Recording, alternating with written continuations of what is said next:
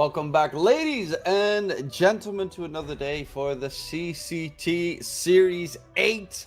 My name is DK Truman, and I'm excited for some great group stage matches here as we will start the day off with Group A that needs to play. Well, to be fair, Group B, I think, only needs one more series anyway.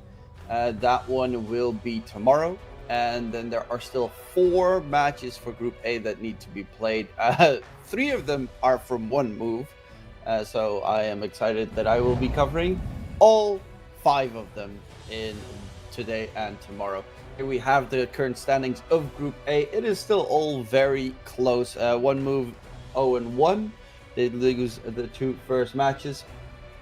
Quantum, they lost their first 2 series. And at the top is Apple City Gang with Y5 right behind them. So a lot still open in this group, obviously, because of the way that one move still has to, well, honestly play the entire tournament. They had a little bit of a delay there compared to the rest. And here in Group B, Group B mostly is already sorted. Winter Bear can still overtake Robojagi, but because Asakura forfeited the tournament and disbanded, they are completely out. So they are, they lost against everyone essentially. But Endgame, Passion, UA already made it through Robojagi and Winter Bear. That's still a question because Passion UA still has to play against Winter Bear, and if they win against Winter Bear wins, then they would overtake Robojagi and kick them out of the tournament. So still one very important series in Group B that will be tomorrow morning. But today it's all about Group A. Nothing has been decided yet. Everything is still possible. Here we have the Apple City Gang squad. A lot on the squad that is interesting, obviously. This is the old Passion UA lineup. Or was this old Navi Junior lineup? I think old Navi Junior lineup. But they do have 2 substitutes. They have QBFY as the substitute for Astral, and Mangekyu is subbing in for Norma for the entire tournament. Mangekyu, of course, previously did play for Shopify Rebellion, where he plays Broodmother offlane a lot. Very, very scary. I think he's ranked 2nd now on the leaderboard. And on the other side, they're going to be facing up against a pretty solid team.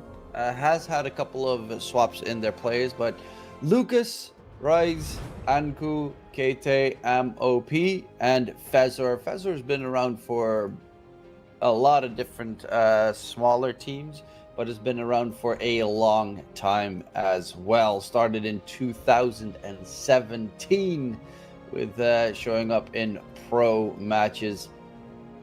Well, I mean, it is going to be an exhilarating series. I'm just curious to see how it will work out in the very end, considering this patch has had some strange series so far, I would say. I did see a lot in the Dream League qualifiers recently, all the matches that were being played, and I mean, Tinker first pick is just always there, for instance, if it doesn't get banned. So I'm hoping to see if there's going to be any interesting change-ups in the drafting styles of these 2 teams. The draft is now starting, so we should be heading in towards it momentarily. Yeah, there we have the draft on the way. Any Darks here banned, sure. Beastmaster, we've even seen Beastmaster mid make a resurgence as of late, which that one I find very interesting. Obviously, the old Beastmaster always managed to make that happen with the what's it called? The Ags. the very old build, obviously, but it is still very scary to deal with now with the Drums of Slom. You get it at a decent timing, let's say 13 minutes in the game, 14 minutes. You can just walk into the Roche pit and not really care. You can solo Roche, you can solo Tormentor at that stage, and a lot of teams struggle against it. But this is also one of the strongest heroes in this current patch. TA got a couple of slight buffs in the C patch and just jumped up in win rate.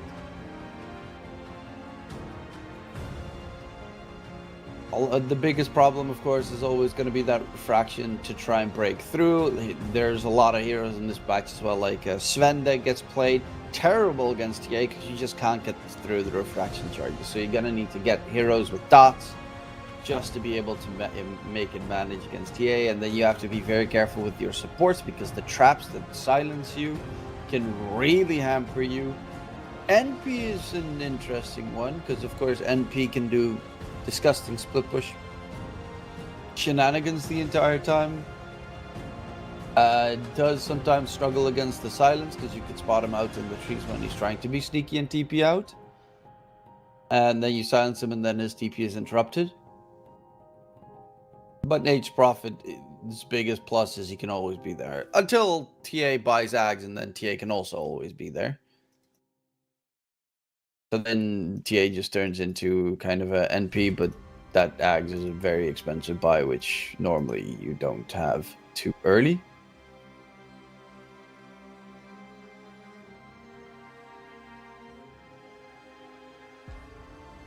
I am quickly gonna check one thing, because of course these teams have played quite a couple of matches before.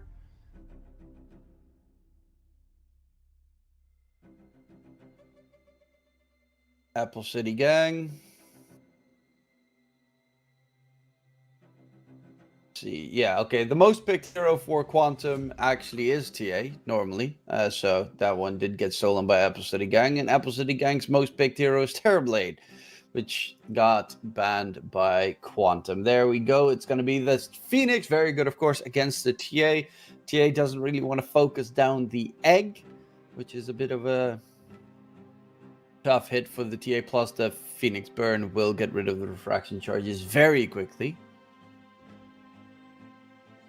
And if you add in some tanky heroes, let's say, probably Bristleback, something along those lines, a DK mid, for instance, then the Phoenix is super good because of the Sun Ray percentage-based healing that you do, / damage onto the opponents. Phoenix works wonders when you have a super tanky lineup to either deal with or use. There are people that like to go for AA in this patch against all the tankiness. That's not the wildest. Dooms also get picked up quite a lot. I don't think I've seen the most win rates on Doom, but I do know the new creeps with the mini Ravage, those are just so much value. Like, Doom gets such a good creep to eat and use. The War Stomp was always nice, but that one's just top tier. You also get an aura, I think, that gives you percentage-based damage. Or it gives allies around you, if you're in the river or something, like 12% extra damage. Yeah, there's the AA, unsurprisingly. Very good against Phoenix and anyone around Phoenix. Though Phoenix can, of course, just go into the egg if he gets ice blasted. But it will deny any of the healing output. Your safe lane duo would very likely be TAAA, which isn't great, unless you put TA mid, but because TAAA doesn't have any... Unless they make it post 4 A, because they picked up Marcy. Marcy TA works well together.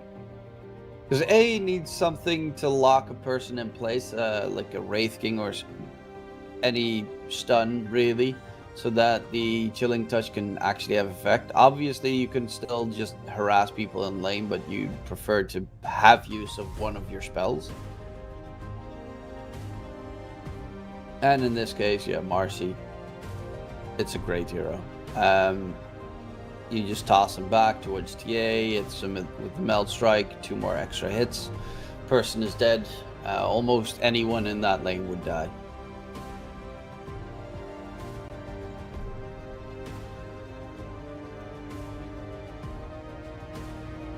On the side of Quantum, you should probably also be a little bit careful that they don't get Broodmother on Apple City Gang, because Mangekyu is a very big Broodmother spammer. And it's not the best hero in this patch, but it doesn't really care that much about A and B because you can't sprout him. And Phoenix doesn't really do anything against him either.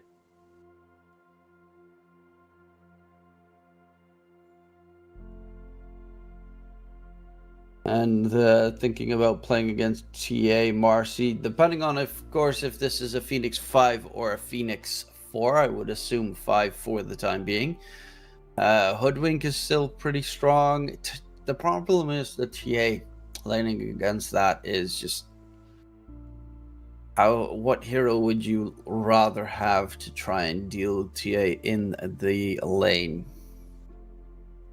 Venomancer and just go jungle would be fun, but we've seen a lot of the time where that fails miserably. I'm actually surprised it hasn't been picked up much more. Enigma, that way you can at least deny the TAs from farming up the creeps a decent amount by having a stronger deny presence. The only danger is, of course, that TA gets those side blade hits onto the Enigma Eidolons and then gets the extra gold, which is very likely. But if you got an Enigma plus any other hero that has control, and Marcy jumps in, Marcy can easily get taken down. They Bantusk themselves, otherwise that would have been a great pick. Considering Enigma's laning presence is super strong. Tiny! So now the question for me is this a tiny mid, and is this a Nature's Prophet maybe support? Because I know Fezor also plays NP5. So they could make this technically an NP5 tiny safe or tiny mid. Could also make it a tiny 4 to be fair. Phoenix 5, though tiny 4 hasn't been played in quite some time.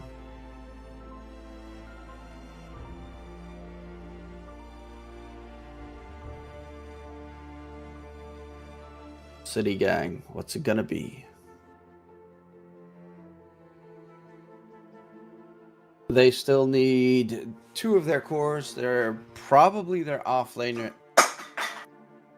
Sorry about that. Probably their offlaner and their mid laner. But if this is a tiny mid, I'd probably put TA mid. Or, okay, they pick up Jericho. So their last pick is going to be for their offlane.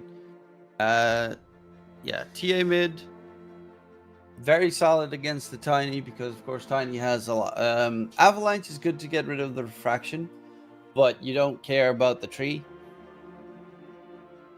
because he won't be able to really get the refraction charge off of you by just hitting. And now with the Gyrocopter AA or Marcy Gyrocopter, I don't. Yes, Marcy Gyrocopter still probably is the one that they want to. I mean, AA works with Gyrocopter as well. Viper ban, yeah, they need to get rid of the heroes that deal TA. I would say Monkey King would be sublime if they could let that one through. Monkey King is amazing against TA mid.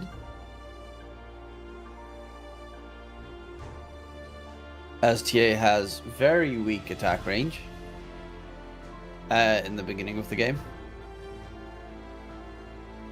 Visage ban, yeah, they know the heroes that Mangekyu likes to play. Visage, Broodmother.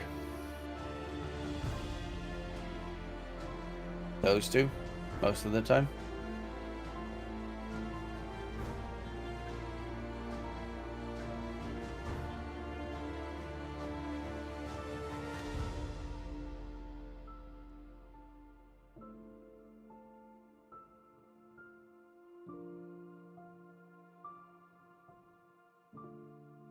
Lycan. anything micro oriented.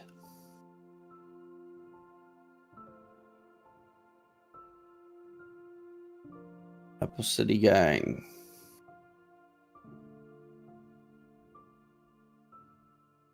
What to do? What to do? What do they actually fear? I mean, I would say Monkey King. Razor is technically not that bad against the TA gyrocopter.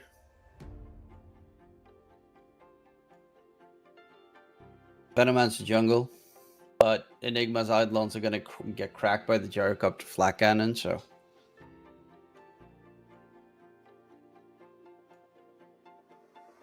Oh, Ember.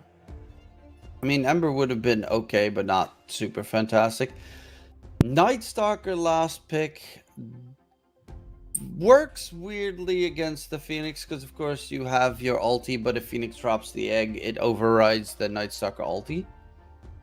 So that's a weird interaction that you normally don't like, but it is good to find the Enigma to make sure no black hole happens or to silence the Phoenix. And it's a hero that doesn't really mind the being sprouted that much. Vaquant Meepo. Oh my lord. That one I did not see coming in the slightest. Like, Meepo is amazing against TA. AA, though, makes it very tough for Meepo. But this... Yeah, this is pretty cool. It's actually, except for the AA, a very solid Meepo game. Cool. Okay. Yeah, even though I know, I mean, Apple City Gang is objectively the stronger team, but I gotta go with Meepo. Like, it's too cool. It's not the most surprising pick from them, because they also play, I think, Arc Warden quite a decent amount on Quantum.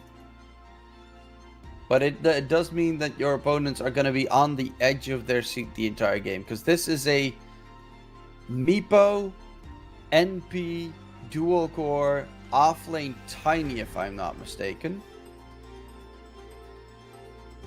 And, well, yeah, NP with the TP in, and always Meepo with just being everywhere on the map, considering it's a Meepo. I'm looking forward to seeing what they can do. It's also really solid against Night Stalker because you can just constantly keep rooting him with the Earthbind.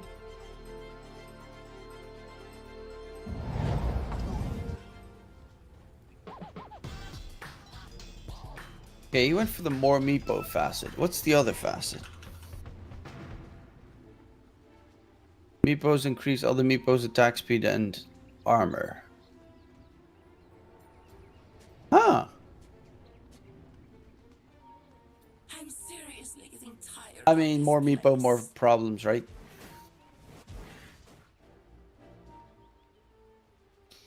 More fun.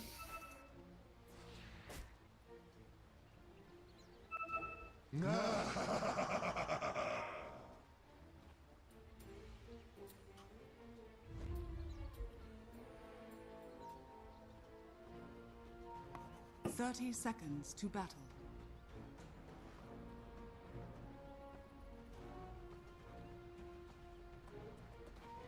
For the rest, I mean, I love a lineup that has a freaking Meepo, and it's a Meepo slash Arc. Like, players that can play unconventional heroes. Those are like the only cheese picks still left in the game. A Meepo pick, a Arc Warden pick.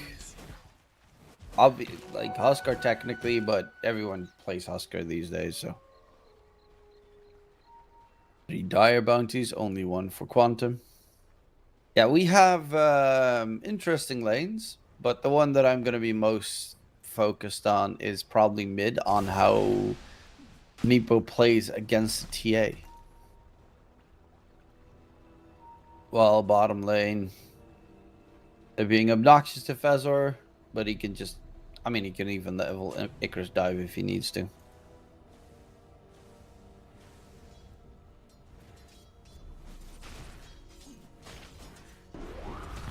Oh, jump in onto Lucas. Takes a lot of damage already. QBFY going for the pick-me-up facet to get that catch.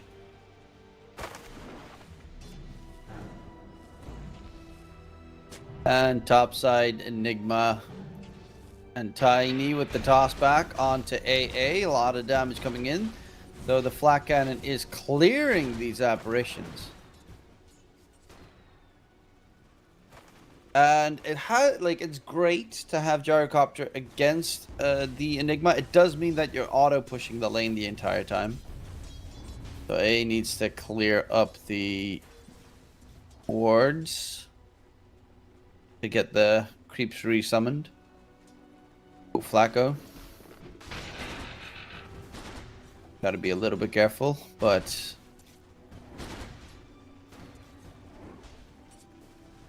should be just fine as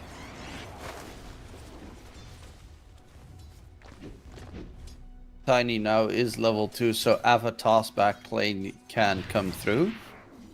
In mid, Durazi is zoning out the Meepo, but of course at level, I think level 3 Meepo gets his second Meepling, or whatever they are called.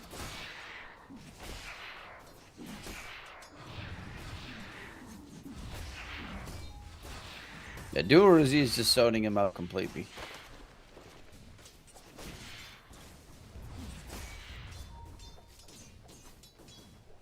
But now he's got a fresh full HP one.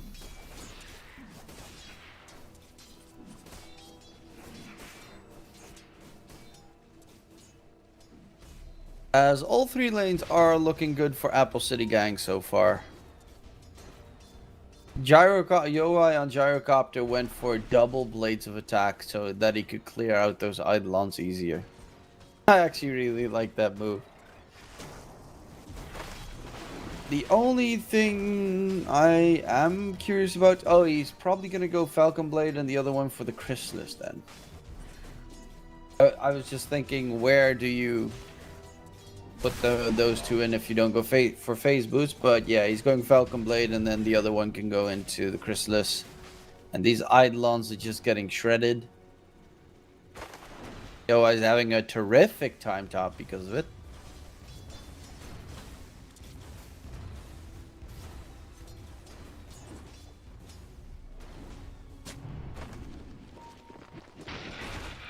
And Lucas in the bottom lane also struggling against the Night Stalker. It is nighttime always at the beginning of the game these days, so it's a little bit tougher. QBFY jumping through the tower. Just for very little harassment's sake. Topside, toss back onto Flacco. The tower's not focusing him down. Takes a decent amount of damage from the Eidolons there. First blood hasn't been secured yet, but they need to be careful because Yoi does a lot of damage in response. And takes a lot of damage in response. Tiny's got Avatos, but yeah, Yoi is still too tanky. He's got the Falcon Blade already done. And they can't really reach him.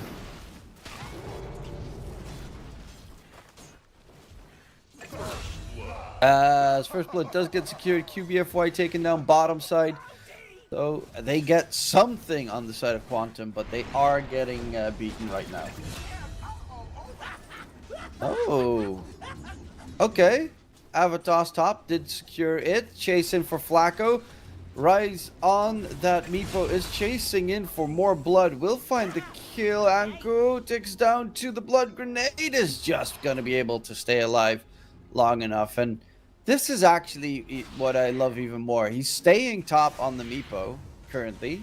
The tossback play on the Gyrocopter, who is going to get quite a decent amount of damage against him. Flat cannon just ended. Meepo's charging in, going for the Gyrocopter. They want to die him off. Yoa is going to get caught. They kill him again. He's going to have to do the walk of shame back to the lane. And a huge play there from Quantum, killing off the Gyrocopter twice in a row. And this is just beautiful. This is what you want to see when you have a Meepo player in your team. These days, when you have Voker with Sunstrike always able to help the side lanes, Meepo can just send his little minion somewhere else to get, of course, experience, but also gold. And he's now... He's playing 2 lanes at the same time. He's still lurking about in top. Doesn't need his second Meepo in mid, as he doesn't really get any value out of it.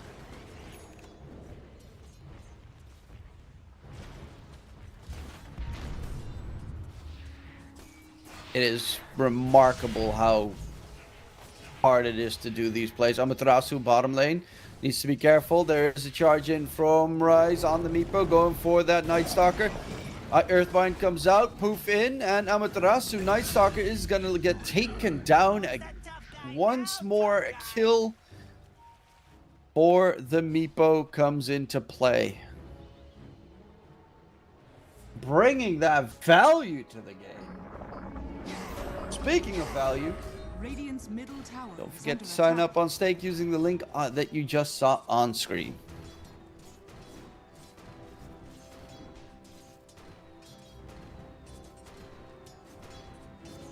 I mean, that's the big difference, right? With the mid laners against each other. TA doesn't even want a TP to help out. It's very weak in that regard. Towards bottom, there's going to be a jump in onto Anku. Enigma should be the first kill for the Dire side. Cold Feet, yeah, is not even going to have to click as Anku loses his life. With a QBFY rotation top.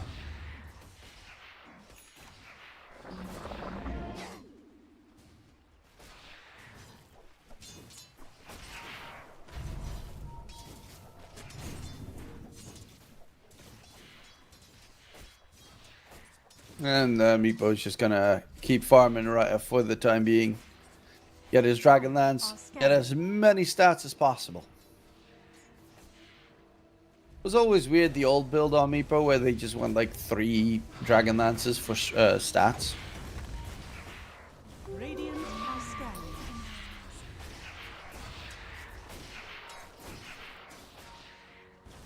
How does that work, by the way, against Ice Blast? I don't know, because if you get Ags on Meepo and you do the Mega Meepo thing, how does that work with the AA Ice Blast on you? Do those HP bars still get stacked up together? Or don't they?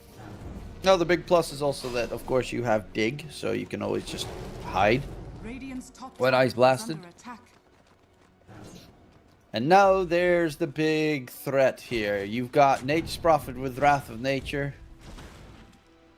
And if a Meepo gets any catch, pretty much anyone on the map dies.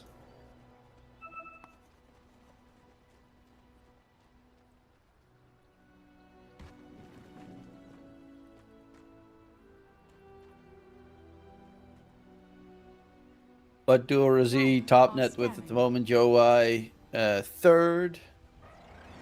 They are starting to build up some stacks in the jungle on both sides. I mean, both these teams really are in love with stacks. Ava gets tossed towards mid. Joai gets taken down in the meantime. Radiant structures are fortified. Dire's top tower As is under Joai attack. gets his 3rd death of the game. Still very farmed, mind you, but it is going to open up the tier 1 tower top, so he can't really play in that area anymore. Towards mid, Fezor does need to be a bit careful, as they are lurking about to maybe take a fight, but the big one is Amaterasu's now level 6. Can they make a play? Actually, Rise is going towards bottom once again, but this might just be perfectly read with QBFY and Flacco in the area. And they know something's up. Lucas is even playing very defensively.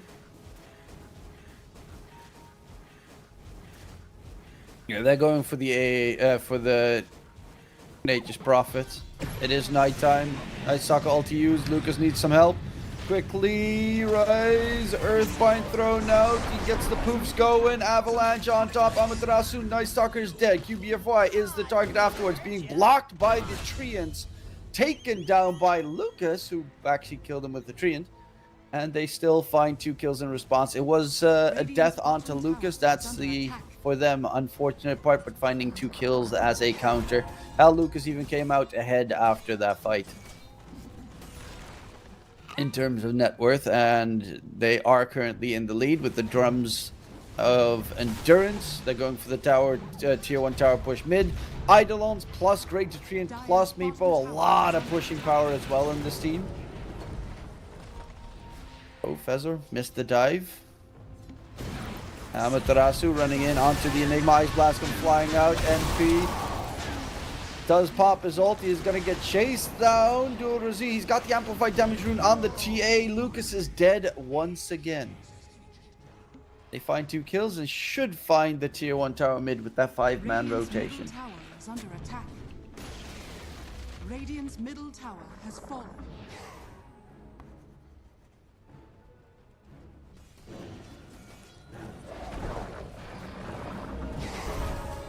And Meepo is continuing to farm it up, but is being currently out-farmed by Dual Razi.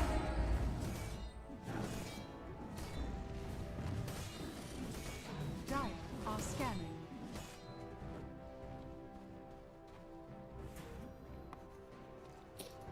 And Lucas is also, he needs that Mjolnir so that he can just pop it on a Treant and use it to cut creep waves the entire time. Bottom side, Fezor. Tier 1 tower wants to defend it, but he is surrounded by 3 enemy heroes. So he can very easily get jumped. I would assume Ryze is going for the Blink Dagger on Meepo at this stage.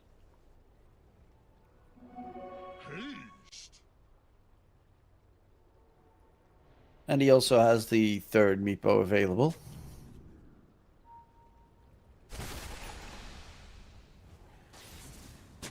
Lucas is nearby. Oh, they spot each other out. Jump comes in. Ice Blast not going to connect. Lucas is just going to dip out. Not going to deal with any of your shenanigans.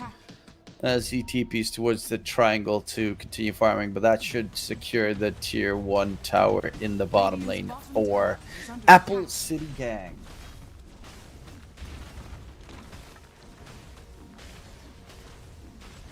Oh, Meepo's actually going for Mega Meepo instead. Tiny is starting to build his Blink Dagger, but he went for the full Arcane Boots, which is understandable. However, it does mean that Blink is going to be a very long way ahead of the Tiny to be able to secure it. Dire's top tower is under attack.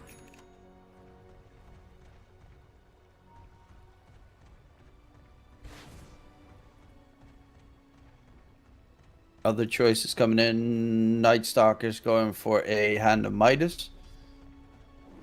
Which... okay. Still doesn't have it done. But it's understandable because you can one-shot the NP creep. But then again, if he gets shot, he can do the exact same, so... I guess he's just struggling to get farm going.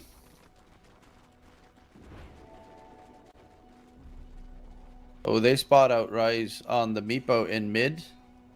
And they're going in for him. Ice Blast flying out. The Meepo is gone. He gets that kill as well. So even more money. And... okay. I was thinking, are they going for Roche? But... wait, Roche is bottom? Thought... now I'm getting confused.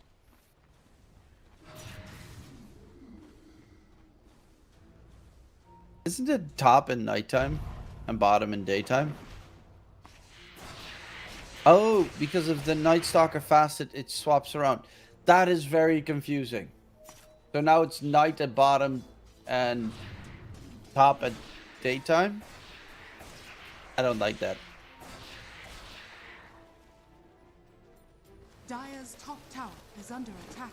Tormentor bottom though, that's the target here for Quantum. Shard is always very nice to grab.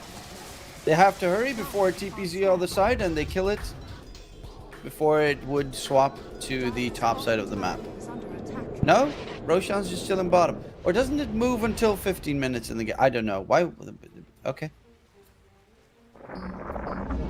Oh no, it doesn't move until 15 minutes in the game because otherwise it will walk through mid. I forgot about that. My bad. Otherwise, during the laning stage, it will walk through mid and just keep throwing people away. I thought that was 10 minutes. But of course, both these teams very curious to and greedy to kill off the Roshan, because on one hand, there's a Meepo, so obviously really wants to kill Rosh. On the other hand, Gyrocopter wants that Aegis, as he can very easily get jumped and killed by Meepo at this stage.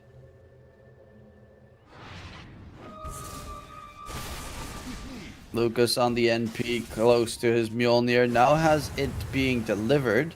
NP ult to use Ice Blast flying out on towards Lucas is gonna get clipped by it. Needs some help. Sprout's not gonna keep him alive. And the NP dies. Very deep chase as well, with 2 Koreas being sniped. But they do manage to find the kill. Fezor on the Phoenix trying to disengage, but is gonna get chased down by Amaterasu. Has an Icarus dive. Gets silenced up in the process. And gets jumped for another kill. Flacco is dominating on the AA.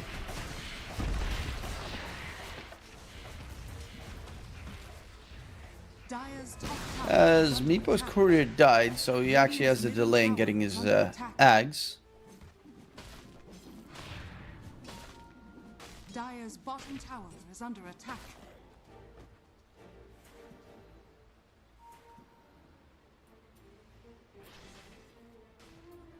Anku Crimson Guard coming up. Dire's bottom Full tower defensive. Amaterasu, Blink Dagger, BKB. This TA, does he have Blink Dagger finished up? He's got Blink, Deso, Dragonlance. I would assume next item is Shard, because that's going to be a very important one to have against the Meepo, so that he can't dig.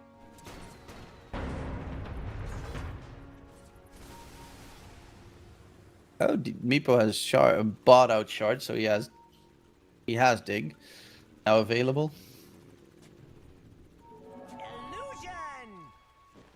Dire are scanning. I always found it very interesting to see Meepo. He doesn't go for it right now, but Meepo's with the Manta style build, where so that you can poof onto the Manta illusions. I don't know if it still works that way, but it used to be really cool. Oh, they're going into Roche with the Meepo. Always have to be fearful against a blast there. And they're going to smoke up on Apple City Gang. It seems they know what's coming. They know what's cooking. Oh, they don't. They actually have no idea that they're in the pit. I think they might know now, but Roche is about to drop. Aegis gets picked up. Are they going to continue the fight? Quantum tries to get out of there. Poof. One Meepo gets rooted. And that Meepo dies, but luckily enough, the Aegis is somewhere else on the map entirely. They will find Fezor, though, as a secondary. Anku trying to TP out, but you can't TP in the trees against the Night Stalker. They will find the Aegis plus a double kill. You died on the temple steps. Had you but eyes to see. So, very worthwhile smoke still in the very end.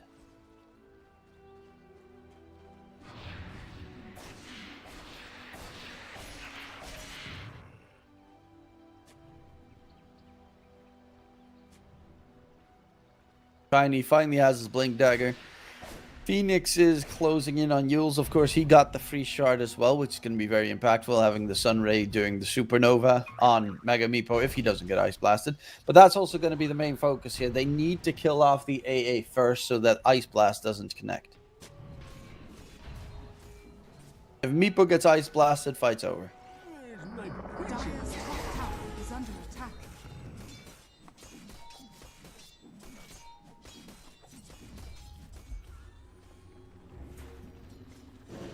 Smoke up in mid. Dual-Z spotted.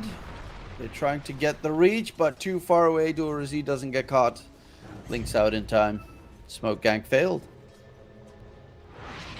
Bamboozle Gaming. Rise, bottom lane, does need to be a little bit careful. Is under ward vision with the Meepo, as Apple City Gang is very close.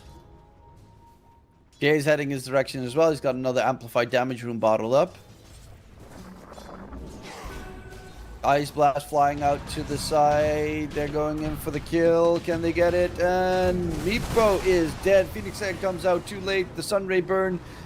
He cannot fly just yet, but in 1 second he can. Amaterasu dropping low. Black Hole used onto two. Great catch because Marcy just jumped in to try and help out his buddy. And the first Black Hole of the game is a success. They did lose Meepo though, and that is the painful aspect of everything, because this Meepo is starting to fall behind in terms of farm. UI on that gyrocopter is about to be done with his BKB after his Chrysalis, Aghanim Scepter, Falcon Blade. So it's a very big gyrocopter. Oh, Phoenix. That amplified damage rune. He's doing quite a lot of work with it every single time he grabs it.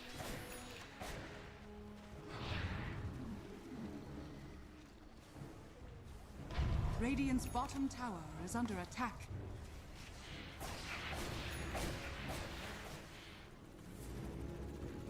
Marcy closing in on his own BKB. Lucas is still quite away from really having a fighting build. The Mjolnir is okay for fighting, but mainly is just for farming. Though you could put it on Mega Meepo, I guess. Oh, towards mid. Jump in from the Tiny, but he's going to get silenced up.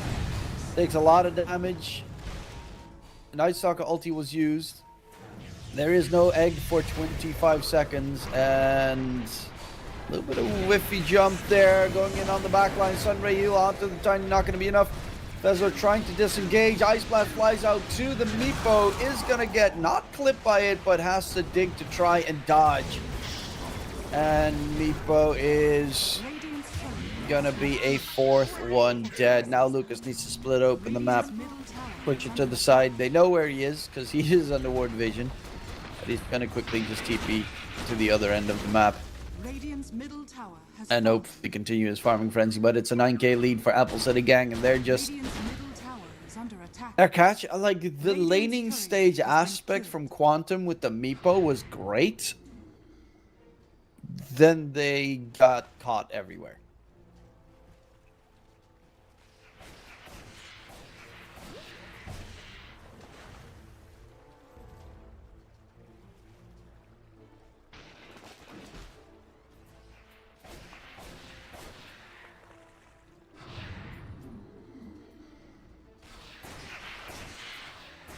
The impact of the Night Stalker has been a little bit too much to handle as well. He's constantly there with the Crippling Fear, AoE Silence. Onto like Tiny blinks in mid, then gets caught use the Avalanche once to toss, but then gets hit by the Silence. They use it on the Meepo easily. He doesn't have a blink yet, so he can't even get on top of enemies fast.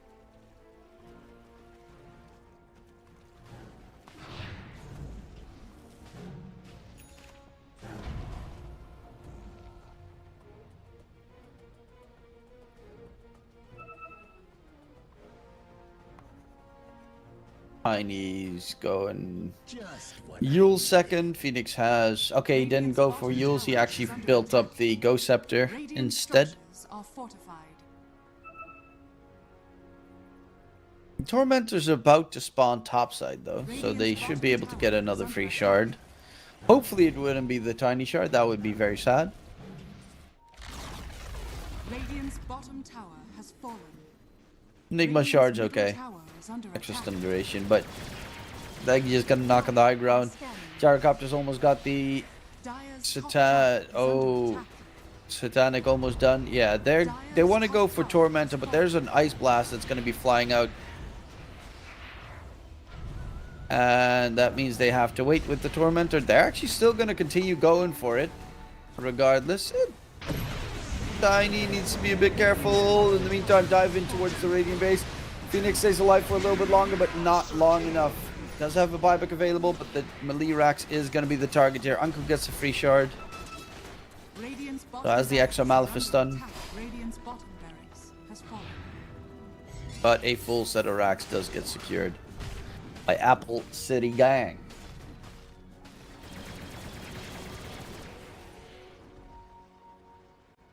On the side, UI. Jump in, Ava, toss back play. There's the Meepo surrounding the gyro, but the BKB plus Satanic back to full HP. Ice Blast come flying out. They get the kill onto Lucas. Meepo is dug up, GG gets called, and that is Apple City Gang taking game number 1. Laning stage, Quantum looked very solid in their approach, but after that, they got completely annihilated with these rotations of QBFY and Amaterasu. And also all these Ice Blasts, perfect game from the AA, just always able to hit the targets when needed. And Apple City Gang, they got outplayed. And that's the thing, you know, I loved Quantum's draft. I think it was very solid. They were just against a team that is a caliber stronger right now. Obviously, you know, Apple City Gang, most of their lineup, I'm saying most of their lineup. No, most of their lineup has played together for a very long time. They are also playing with 2 substitutes. One is an ex-player from Shopify Rebellion. The other one is an ex-player from Navi. So it's not too surprising that the 2 substitutes that they get for this tournament are really strong, and then it becomes very hard to try and beat them. But of course, that's only the first in the series. Can Quantum step it up and in game 2 turn it around? We'll have to wait and see after the break.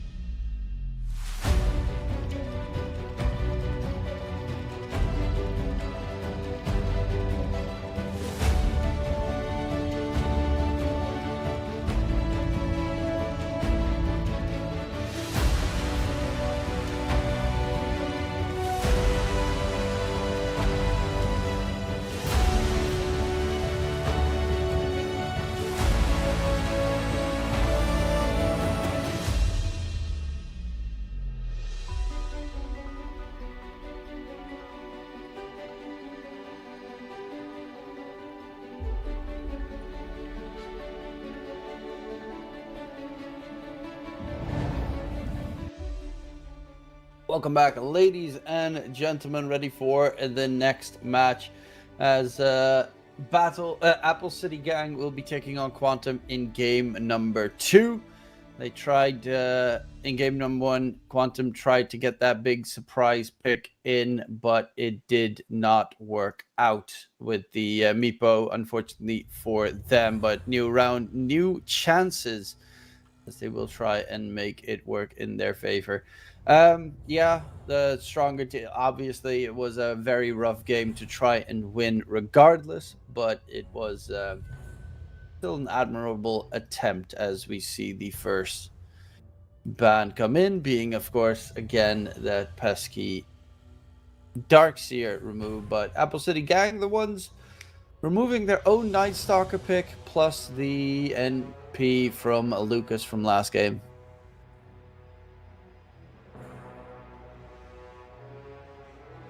I mean, as Quantum, I would probably not want to play against that TA again.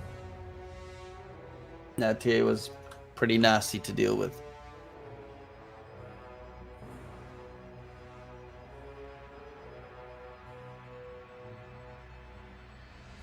And Quantum go for the TB first pick.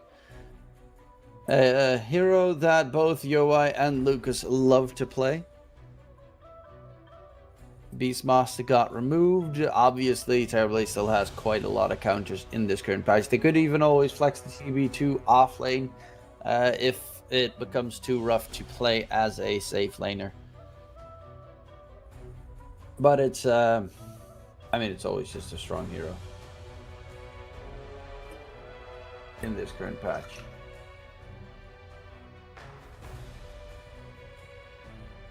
Especially the fact that it has a little bit of flex behind it.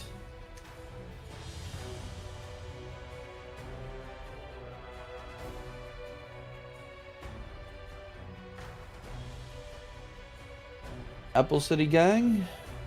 EA this time around. I mean, I think it was banned in the last drafting phase. It's solid. It has the problem of against TB, the fact that TB has so much armor that you don't really break right through it, and you don't want to buy the new crit item. I always forget the name of the item. The magic crit item. You don't really want to buy that on PA, which Terrorblade does like buying it. But for TB, it does also mean that he's going to need to get an MKB to deal with the PA. Or Silver Edge, but probably MKB. To kill a PA easily. But most teams, when you play against PA, they get a hero like Bristleback with a Blade Mill or Kunkka with a Blade Mill, and then PA normally just murders himself with that. Tinker wasn't banned, so it's very surprising to see that it didn't get picked in the first phase either, especially considering they had TB on Quantum. Normally you pick up Tinker on the other side, and then as support pulse for Tinker, you just get Ags and you shred right through him with the laser bounce.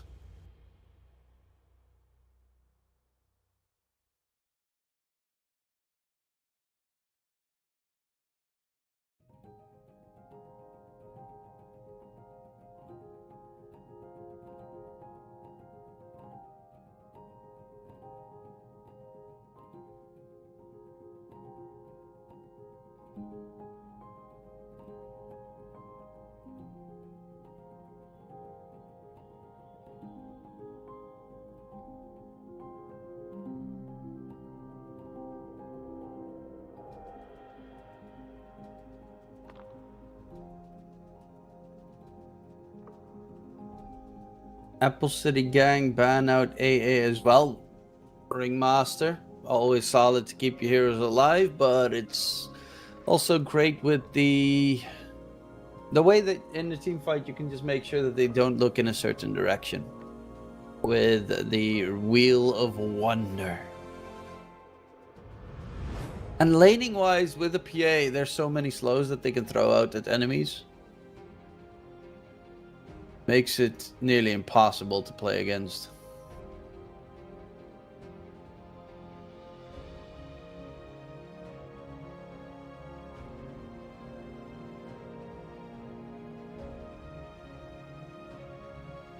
Tide Hunter, a hero that doesn't care too much about the break, about the daggers, the top daggers.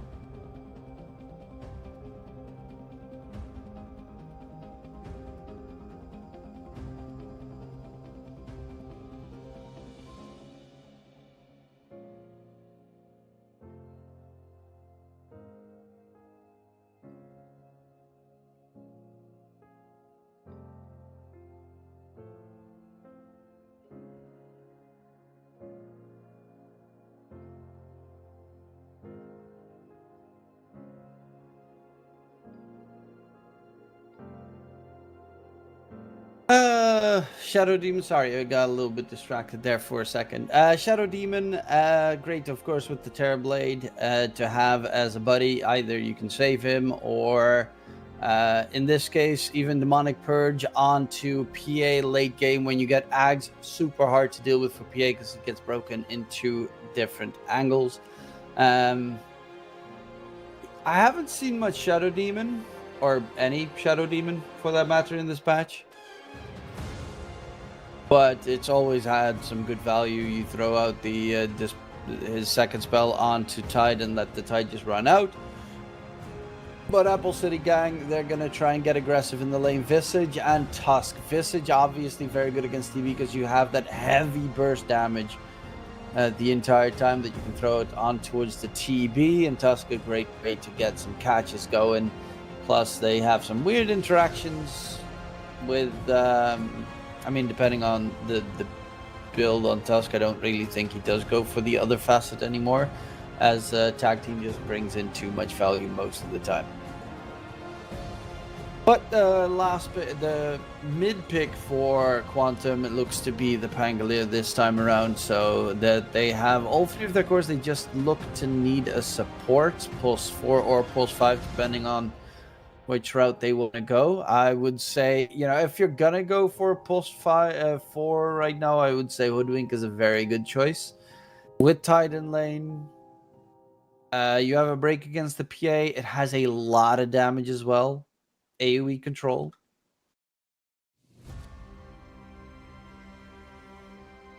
Would be a very solid pick. An Apple City Gang, you need a mid laner to deal with Pango. It's a decent Shaker game. Is good in lane against Pango. Echo Slam against TB is amazing. Primal Beast mid's also solid. Same, great against Pango. You get BKB, you just grab him in the middle of his roll. It can buy Ags, which is really good against the Tide later. And it's just a big fat frontliner to make sure that the PA can hide in the shadows. So far, I would really like to see the Primal. But then again, you know, there's still the Shaker. That's a good pick. You could go Monkey King very easily right now as your mid laner as well, because it's really good against the Pangolier. It's good against the Tide and against TB, depending on what facet. But if you just go for the Wukong's command, lasts for 4 seconds longer facet, you should be able to shred right through these Quantum heroes. It does put you in a position where you are fairly squishy. So the plus side is they have a Ringmaster and Tusk, so they have a very save-oriented lineup with the Snowball save and Ringmaster's coffin thing. And then Visage gets the shards. Plus, PA and Monkey King both have very good escape tools once Monkey gets shard.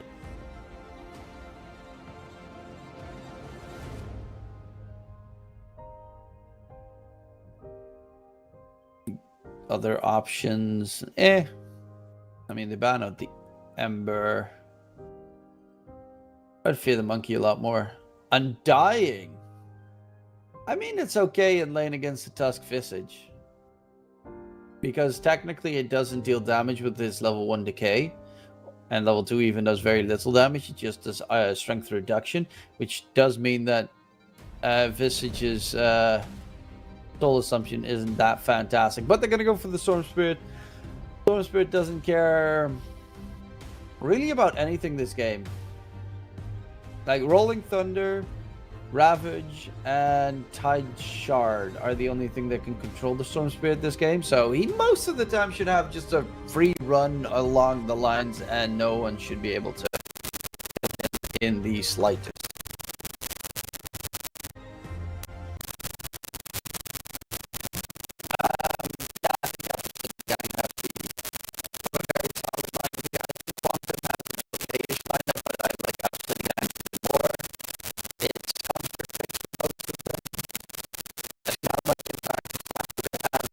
Last game,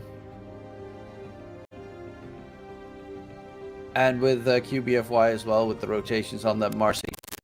I think Apple City Gang, first of all, are a much stronger team, but second of all, are also a more...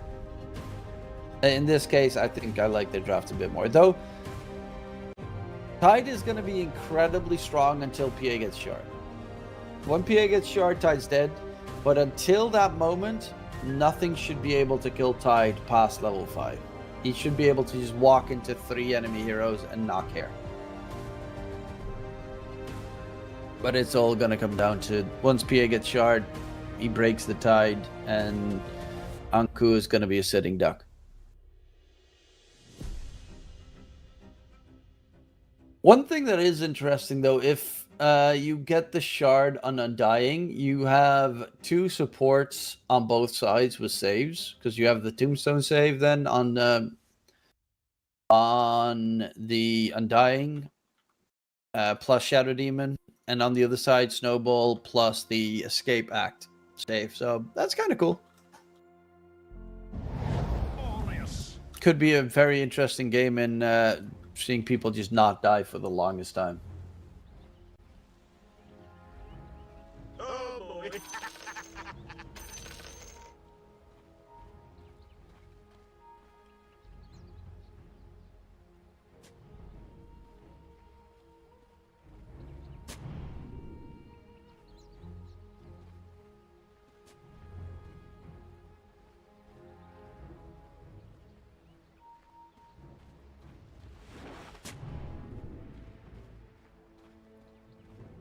Let's see, any interesting moves at the start of the game?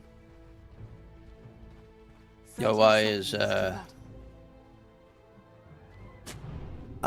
starts it off by counter-warding one of the jungle camps in the triangle. There is a Shadow Demon, so it does make sense because Shadow Demon is incredibly good at making stacks from long range.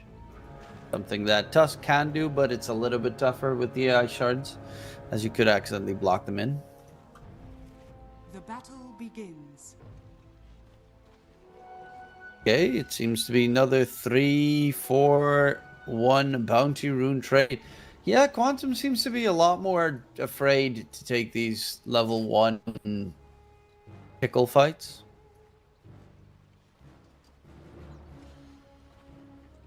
Compared to, I mean, it does make sense with how good Apple City Gang is.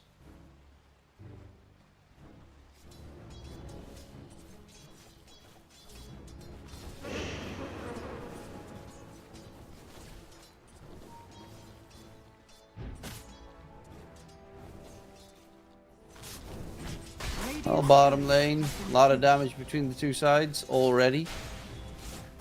The post 5 and post 4 take a heap of damage. And Fezzer's just hunting after the Visage. Right click chasing the Visage. Almost bullying him out. Gets a courier snipe. Damn. Undying gameplay right there.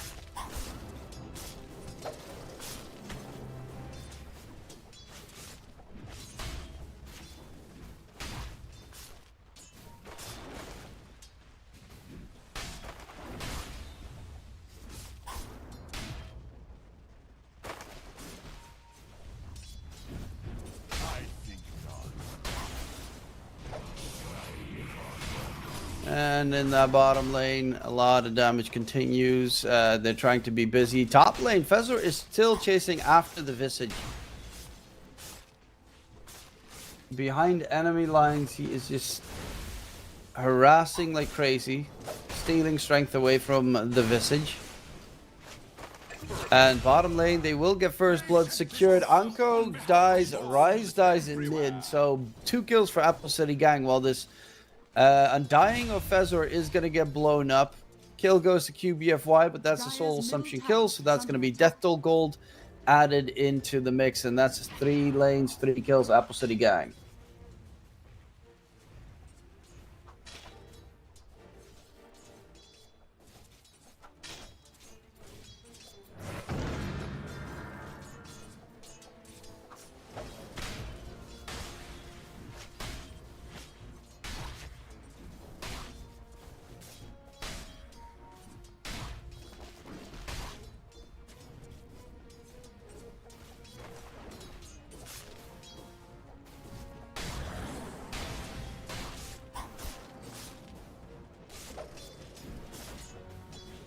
Durazi in mid doing a really good job. Only 3 last hits for Amaterasu on that Visage. So even though Fezor did die, he's done a lot of work dealing with that Visage so far.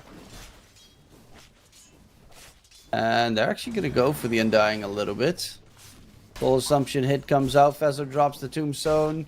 QBFY takes a lot of damage. Fezor's trying to stay alive. QBFY is going to go for the TP out of there. Will be able to escape. Amaterasu is actually being chased by zombies, but will be fine as they almost die, but there's no way to interrupt a TP on the side of Quantum, so he just went and doubt TP out.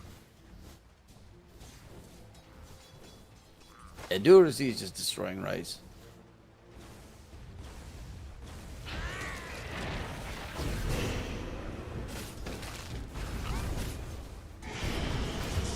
Okay, they will get the kill on Amaterasu topside. QBFY doesn't have a TP, but there's also no Metamorphosis left for Lucas to chase him further.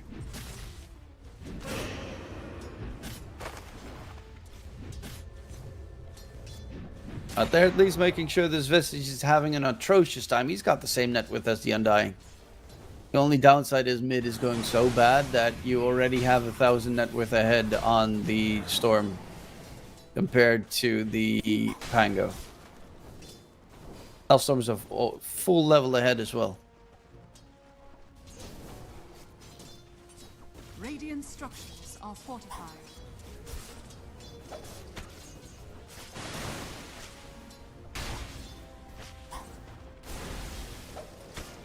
Bottom lane, Anku taking heaps of damage. YoY too far away to get the jump in.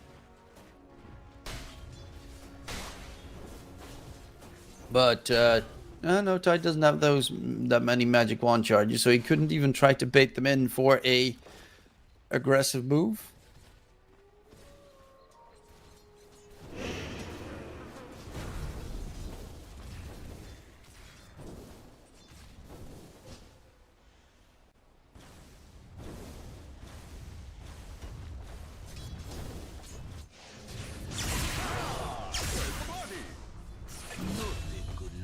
And Durazi gets a kill onto Rise once again. Even with the rotation from the Shadow Demon, not going to be there in time to help out the mid lane Pango.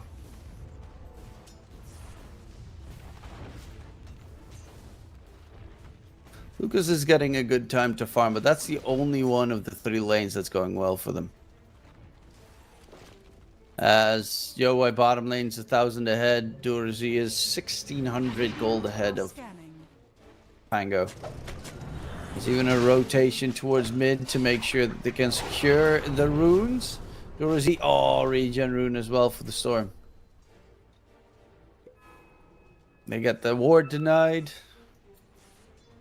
And YoI doesn't need any help, so he's even getting full solo experience in that bottom lane. Just mid area, QBFY from behind. Rise does not have his level 6 yet. They're going to go in with the rotation. Rise gets caught. Shield crack keeps him alive for a little bit longer. But how much longer, as the Pangolier will be ripped a new one. killing spree for the Storm. Still has the regen room going on as well. So should be able to catch back up in terms of HP and mana. And they're actually looking to catch Fezor in the top lane, who is still trying to be sneaky against Amaterasu. Big Zip comes out. And big kill as well. Bottom, Yoi gets a solo kill onto Anku without having crit available yet. Yeah, no, they're just getting annihilated. Dire's bottom tower is under attack.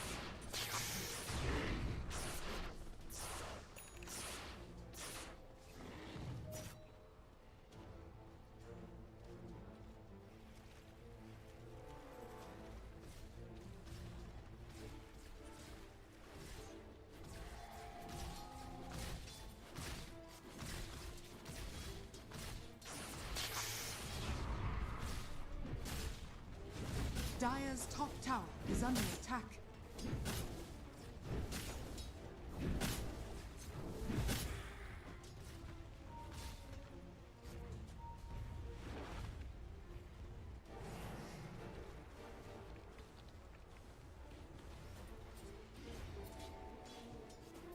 Oh, Ace Rune, that one will be picked up by the Pango. So he does fill up his bottle. Is not level 6 yet. Really needs it if he wants to make a play here. Fezor drops the tombstone, which honestly just means more money.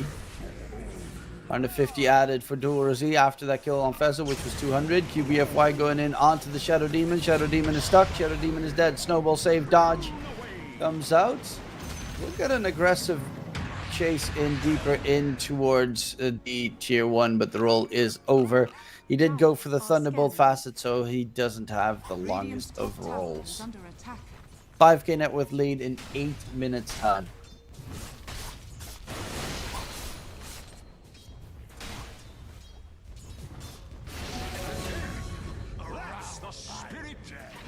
As Anku gets taken down bottom lane again by Yoi in a solo kill attempt. Yeah. The only one that's struggling on the Radiant side is Amaterasu in the top lane. For the rest, everyone's just looking perfectly fine. Yoi, Duraz's top net with Yoi second. Lucas is very decently farmed on the TB, but still 1,000 gold behind the PA. And rotation comes out. A bit too deep. Anku does have Ravage. And QBFI will snowball to the side, gives away that they have a high ground ward.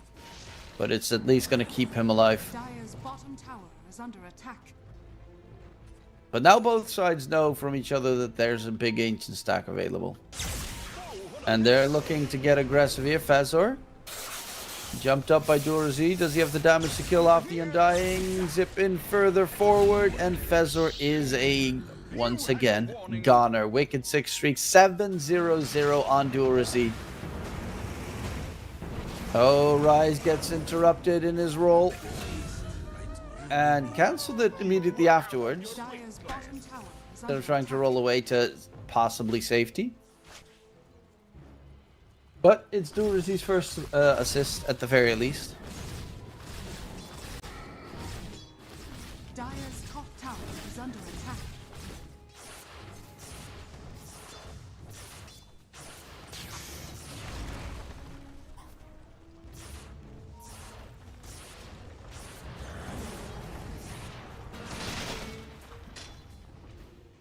In the mid, Pangolier gets snowballed on.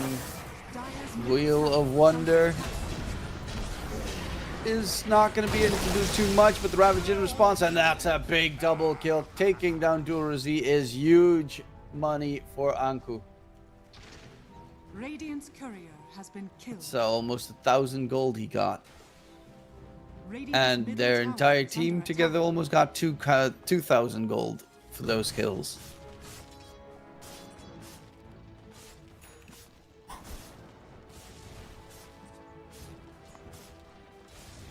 Dire's top tower is under attack. But PA is very close. He's 1,000 gold away from his Battle Fury, so it's going to be an incredibly good timing.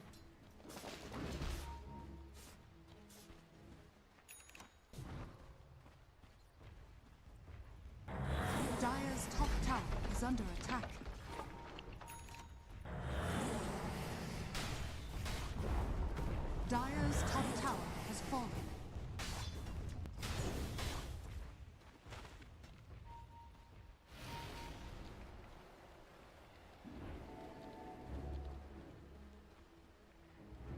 Smoke up, Quantum.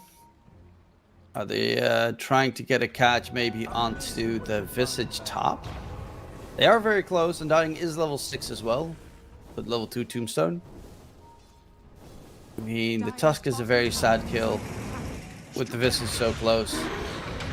Now, the Tusk might not even be that easy if he can get the snowball off, and he does. Will get taken down, so at least it's a kill, but it's not Dire's middle tower is what under you attack. needed at this stage.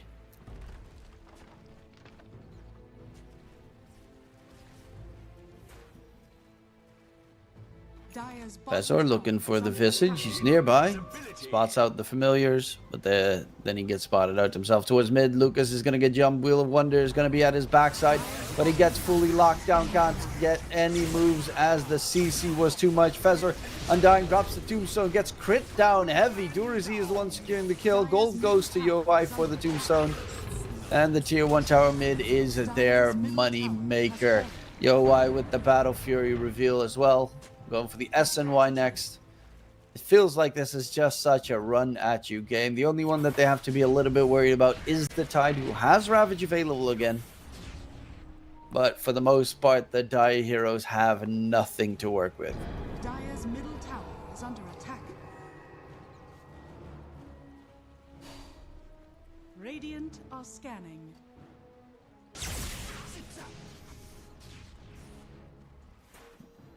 Oh boy.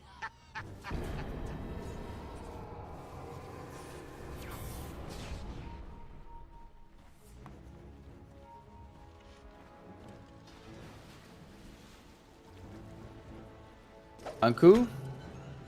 Oh, is he gonna get the experience? Yes, he is. He still gets the experience shrine. They don't want to go in onto the Tide as they fear it very much. The rest of Quantum is also smoked up nearby to try and get the catch.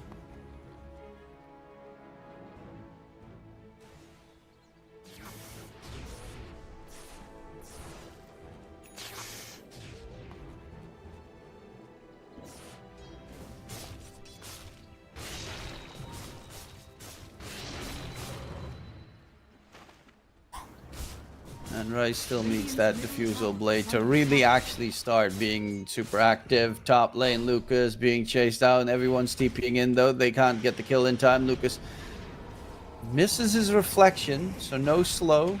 Can they get anything in response? Flacco's trying to run out of there. Has a whoopee cushion to try and dodge and weave. Stays alive for now. They're going to drag in the Pangolier. Wheel of Wonder gets thrown out. There's the Ravage as well. They're being taunted in. And the Control Terrorblade gets the Sundraft onto Durazi. QBFY might be the second one. They find 2 kills, which is big, but in comes Yoi on that PA looking for blood. Anku doesn't have the Ravage available anymore. Are they going to chase for more, or is this too much? And it seems this time it is too much with the Ravage, with the Metamorphosis. Ooh, Anku can get crit, but Yoi, that's too risky. And a great Sunder as well coming out from Lucas onto the Storm, taking him out of the fight almost instantly.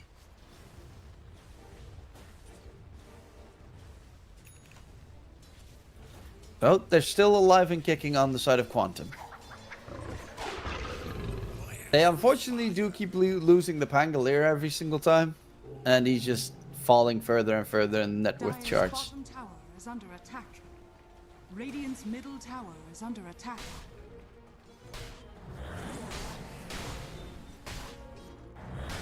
Going for the Tormentor. He's gonna get the shard. A really good shard to have this game. Both shards, obviously, from their supports are solid, but the Ringmaster shard does insane amounts of damage onto illusions. And you're playing against the Shadow Demon and Terrorblade, so clearing out those illusions is superb.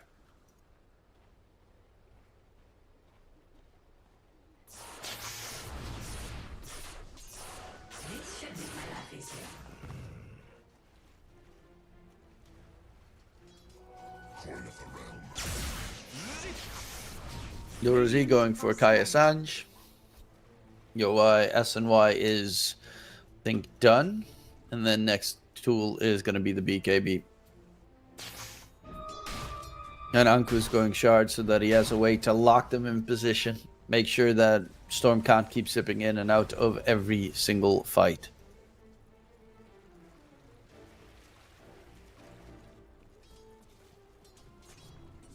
Oh, Fist is going Shiva's Guard. Interesting choice.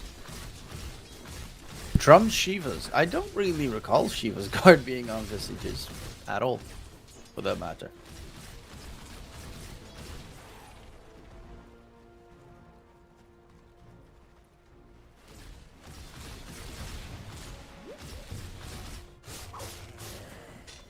Radiant's bottom tower is under attack. Bottom. Rise gets interrupted in this TP attempt. Quick catch by Duruzi.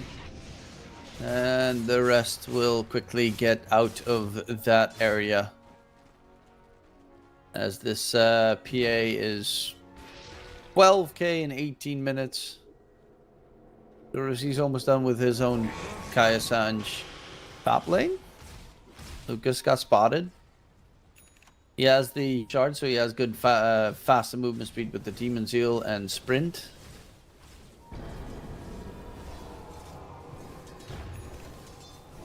But they're looking for more catches here on the side of Apple City Gang. Duruzi constantly looking for catches and openings. He wants more galvanized stacks, as many as he can possibly get.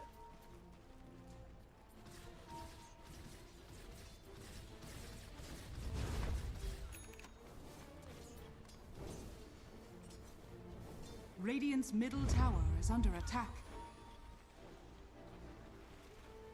Radiant structures are fortified. Towards mid they go. Jump in. Flacco gets spotted. The Ravage onto 3 heroes. Duruzi trying to get himself out of there. QBFY nearby. Flacco with the whip. They will close up onto 2. Looking for the third. Big fight. Duruzi QBFY trying to get away because they're headed into the Roche pit, and that blink reveal on the Tide. Blink Ravage catch. Luckily enough, there was not as much follow-up as they would have liked, but to kill off that Storm Spirit. But an absolutely fantastic jump from Quantum. Roshan has fallen to the dungeon. Oh, Yoai is nearby. They TP out on Lucas. That Tide is in the front, and I mean, they're going to try and go for him. The crits, are they going to be enough? There is no Ravage available for the Tide. He is very, very tanky, and they finally do take him down. As the rest of Quantum is somewhere else completely.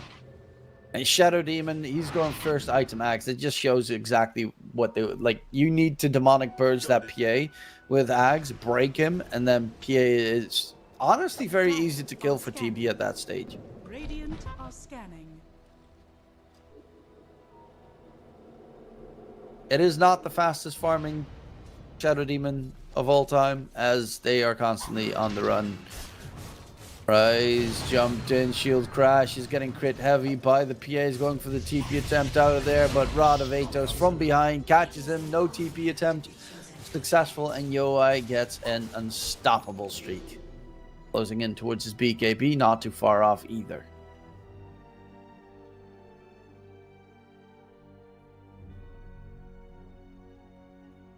A pause, hopefully a quick one. As we hope it will not be too much of a hindrance. I want more dotes. Give me more dotes.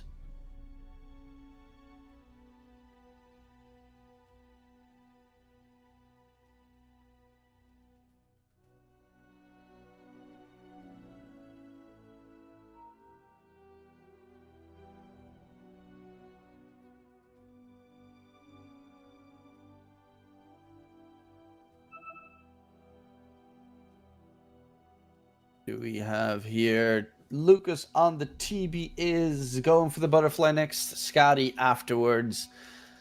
Any interesting build-up items? Storm Spirit has the Kaya Sands going for his own BKB as the Ravage is decimating them really in these fights so far. Visage struggling behind. Flacco actually on that Ringmaster is about the same net worth as the Visage and the Pango. Another hero that really is in need of that Blink Dagger, as that might give him a chance to get a better engagement going. Anku starts to fight off with Blink Ravage, and then getting a good Rolling Thunder could be the difference maker, and then some.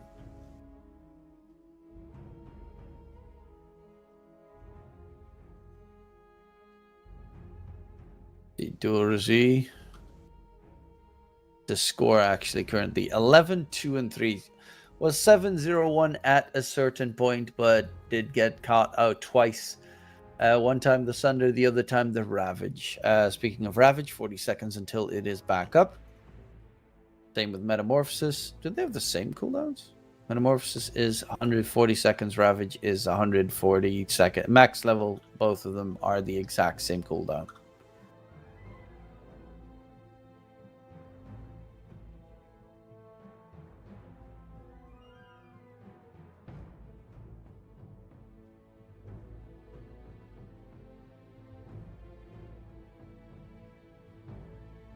It's a lengthy pause.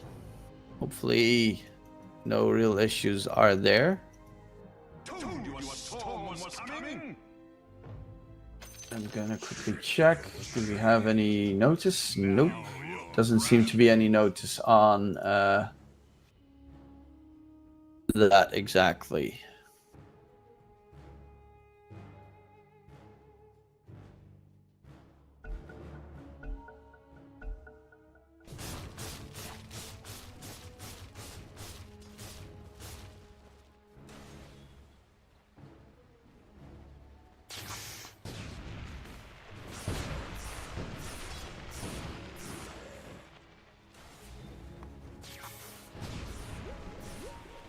So going for the Rod of Atos.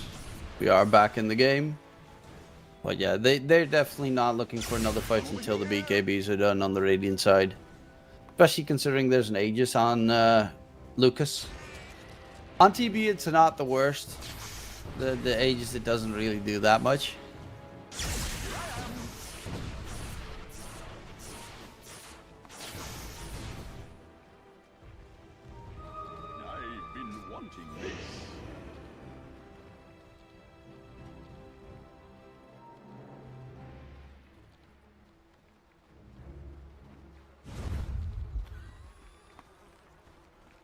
Smoke up from Quantum.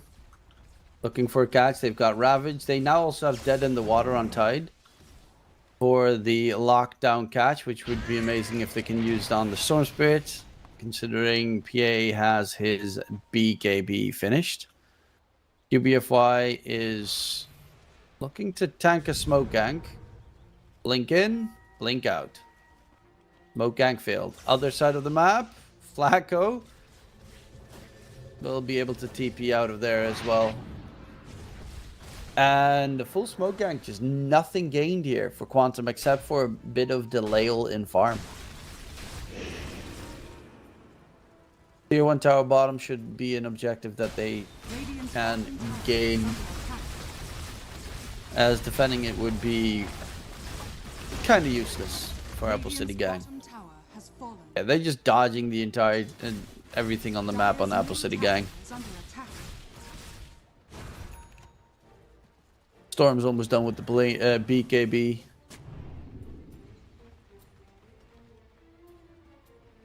And they're gonna take the gateway to maybe catch the Visage, who is still very killable. Doesn't have a shard.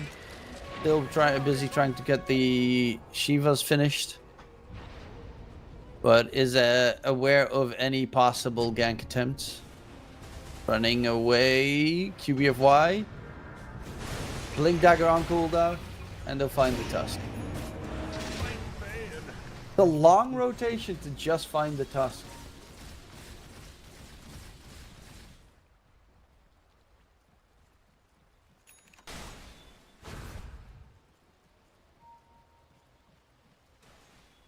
Yoa is going MKB actually. Realizes the possible plan of the TB already. So he's already queued up that he wants to get an MKB against the mischance that will come along the lines.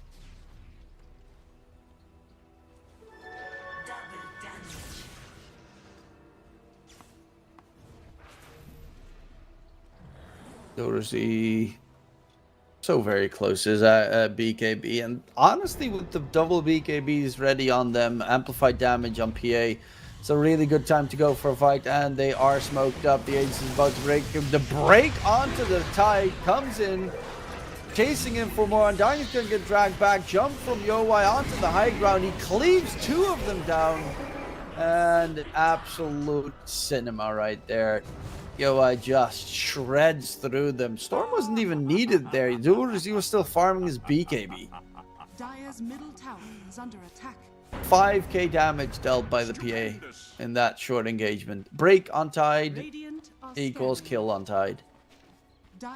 Now Ravage is on cooldown. And that is a very big cooldown. You bottom lane Rise also gets caught out, and while Yoa is continuously pushing out the mid tier 2. Yeah, they're pretty much getting bullied out of the map at this stage. Lucas is still very farmed and almost done with the butterfly. But it's not going to take long. It's about the same time when Yoa is going to have his MKB done, I think. Well, no. He's going to have it a little bit sooner than the MKB.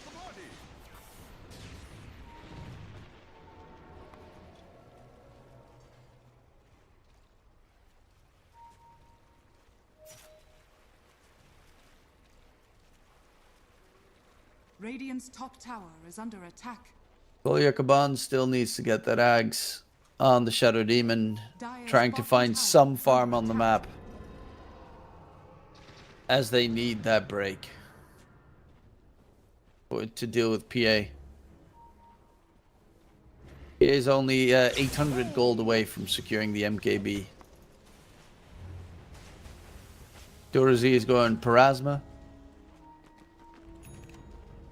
Late game, of course, I always love seeing the Storm with the Shard Ags, and then the amount of damage you just do with the constant overload attack bounces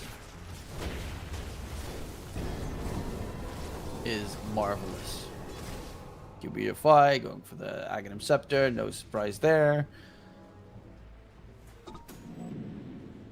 Ty's actually going Ags. That one I find interesting. The plus side of having Ags is that AoE armor reduction on enemies.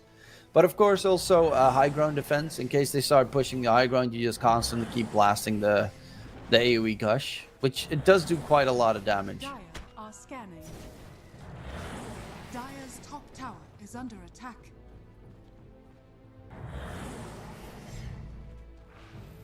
It also reduces Gush's cooldown to 7 seconds. I never knew that. Radiant are scanning. Dire's Bottom lane, Tormentor's up. They're gonna try and quickly get a free shard. I don't know. I would probably say Undying Shard is the better one to get. Shadow Demons is also nice. But Undying's one is just so good this game. Especially against PA. If you can get that save against PA so he wastes time on his BKB, that might be the difference maker in a fight. Honestly, I would just say don't build up the Force Staff, build up the Shard. Tombstone save is a possible winning combination. Especially if you can toss it on the TB to keep the TB alive. Because the plus of the Tombstone save compared to the Shadow Demon's Disruption save is with Tombstone save, you can decide when you go out. So then you can take a timing when you can go out and immediately sunder someone. Dire are scanning. Radiant's bottom tower Shadow Demon 250 gold away. tower is under attack.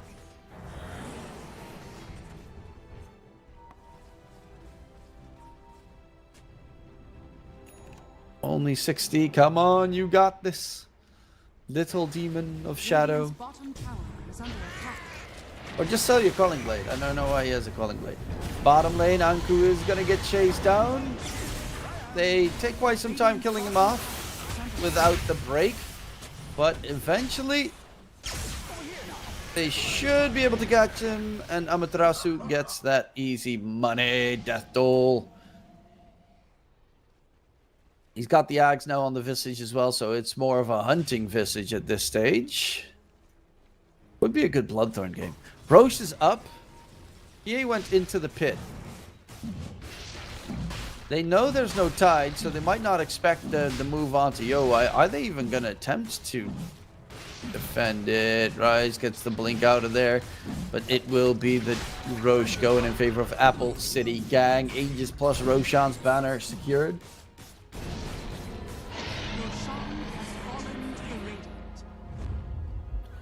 NPA. Next item is going to be the Satanic. Luke is going for BKB. He's almost done with BKB. Gets the jump in onto Little Undying.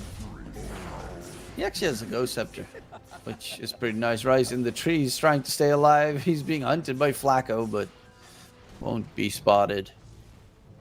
Needs to be careful because there is an observer ward very close by. And he is... I think, yeah, he actually knows there's the enemy has an observer ward there. So he moved in the direction to go to left through the enemy's observer ward to try and bait them into hunting him. Which is kind of a heads-up play. Takes a little step there, jumps to the side, and then TP's back to base. So they think, oh, he's just jungling. We can go.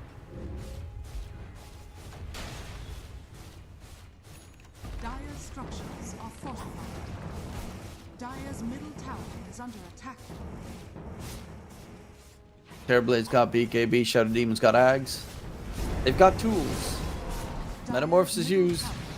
And can they get the catches going? Zip in on the back line by Durazee. Going for the Shadow Demon. He's already getting taken down. And on the side, Anku got broken. Second one dead. Fezor is in distress as he will get mowed down. BKB just ended on Lucas. Zip onto the high ground. Walrus Punch. Full lockdown. And that looks, with Rise being chased very deeply. The last one left standing. Snowball in for more. GG gets called. And Quantum lose the series 2 to 0 against Apple City Gang. Radiant victory. And, well, there was just a class difference here between the two teams. Apple City Gang are a very, very, very strong team. And Quantum just couldn't cut it in their showdown. Both games, it felt like... game 1, it felt like Quantum had a really good draft. Game 2, slightly less so, but still solid enough. But in both games, laning phase... Game 1 laning phase went pretty well with the Meepo rotations. Game 2, it went horribly wrong. And after that, there was just no recouping it or coming back in the slightest. And that means Apple City Gang will be now 3-1 in Group A. Quantum 0-3 as they have one more series to play against One Move tomorrow. There is still one more match to be played today. That's Zero to Nasty up against One Move. That match will be in an hour and 15 minutes. So we'll be getting ourselves ready for that series. Hopefully you enjoyed the show. My name is DK Truman here on the CCT channel. Hopefully you enjoy the show. And in case we don't see you, good afternoon, good evening, and good night.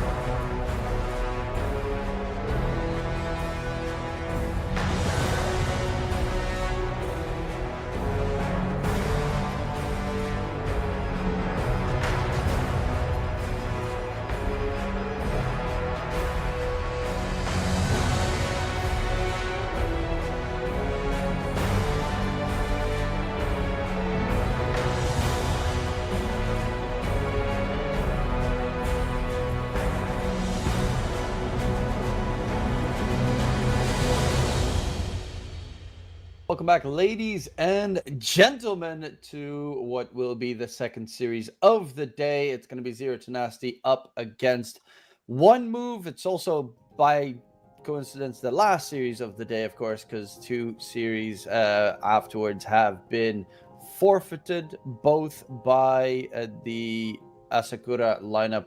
Those are not going to be played today as... that's the unfortunate aspect, of course, if a team does jump out of the tournament. But nonetheless, there are still plenty of matches. 3 more matches for One Move in the group stage have to be played. One of them right now up against Zero to Nasty.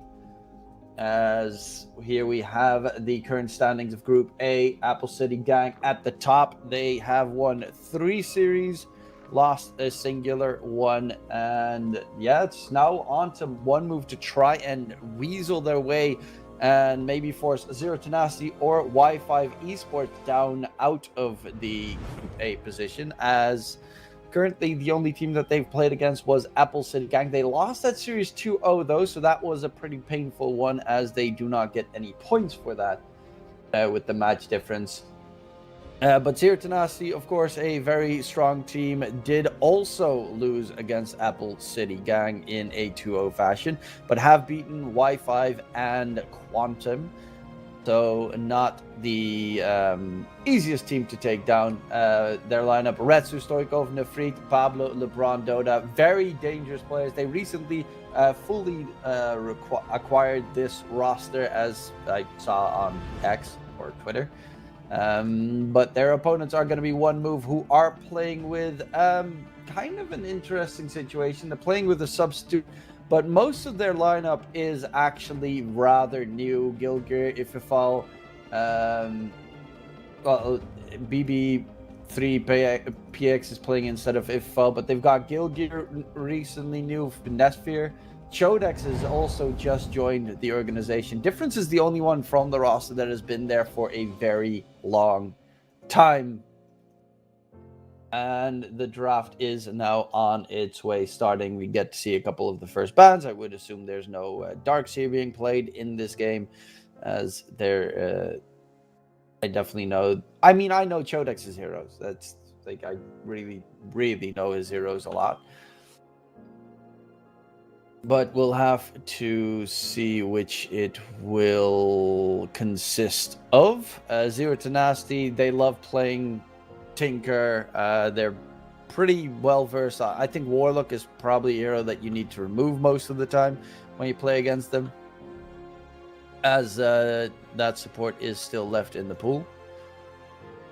It is one of LeBron's best heroes as that Pulse 5 position goes.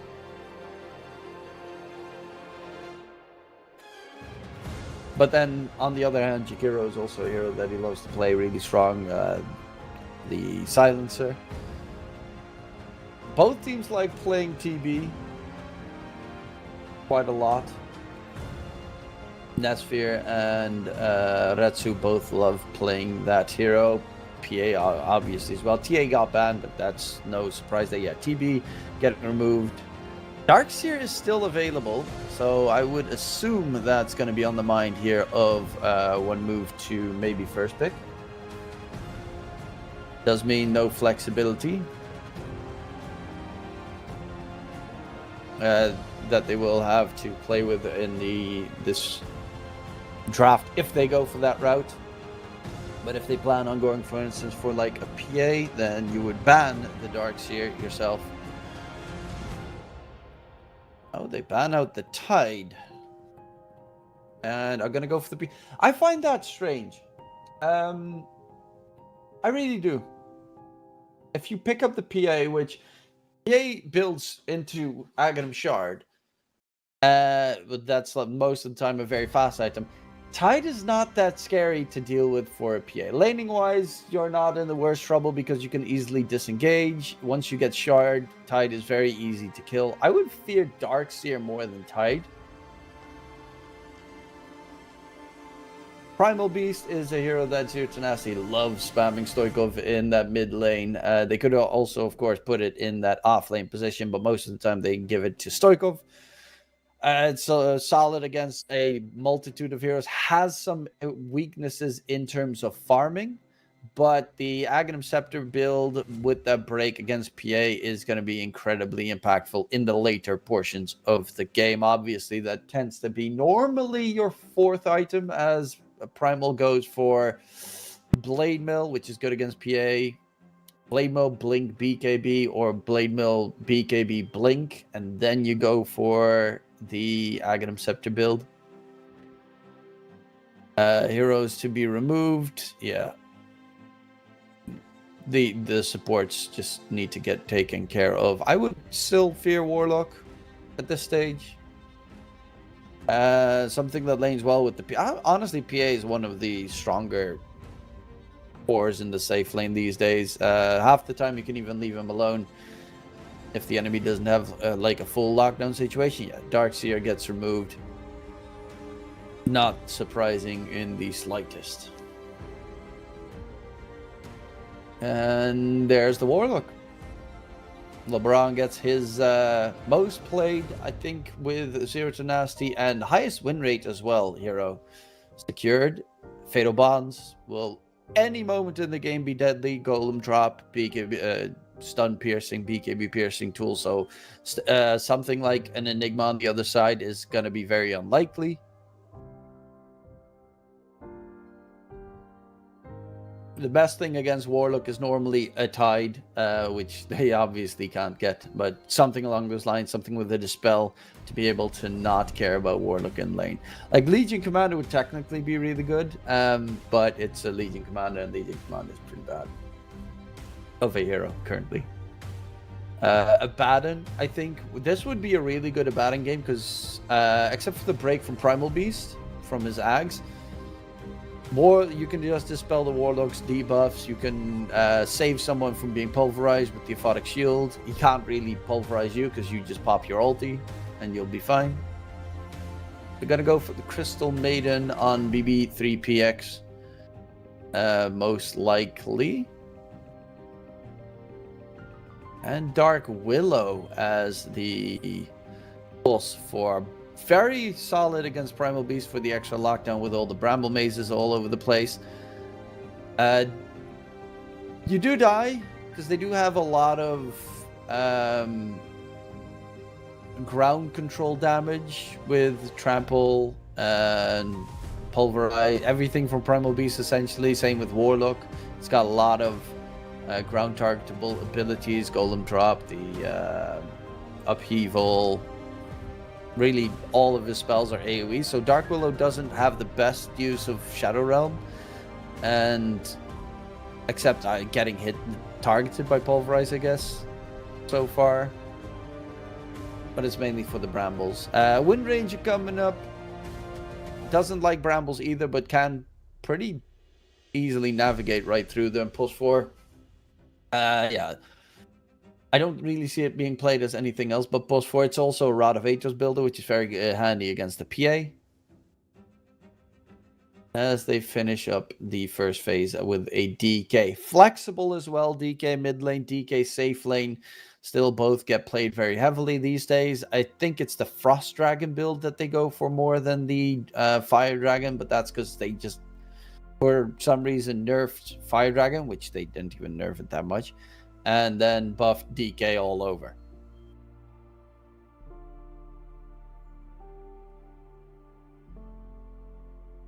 And one move. They need one of their cores to show.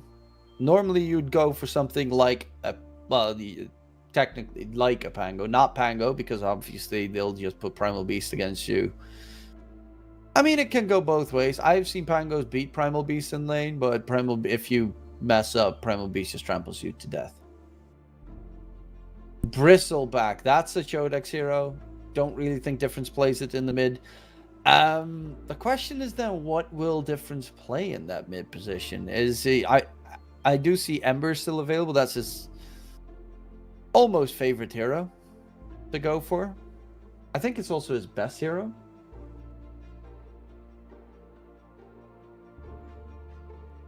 He plays a lot of Monkey and Ember Spirit, if I'm not mistaken, in the mid lane.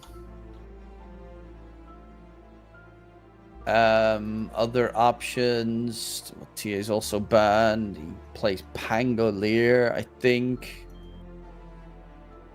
Lesh is a hero that he likes to play. I mean, the hero pool of the heroes that I've seen him play in that mid position are dwindling fast. Monkey and Pango both getting removed means that it's Ember really that's left in the pool. Who doesn't like playing against so much control? Shackle Shot, Golem Drop, Pulverize, DK Stun. And it does have right-click problems against the Primal Beast in lane, but if you get Searing Change, you should be just fine. They're going to go for the Lina. Okay, I don't think I've seen Difference play Lina in recent memory. It is technically always been the strongest mid laner in Dota, as it has ungodly attack range on both spells and right clicks. But then you probably, I would assume, just put the DK mid, get a different safe laner. DK struggles a bit, but not too heavily. Other options against Lina, SF, but SF's also not really. Well, it is Stoikov. He plays a lot of SF.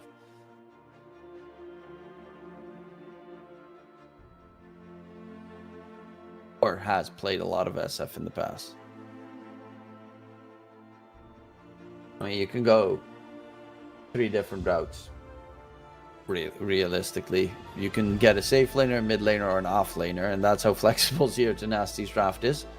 The Primal Beast this game, if he gets Ags, is going to be super value. DK with the Silver Edge is going to be super value because Breaking Bristle, Back Breaking, Phantom Assassin are just too important to be able to just continuously run through this entire game.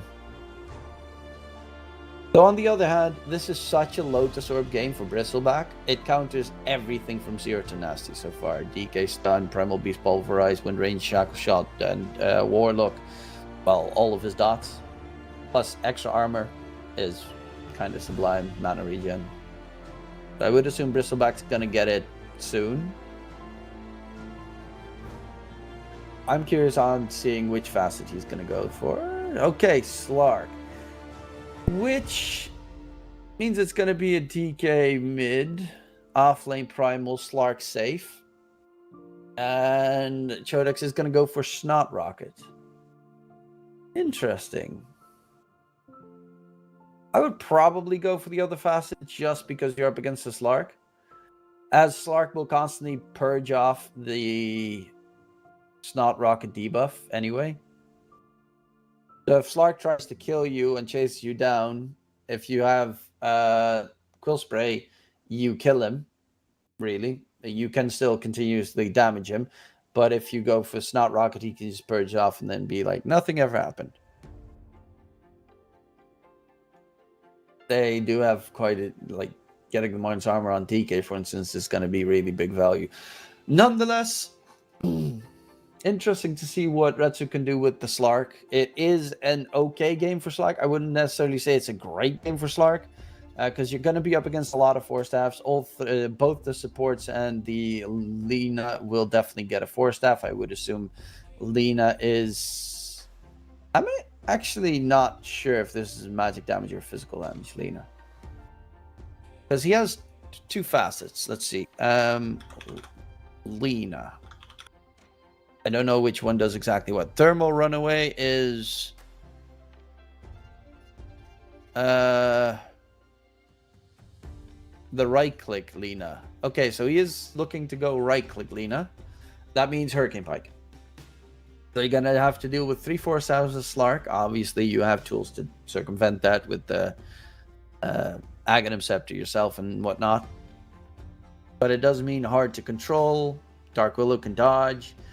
Bristleback can be still very nasty if you try to go for him for too long and you do not have a break yet. But if I put these 2 lineups up against each other,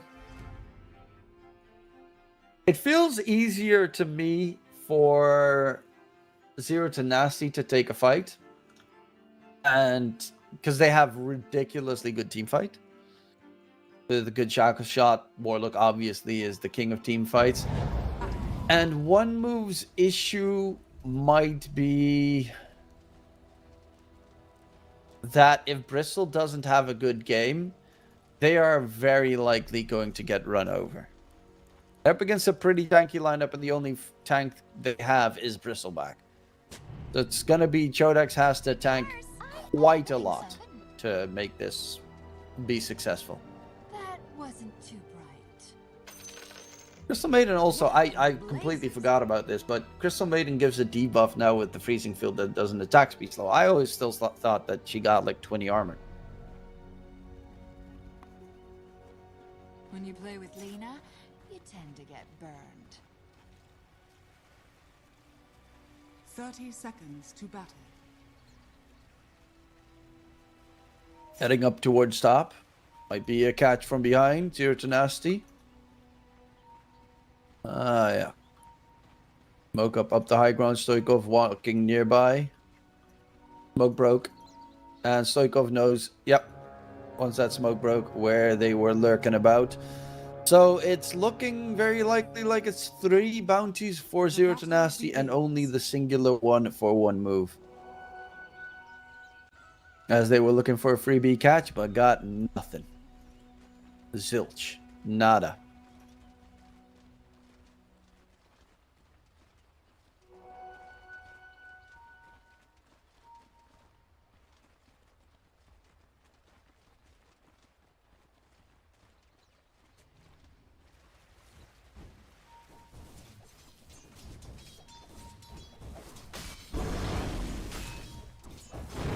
And DK versus Lena mid. Yeah, he did go for the thermal runaway facet. DK went for corrosive breath actually instead of the frost dragon breath. So he has armor reduction dot damage now on his Worm's Wrath.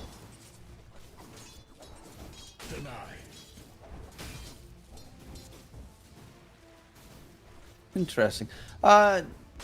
I mean, I can understand the other facet that you go for is more healing reduction, and that would be good against Bristleback, but armor reduction is good against everyone of 1 move. And it helps with a little bit of the tower push.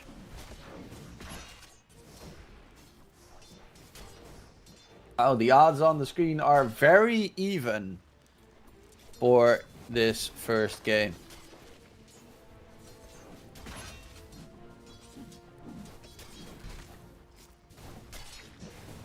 See if that's also going to be ending up to be the case. Pounce in onto the Bristleback. Still very squishy at this stage of the game. Fatal Bonds comes in. And they just use it to pretty much bully him all the way back towards the tier 1 tower. And maybe give an opportunity for LeBron to get some holding going on soon enough.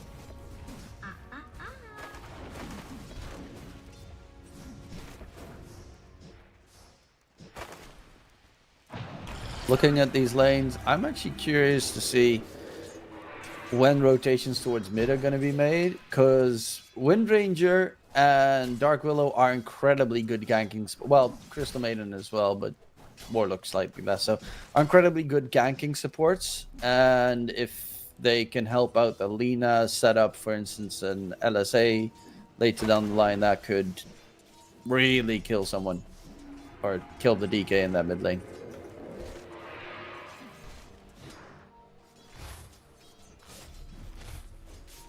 Elaine is constantly being pushed in that bottom area.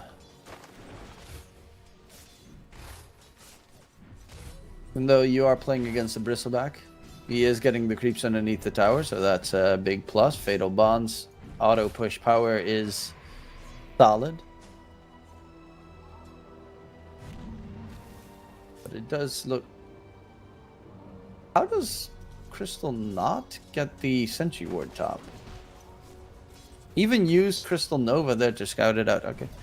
But yeah, mid Stoikov is getting in a bit of trouble. 2 points Fiery Soul, 2 points Dragon Slave, 0 points LSA. So no stun setup just yet. But DK is being all the way bullied back towards tower. Still has pretty good last hits and denies though. but is not a bottle carrier, so doesn't have any recharge except for the passive regen that he's got, which is 10 underneath the tower, is just essentially a bit more than a tango passively. Oh, Retsu, top lane, bottom lane, going in for a fight, but yeah, they're just too weak right now. Dark Willow is trying to get a catch or with the Shadow Realm hit, but Retsu is full HP thanks to the power of Warlock Shadow Word level 2, constantly keeping that Slark topped up. Don't even think about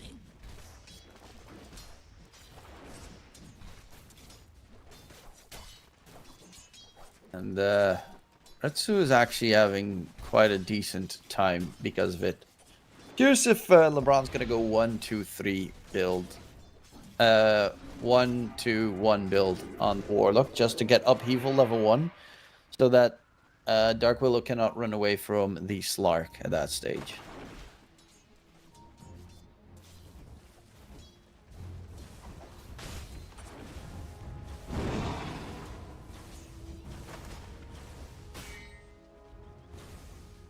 I do think one big plus of having a Bristleback in your game is the fact that Bristleback can just clear the Tormentor very easily.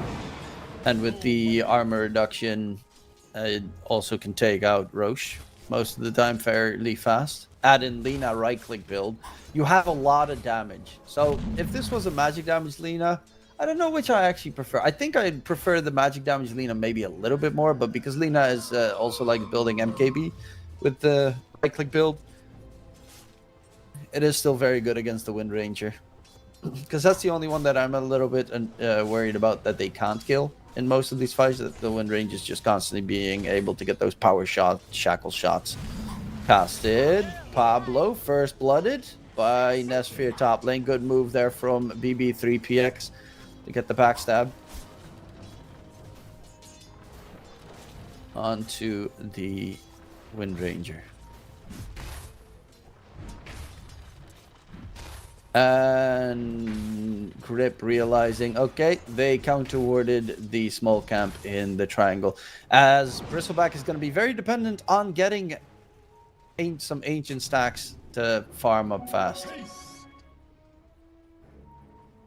So far, he showed up that he wants to get a Ring of Health. Actually, he shows up that he wants to get a Perseverance. So is this a Lotus Orb first item rush on the Bristle? Top side, Nefrit. They're going to go in onto Pablo. Difference is here. Laguna Blade quickly blows up Pablo. Nefrit doesn't have Onslaught. They know he's very slow. And Frozen in plays. Double kill for Difference. Big rotation from the Lina to get 2 quick kills. While in mid, LeBron is under attack. I don't know what he's doing. He's a Warlock. Radiant Level are 3. scanning. Chasing after a Dark Willow. Are scanning. Ooh, Dire scanning. It's the Experience Shrine about to spawn in 3 seconds, but Crystal Maiden's going to back off. He placed Observer Ward and knows that they are headed that direction. On the other side, Chodex being chased by Retsu in the Shrine of Wisdom area. Retsu now needs to be careful. Chodex doesn't have any mana though, and needs to walk out of that position. The bounce gets tanked. Retsu dies. The Shrine goes to Chodex, and they get a big kill on the Slark. Retsu thought he was a lot more survivable. Obviously not level 6 just yet, and well, with 2 supports TPing in, not much he can do either. Dire's middle tower Gives an avenue to maybe push pressure onto mid or top. But I don't think that Nesphere is going to have any troubles for the foreseeable future. And the Primal Beast of Nefrit, yeah, he's got big stacks. However, if he tries to clear them with Trample, I assume they're just going to fortify the creeps.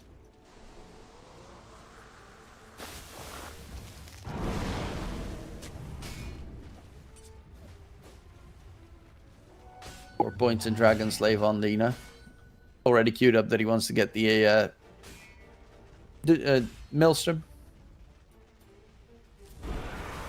He gets Gleipnir, just gives the Gleipnir buff to the Bristleback. Speaking of which, Bristle is going to get jumped in the bottom lane. He's trying to run away, but the leashes are there and just no damage. Like, AoE Viscous Nasal Goo is great and all, but it's just too little sprays coming out from that Quill Spray to actually deal anywhere close to enough damage to get a counter kill.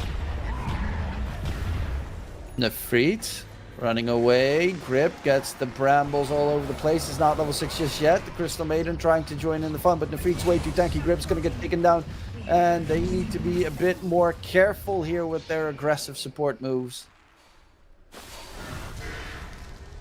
Crystal Maiden trying to run away, but there's going to be the onslaught from the side. Shackle Shot connects, and a double kill for Stoikov. So the advantage that they previously held has just been completely circumvented.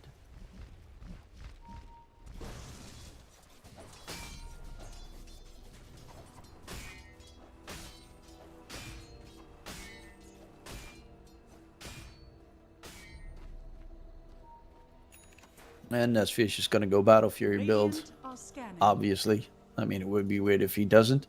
Retsu going Diffusal. Needs to get rid of the mana on Chodex, who has marked up that he wants to go Lotus first item.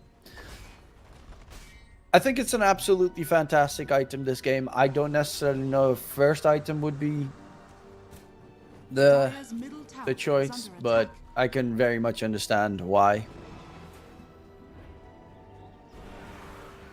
As at that stage, you just throw it on yourself and you can run through the entire team fight, not caring about really anything. Stoikov dodges the brambles completely. Laguna Blade comes out, frees from BB3PX, but the Golem in response. And they're now on the run. Actually, Stoikov still needs to be very careful. Gets held back as another freeze is coming through. Grip chimes in. Power Shot is back on the other end. Difference needs to be careful. The Fatal Bonds did quite a lot there. And a brawl in mid with no punishment.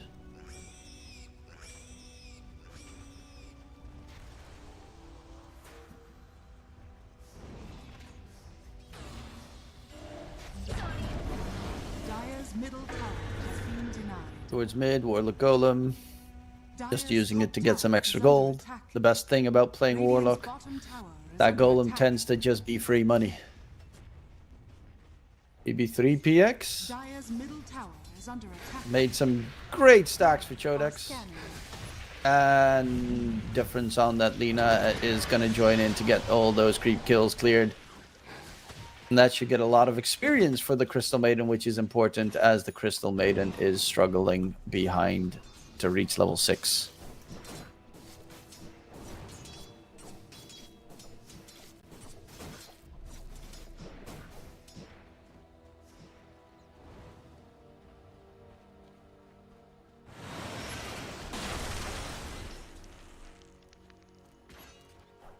Retsu's got Diffusal Blade now done, so everyone on the map really, on the Dire side, really has to start looking out, as they will not have any Force Staffs anytime soon.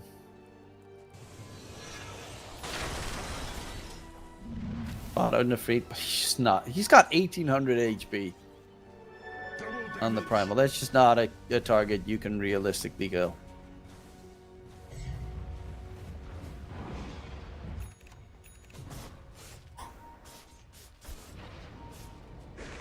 Pablo has Retsu behind him. Jump in. Shackle Shot onto Nesphere.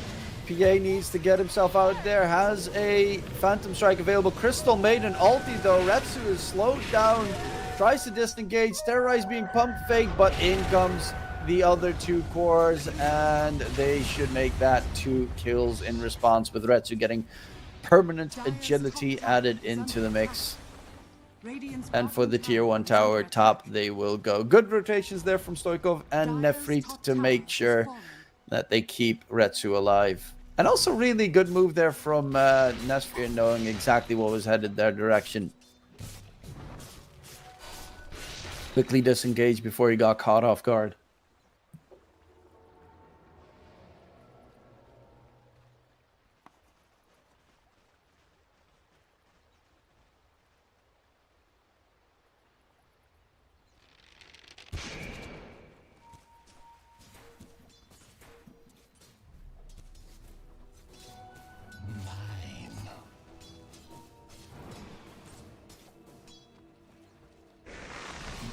Etsu is going for the Ag second item. They do catch LeBron. Should not drop his golem. Difference gets a killing spree. That's a big plus though. Difference is getting very solid farm. 3-0 at the moment is done with the Maelstroms going. Not going to take too long for the Mjolnir. Nesphere is about to be done with the Battle Fury. So they do get their tools fairly quickly.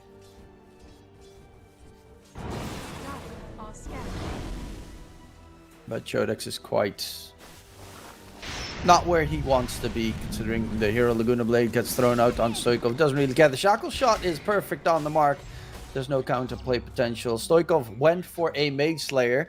This is such a heads-up item to get this game. You're up against Lina. Obviously, Laguna Blade, blah, blah, blah, magic damage hurts a lot, but also the spell damage from Lina hurts a lot.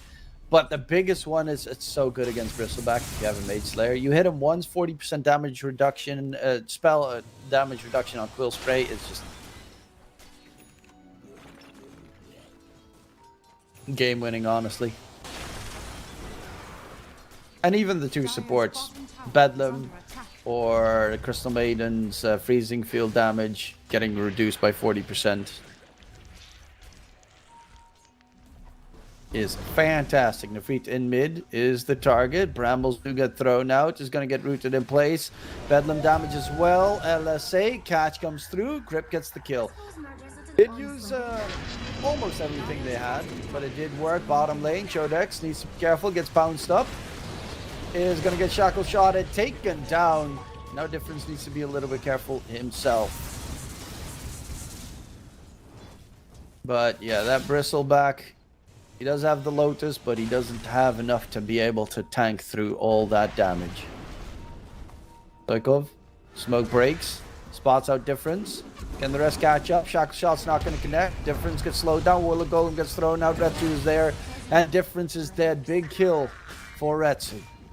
Up to 4 perma Agi is one piece away from his Aghanim Scepter.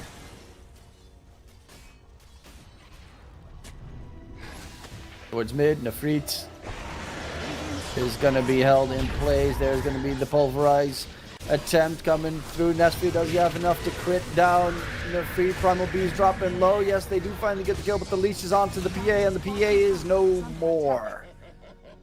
So they kill off the very, very 2.1k HP tanky Primal Beast, but it costs them way too much in response.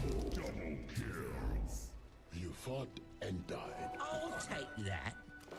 I mean, this is the difference right now. You have a Primal Beast with 2.1k HP versus a Bristle with 1.5.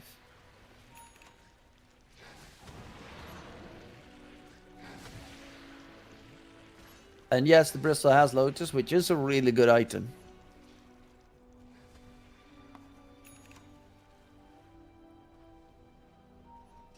Now the question is it going to be as effective as they want it to be?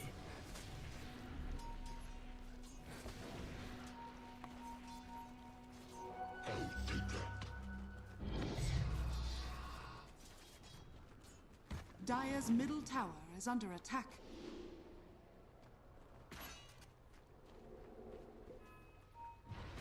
Oh, Retsu took the gateway. And is rooted, but he gets out easy peasy. Use Dark Pact just in time. The no surprises would come in from behind. They're gonna try and go for the Torment. Oh, this looks like a very, very, very risky attempt, but they do clear it very quickly. There's a heal underneath. Tormented down. Shard goes to Dark Willow. Really good shard. They're looking to continue this fight here. Chodex trying to soak up all the damage. Retsu finds Difference. There's the Primal from behind. As the BKB, they get the kill on 1. And Chodex should be the kill on 2. Can they find Pablo on the side at least to get a counter kill? Yes, they do, but now they need to get out. Radiant are scanning. 2 cores dead, and Radiant Dark Willow should be able to get himself out of there. Nesphere is being chased by Retsu, who's got the Ags and has another pounce available. Nesphere doesn't have anywhere to jump to, and Stoikov on that DK mid 802 monster kill streak. They spot out Crystal Maiden. They want that Crystal Maiden. Chasing for more. Grip going in for the DK, but doesn't actually get the catch as the DK blinks to the side. Nafrit's going to charge right back in, dodges the brambles, and just tramples himself out of there. Pounce in onto Grip. Dark Willow blowing up Laguna onto Retsu, but the difference is out of base, difference is out of luck, difference is out of life. Taken down. Retsu on a triple kill, looking for Chodex next, and that should make it a full wipe. With Chodex getting caught out, Stoikov on a godlike streak, look for the tier 2 tower in mid, and the Zero to Nasty is running over one move.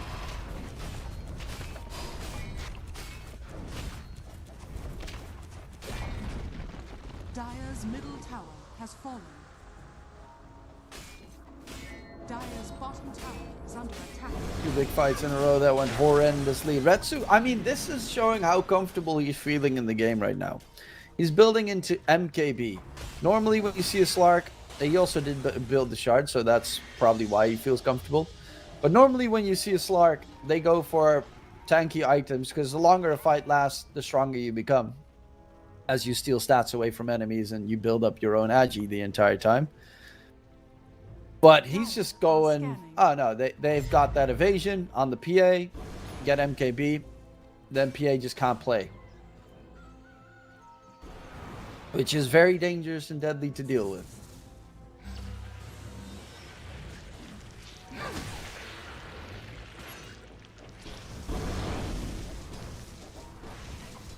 Top lane, going in onto Crystal Maiden. Nafrit pops the BKB, will get a freebie.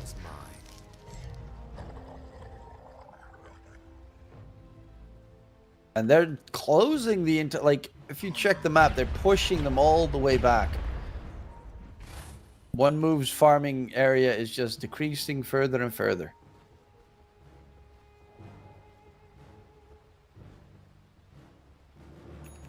Finally, Grip will be adding a 4-staff into the mix, so they at least have a way to get away from Slark. But with the Aghanim Scepter already done on Slark, he's not fearing too much. Stoiko, Chodex getting jumped bottom lane by Stoiko. Retsu going in as well.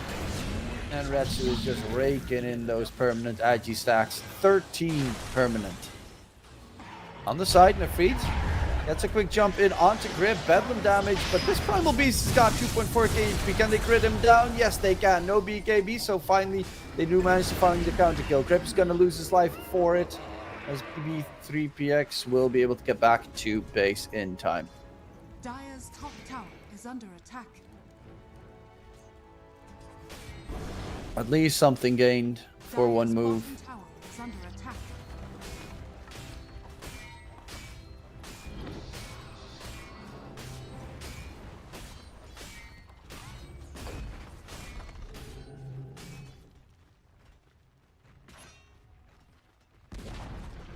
Dire's bottom tower has fallen. Dire's middle tower is under attack. Pablo spots out Difference. There's Retsu as well. Difference has no escape. No chance to try and get out of there. While in the meantime, okay, Crystal Maiden does have Glimmer, so that's going to keep him alive. They're TPing bottom. They want to go for a fight and catch out Stoikov, but he dodges the brambles, and they don't have any more catch. Grip on the side. Ooh, LeBron could be a good target. Pump fakes the Warlock Golem drop, but Grip needs to be careful himself as Retsu's coming right in. PB3PX pounced up by Retsu. Crystal out of range. Does he get over the cliff? Retsu wants to go for the bounce. Power shot from the side by Pablo. The feet up the high ground. Goes for Chodex. Pulverized control.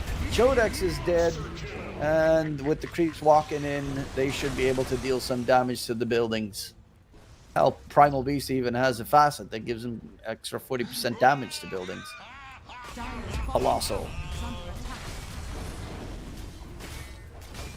Sorry, not a facet, but a innate.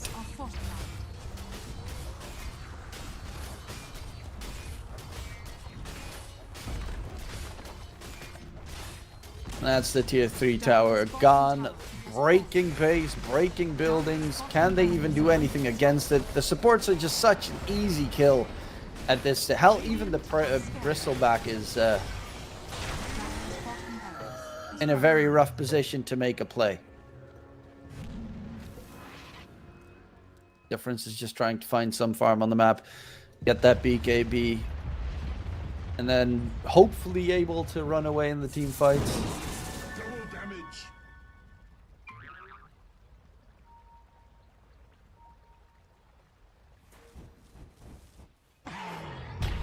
Catch onto the crystal.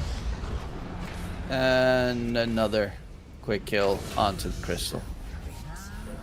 You know what's pretty cool? If Warlock gets his level 15 talent with the upheaval attack speed per second on allies, he can make the attack speed of Primal Beast go really fast, which is nice for tower pushing. Oh, Chodak's on the side. Gonna get away. Trying to catch up to him. Won't go too deep, as they don't know necessarily where the Lina is lurking about either. But it's the tier 3 tower that's their main focus. Just break the entire Dire base and then... At least they can't get Megas so far because they're still tier 2 tower top.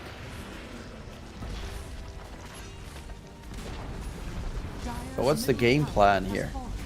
How do you hold them away from just finishing at this stage? They are going to send in Dark Willow. It's spotted underneath Ward Vision.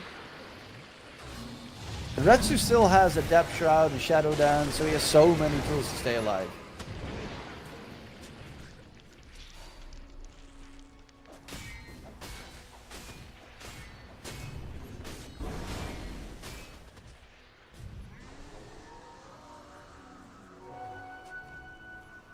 Dire are scanning.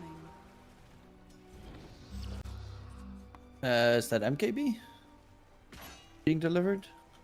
Yep, that's the full MKB for Slark. Go into Roche, get themselves the Aegis, give it to Slark, finish game. Stoikov also has the Hurricane Pike Duns going for the AC, so Aura's being added into the mix. Primal's got Blink. He's halfway towards his Ags. Once you get the break added in, Bristleback and PA just cannot play. Even though they already barely can play at this stage. Dire's middle barracks are under Smoke attack. gets broken. Retsu spots everything. Pablo with the shackle shot onto Difference. Warlock Golem gets dropped. Difference pops the BKB trying to run away. Retsu does get feared, but he is in his Shadow Dance. And Difference is just being hunted here. Gets the kill. Going for more. Chodex is in trouble. They find 2 kills. And the supports are all that's left behind. Grip has a TP and will go for the TP away. And does get the TP back to safety. But there's no buybacks on the 2 cores. Nesphere doesn't have a BKB. Even if when Lina comes back, no BKB available.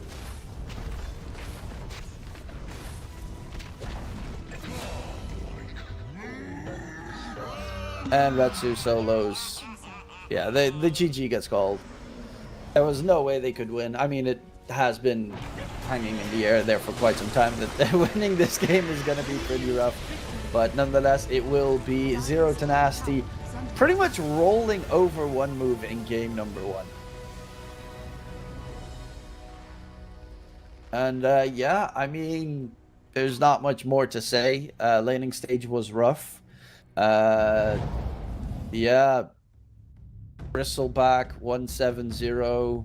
Both the supports died so many times. It's Dark Willow and Crystal Maiden are really good supports for gank rotations, but it's very hard to gank the Zero Tenacity heroes because they are incredibly tanky. Slark obviously has Dispel, plus he can Shadow Dance and pounce away. Primal Beast is just stupid levels of health.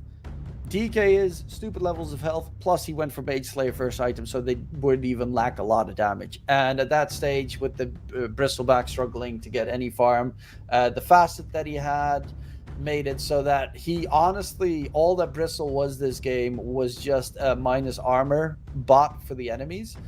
And yeah, it didn't really do anything against them. I'm not saying that necessarily if he went the other facet, it would have gone that much better, but maybe that there were some attempts where he would have gotten a kill or 2 as a counter kill at the very least. Nonetheless, Zero Tenacity just looked too good in game number 1. We'll be going towards a short little break. Get ready for game number 2. We'll be right back.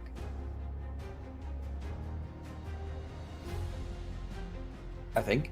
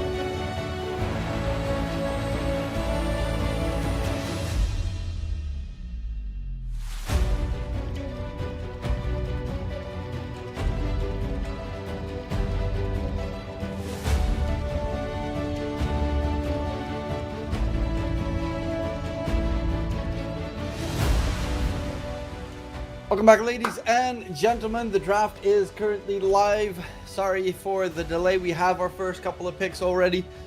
One move with the PA AA coming in. Zero to Nasty, they got another run at the Warlock Primal Beast. Last game, I mean, both of them looked incredibly solid. I definitely would not have wanted to play against the Warlock once again. But new round, new chances. Can one move overcome the deficit this time? AA obviously very good against Warlock and Primal Beast, both high regen heroes, while Warlock pretty much gives high regen. But here's to see what they're going to add into the mix. I did see in the last week they played 3 games of Ancient Apparition on one move, and they lost all 3 games. So don't know if that is a foresight for the future, but we'll have to wait and see if that is going to be the case.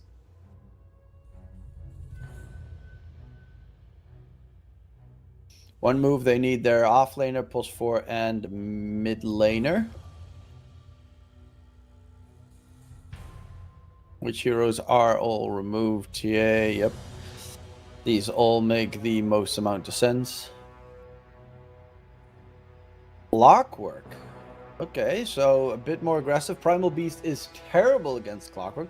Might even be that they put the Clockwork 5 in this case, and then the Ancient Apparition 4, which might even be better. Primal Beast, of course, cannot onslaught over the cogs, and cannot pulverize anyone when Clockwork is nearby, because of battery assault and the... Honestly, Clockwork is amazing for just stun lock control and making sure Primal Beast cannot make a move. Normally you'd combo it with Darkseer, but obviously Darkseer has been banned. Other choices... I mean, there are plenty of choices. Would they go for another Bristleback game? I doubt it. Wind Ranger once more. So they stick to 3 of the same heroes of last game. Will they make it 4? Did they even ban anything that they Zero Tenacity played last game? They had a DK and a Slark. They could still go DK and Slark. Interestingly enough.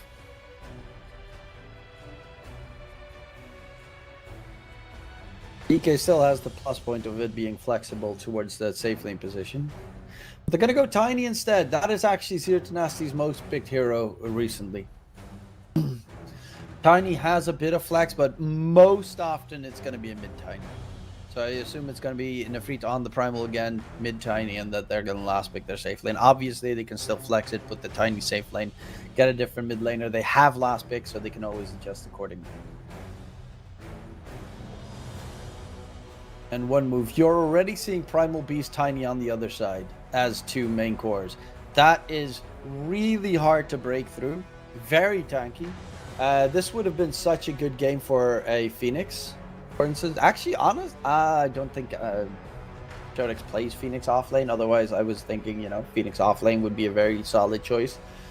Sunray damage, percentage base damage. Life Sealer would have also been pretty good, but they have PA. Timber size, decent. You take a lot of magic damage, which is the downside of dealing with the Zero Tenacity draft, but so far the heroes that they have do not build into Nullifier. And you're up against 2 strength heroes, so Timber would be okay.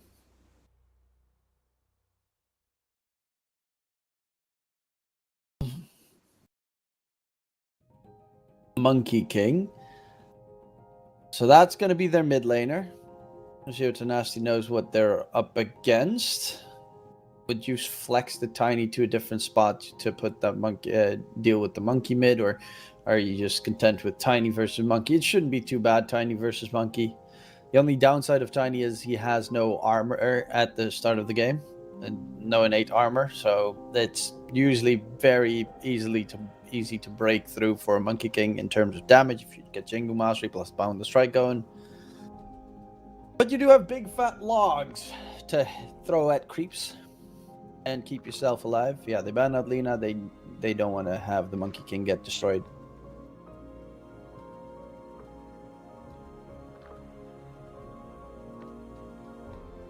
Trying to think of, yeah, Brewmaster gets removed because that's Jodex, one of his best heroes. Other options, Legion Commander is his best hero, but Legion Commander is bad. Bristleback, but honestly, I just, after the last game.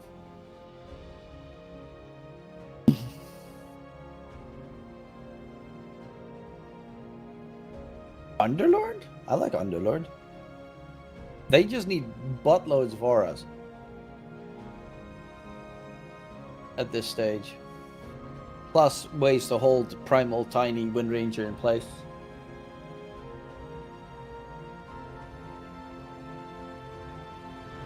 Tide's also banned. Centaur is always solid to have against the Primal Beast. Stampede out of there. Axe is just no.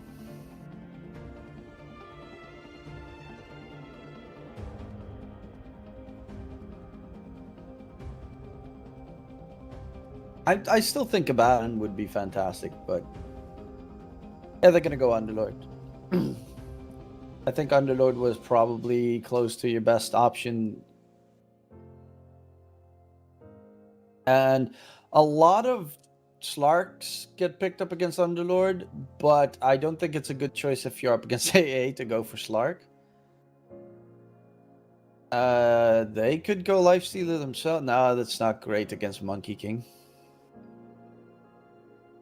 What is a fantastic choice for Zero to Nasty safe lane? Razor?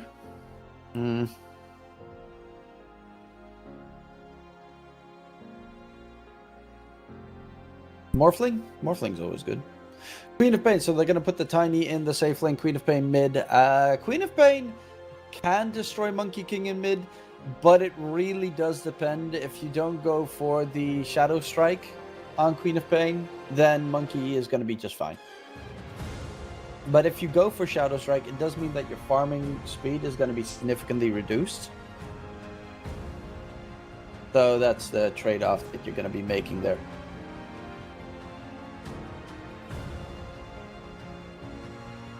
And yeah, for the rest, I mean, they have some tools. If you get a catch on the Queen of Pain, normally Quap dies. They really suck at being rooted on the side of Zero to Nasty, which is the big plus for Chodex this game, with the playing Underlord. And it's a big fat aura builder. Do I think it's enough? Yeah, I'm going to go one move in this game. I think just enough changes were made for it to be very deadly. You've got the global power of AA. You've got almost global power of Clockwork with the hookshot and the rocket flare, obviously. You've got global TP with Underlord. So you should... And Monkey King in the tree is always looking for a catch. PA hidden with the blur. And like...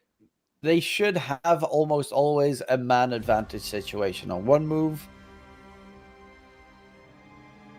Plus, Clockwork is really good against both Tiny and Primal Beast in this game. I like one move's chances here. I think I'll give them a higher chance than last game. But Zero to Nasty just did roll them over in game number 1, so we'll see how game number 2 goes. But I do think that they have a much better shot this time around.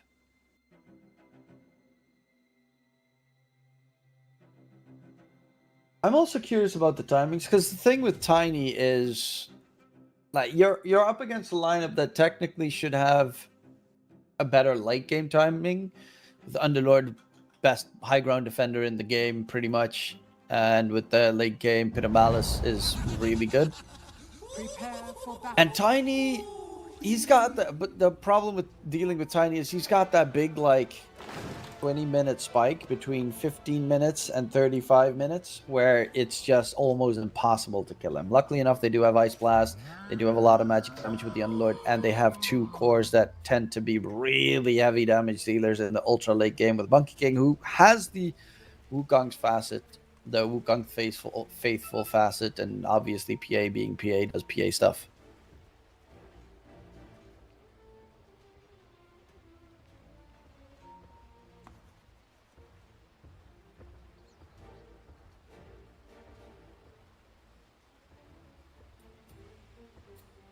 But I do think that the drops are still very close. 30 seconds to battle. And again, a little bit too much is going to come down to the Underlord. But this time, the one big plus is you have supports that can get on top. So last game, they had Crystal Maiden, Dark Willow. They played pretty well, granted. Also, I thought Gilgear was playing with the team, but it seems it's Grip who... The battle begins. I don't think it was... or is Gilgear Grip? You can't improve until you make mistakes. To my fiends. Oh, wait, no, I couldn't.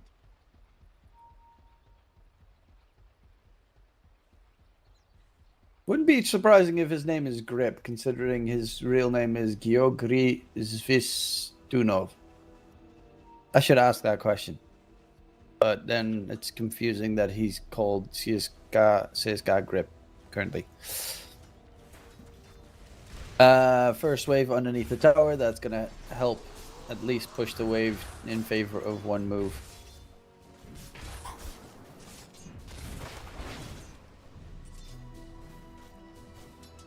looking at these lanes. Yeah, the big difference to this game is last game they didn't really have long range catch to blow someone up. This game they can just hook shot, catch inside the cogs, and then hit them with the Ice Blast.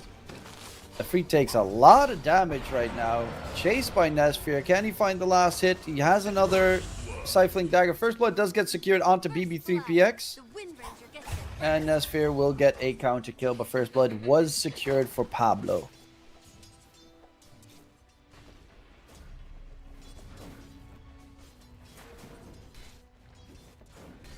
And difference for denies in mid. Not too shabby for a start in the game. Yeah, okay, the replay where we see the beautiful last little dagger thrown out. Instant replay powered by Stake. As we just see in bottom lane, Grip getting taken down by LeBron Dotes. Avalanche plus Shadow Word. Not even Fatal Bonds needed for that kill.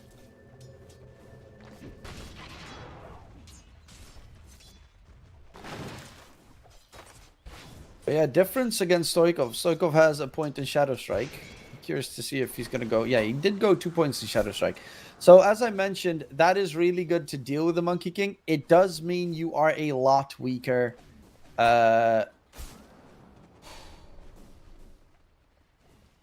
In terms of farming on the Queen of Pain. And side lane ganks. Because normally when you have 3 points in Scream of Pain plus Sonic Wave at level 6, you just blink in, Scream of Pain, Sonic Wave, they're dead. Difference is really destroying him in mid. And it's not even close. He has more denies than Quappa's last hits.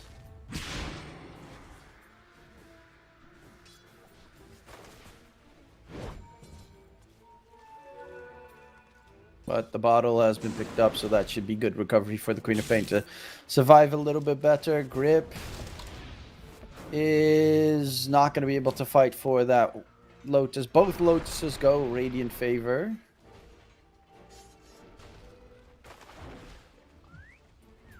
But this time around, they're at least having a better start of the laning stage than last game. Nesphere and Nefrit being slowed down, frozen in place, but there should not be any bigger chase because of that pesky healing Lotus. And also, big magic wand charges. Heal back up. Difference now is starting to struggle in mid. A lot more. Wants to get Jingle Mastery stacks, but blink out by Stoikov, and that means Difference is probably going to be forced to either wait for Water Runes and grab one, or walk all the way back to base. He has Tango's delivered. Almost takes down to the Shadow Strike. Will be able to stay alive. However, this is now Stoikov's domain to get control going. Boundless Strike connects. Stoikov jumps to the side. He's actually going to chase in onto the Queen of Pain, who doesn't have another blink for quite some time. Stoikov's going to get caught out and taken down in mid. Well, top lane, there was also a very close affair. Bottom lane, LeBron found out by Chodex. And they'll find 2 kills on 2 different lanes for 1 move side. That was really well done by Difference in mid. Baited Stoikov to make the blink happen. Is more than a full level ahead of Stoikov. And top lane, Nefrit dies. Pablo trying to run away. Does get out of range of the cold feet area, but Nesphere is just going to dive the tower. Double kill for Nesphere. And PA top net worth of the game.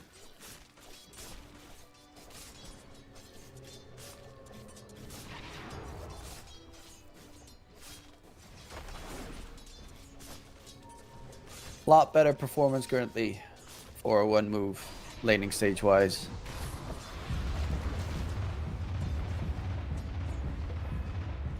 Rotation from LeBron top, trying to go for Nesphere. Shackle shot onto 2. Nesphere needs to be very careful, ticking down. And has no regen. Wants to buy the cornucopia, but it's still 150 gold off. So 1 random Nefrit trample or Pablo power shot, shackle shot combination could cost the PA his life, as he is trying to heal up in the trees. Could be just fine. They're actually going bottom lane onto Retsu in the meantime. Take him down. And yeah, that was LeBron wasn't there, so they went in on the Tiny. And Tiny is horrible against Clockwork if he gets caught. Stoikov even has 3 points in Shadow Strike now. That's how much he's struggling in that mid lane. This is a quad pick into Monkey King as well. Dire structures are fortified. Grip looking for LeBron. Difference also rotated through. Fatal Bounce in response though. Pretty scary. Bound the strike from Difference. They find the kill onto Retsu, looking for more immediately. Difference. They will find themselves 2 kills. TP was made by Pablo. Gateway from Chodex to get back to base, heal up in the fountain, and then take the gateway back to enemy lines. Full HP, full mana. That's actually a really nice move, just to be able to be back up full and then continue pushing. Radiant structures are Doesn't mean, of course, it's going to be on cooldown for another 80 seconds, but the tier 1 tower gets secured. Radiant's bottom tower has fallen. And Monkey King level 7 right now.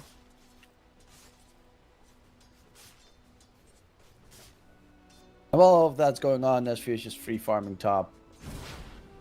Gets his full boots delivered. As Nefrit on the run, Difference is there. Bound the strike, not gonna hit the mark. Difference goes in with the Quap TPing through. He immediately jumps right back out. No Wukongs for another 30 seconds.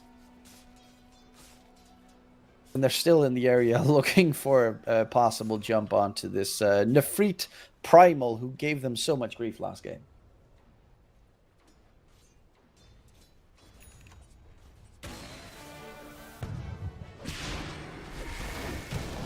Stoikov, Jingle Mastery, picked up by Difference.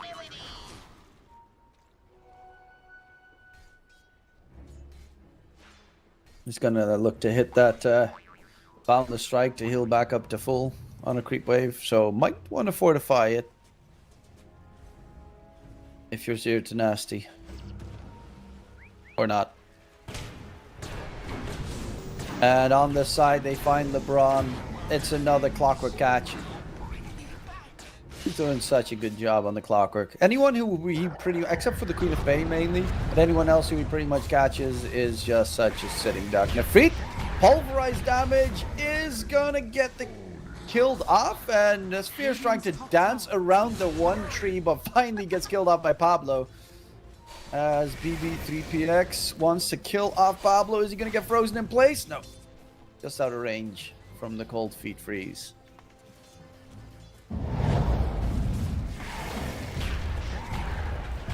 Oh, it was a very nice attempt there to dance around the tree. As he sidestep attempted it, but Wind Ranger in the end does not accidentally miss. DK net with lead for one move. Grip surrounded. They do get the kill onto Pablo. While Grip is still being chased by Stoikov. He has Sonic Wave. He wants to make sure. Radiant's bottom tower is under But attack. he's going to go for the TP. And... okay. He just walks away. Radiant's top tower is under attack. Interesting.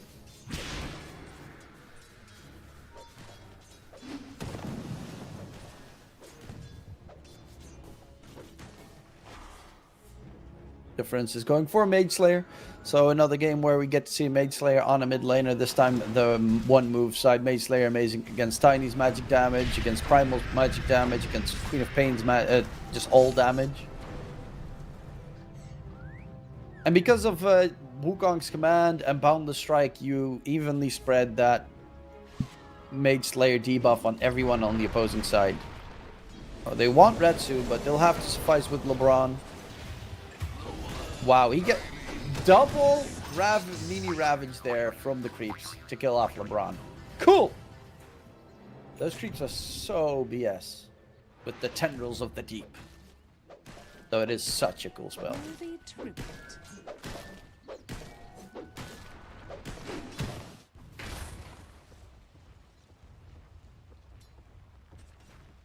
Top lane A now has level 6.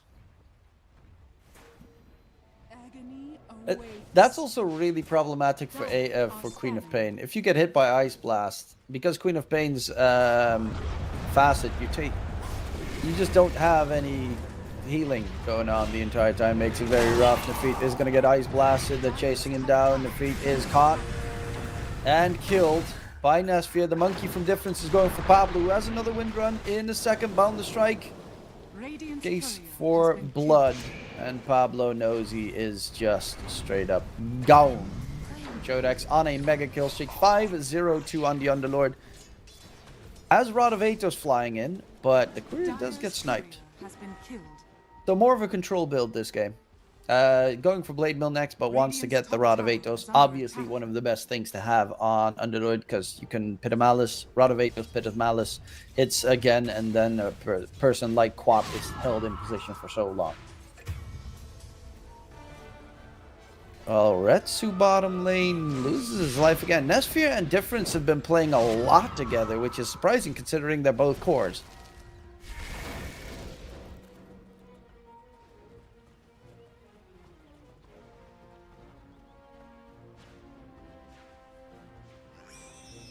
Radiant's bottom tower is under attack. No Warlock Golem dropped just yet this game either. Haven't really been able to find a good avenue for a fight. This time he's died 3 times. Almost has the Echo Saber done. Ice Blast connects onto Stoikov. Queen of Pain trying to get away. Very low HP. And is going to tick down to a BB3PX. But they're looking for a monkey. Radiant's top tower is under attack. Radiant Ooh. are scanning. Need to be careful. Pulverize. The golem drop gets used. Hook shot in response onto Nefeet. Wukong comes down from Difference. And Nefeet's actually caught inside the cogs. Boundless strike thrown out. They will lose the monkey in the end. Gateway used by Chodex. And Grip, can he get away before the power shot comes in for more? He's actually just going to go for the TP away. Same with BB3PX. And Chodex on the run should be able to just walk it off. So, yes, they lost the monkey, but they did get a trade in response.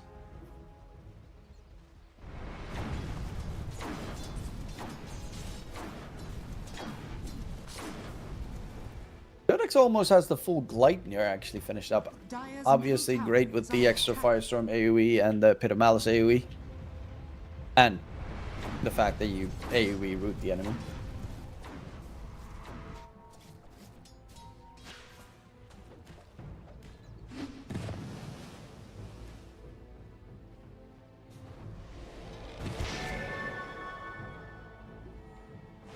Rip, go in Orchid. First item on the Clockwork. Pablo, Forstaff. BB3PX, yeah, AA is also going Rod of Atos. That's not too surprising. I've seen so many AAs first item Gleipnir. It's insane. See an item, first item Gleipnir on AA. A hero that has no mobility. But the AoE range increase is just so good. Nesphir's got the Battle Fury done. It's a very solid timing, especially considering you had an Orb of Corrosion done as well as Magic Wand and full power treads.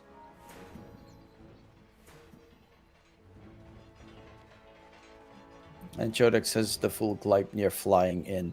This is such a complete 180 compared to last game, where Chodex was, I think, 0-5-1 is how he ended the game. Hook shot in mid onto the Wind Range. He already did use Wind Run. Is going to get bounced all over the place and taken down by Difference, who has the Mage Slayer done. Is going for the shard next. Top lane, Nefeet gets blasted in the meantime after being caught, and they make it 2 quick kills all over the map.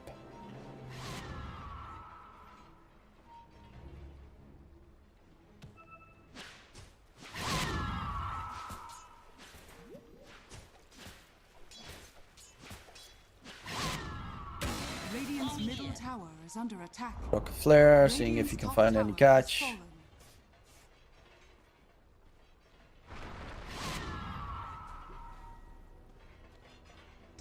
are scanning. Stoikov is walking under ward vision with a monkey right next to him. About 5 seconds until hookshot's available. Boundless Strike. They're not going to just jive in with the Boundless Strike used.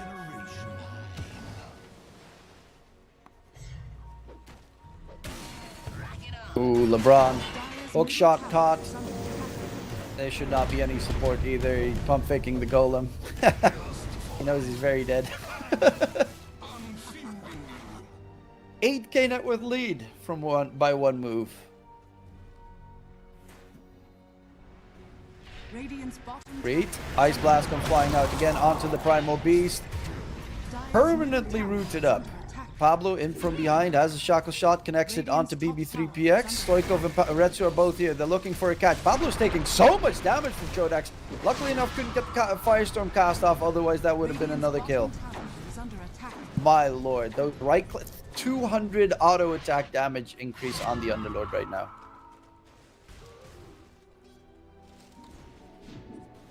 With the Atrophy Aura buff. If he had the other facet, obviously this facet's really good, but if he had the other facet, he'd also do big fat cleave damage, which is pretty cool.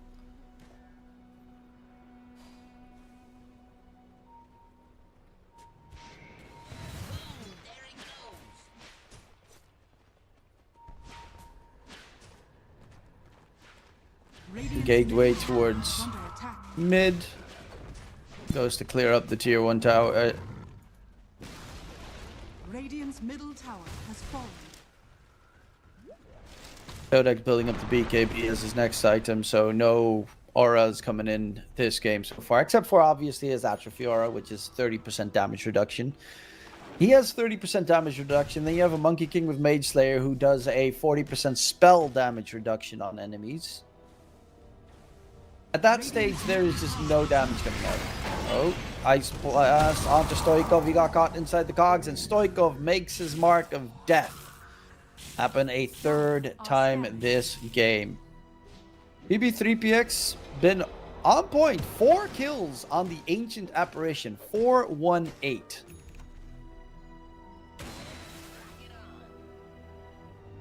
How far is Primal with his BKB? Because, yeah, okay, he has his BKB. Now he should be able to not instantly get blown up. EP out by both Retsu and LeBron. And they're going to look to clear out the Tormentor, get the free shard. Clockwork shard is nice. Ancient Apparition shard is also really nice. Add an extra stun onto Ice Blast. But it is going to be the jetpack for Clockwork. Dire's middle tower is under attack.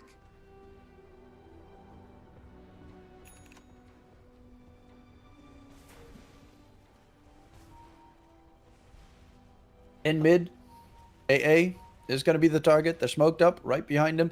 They don't really want to kill off an AA because it's kind of a waste to use the smoke gank for that kill. So they're heading in the opposite direction, where Chodex is running up towards Retsu. And charge forward. Nefrit pops the BKB. Can they keep Chodex alive? He is dropping very low. Sonic Wave gets thrown out. Chodex is dead. Golem gets dropped as well. Hookshot's going to connect onto an illusion. And they find a huge kill. On the side, Ice Blast. Not going to happen because of a 4-staff pickup from Pablo. But it was Pulverize, BKB, Warlock Golem drop, Sonic Wave used. So they are looking to possibly get another fight going. Difference. They're charging in. There's another Pulverize available, caught inside the cog, but there is Nespia. He's looking to crit everyone down with that BKB. Kill onto the free. Looking for vision. Does he find anything? Retsu's going to get slowed down. Nespia does need to be careful now that the BKB has ended. But difference. Trying to get the catch onto Pablo, spots him out, Boundless Strike is there, and kill is there as well. Difference now on a mega kill streak, 7-1-6. Monkey's almost on to his BKB.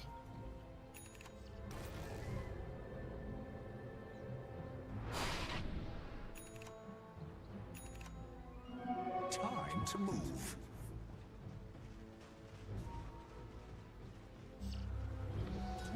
Radiant's top Bottom tower lane. is under Hook attack. shot, not going to connect. Ice Blast does fly out. Boundless Strike. He is going to get clipped by the Ice Blast. Retsu is in a world of hurt. Stoikov from behind. Difference, he doesn't actually take that much damage because it's a monkey with Mage Slayer. They're still chasing for more. Stoikov wants blood here. There's a Dagon available, but Difference is healing up, and Stoikov blinks right on top of a monkey. That's going to cost him dearly. Difference, is he going to be able to get the chase in on for more? Pablo slowed down, has the Wind Run available. Even the Force Staff in 3 seconds in case it's needed. Difference, Shadow Strike is hampering him quite a lot, but that Boundless Strike max range hit comes through. Pablo is dead in the feet. BKB Pulverize is at the ready. Can he get the damage in onto Difference? He is going to go for the stomps, and Difference is still alive. No kill happening. LeBron's on the other side of the map just chilling. They had a Fatal Bonds there. That might have helped a lot, but he's just like, no, I got to get my items. I got to get my farm going. Has fallen. I don't have Golem, guys. I ain't fighting without Golem. And the monkey doesn't even drop. Now he's got enough money for the BKB to be delivered. Am I seeing that correctly on Chodex? Okay, he changed it. He had initially marked up that he wanted to get the Mask of Madness, and I was like, no. Maybe if you had the other facet with the cleave. But no.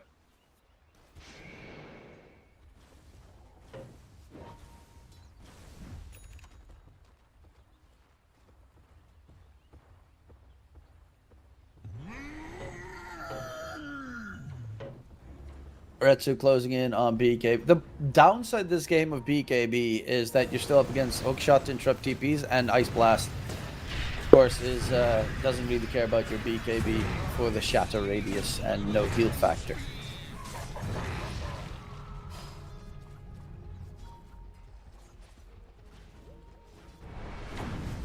Grip's still trying to build up the Orchid. He's very close. After Roche dies, should be able to have it secured.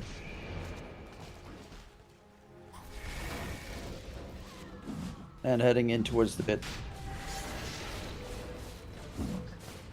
We'll get them without any interrupts. Roche secured. Feet's going for a beak. Yeah, he needs the Aghanim Scepter at the moment just for the break against the PA. Roshan has fallen to the Dire. And break against the Underlord, the Atrophiora, going to be very important. Break against the Jingu Master is very important.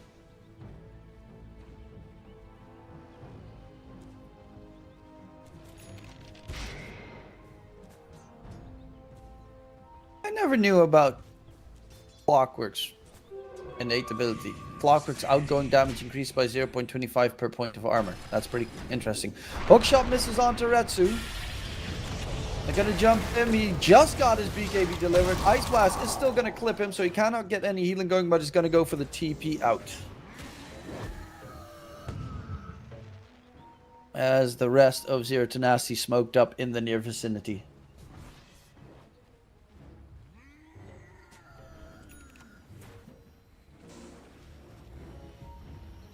Dire's middle tower is With the under fact that attack. Clockwork now also has Orchid, this Queen of Pain really can't play. He's got Dagon, Kaya, and if he gets spotted by AA, he dies. Clockwork, he dies. Monkey, he dies. Underlord, he dies. And PA, he dies. Really? Anyone, actually, spots out the Quap. Quap dies. Radiant's top tower is under attack. Because even AA has Rod of Atos Ice Blast. And if you use spells as Quap with the Masochist facet, Radiant's you do structures are fortified. a bunch of damage back to yourself. Dire's bottom tower is under attack. So that's kind of Radiant's top tower is shitty. under attack. Radiant's top tower has fallen. especially if you can't heal with Ice Blast. Retsu bottom. Dire are Doesn't have scared. BKB for another 15 seconds. They don't Radiant's find him middle yet. tower is under attack. TP in from Difference and Nesphere. They're looking for Retsu. Jump in from Difference. They get the catch onto the Tiny. And Nefrit plus Stoico. Both are in the exact same spots, kind of stuck. And just forced to TP all the way back while they take the gateway back towards the top side of the map and continue pushing the Radiant base.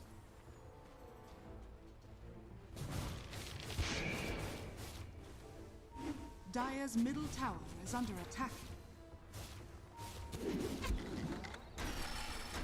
Still having Aegis for 2 more minutes on Nesphere. Boundless Strike comes in. Great time to pause, by the way. Really? Yeah, I did see the lag spikes on my end, so it's not too surprising that they call the pause, but it's a little bit disappointing that, yeah, of the position that they're in right now. Boundless Strike, Nesphere also jumped in. He does have a Force Staff and a Gale Force, and his Wind Run is currently being used, so Wind Rangers should survive this. It might even put the Phantom Assassin, like if he would Force Staff the Phantom Assassin at this stage, throw out the Gale Force, it actually puts PA in a really rough spot. Let's Force Staff the PA quickly. While he was looking at you, but he's just going to walk away. That was very anticlimactic, not going to lie.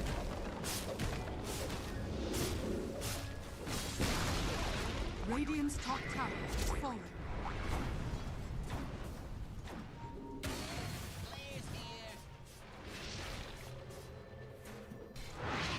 And tier 3 tower is gone, but because the Tiny is back up, they backed off on one move side.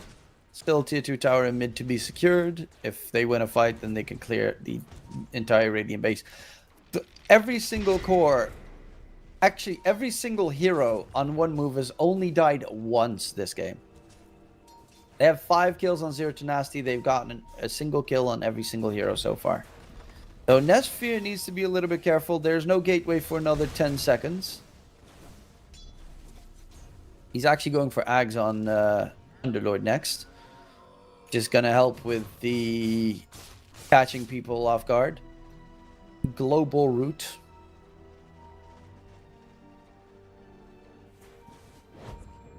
Smoke broke. Middle tower is under attack. BB3PX gets away. Difference is just farming on the side. Has the Basher to be Radiant's middle delivered. tower has fallen.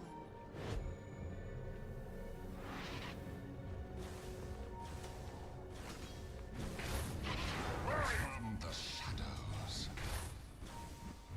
Tormentor should spawn soon, I think. But also the Shrine of Experience will be up in 5 seconds.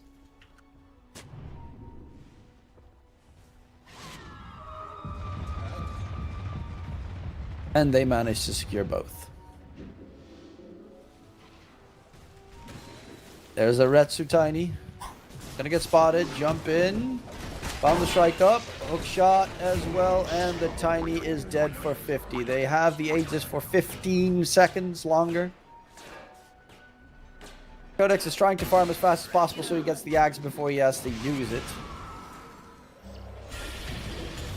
Going in, Wukong's thrown out by Difference. There's going to be the Golem in response. Difference doesn't really take any damage, even has a great healing Lotus available. Underlord on the backline gets a catch. Stoico trying to get away. Ice Blast is going to connect onto 2. They lost 3 heroes, chasing in after LeBron. And that is the GG called. One move in game number 2. Completely different base coming in. Codex does die, so he's the only person in this game that on the side of one move that died twice. Noob reported. No, but in all honesty, a lot better performance from one move.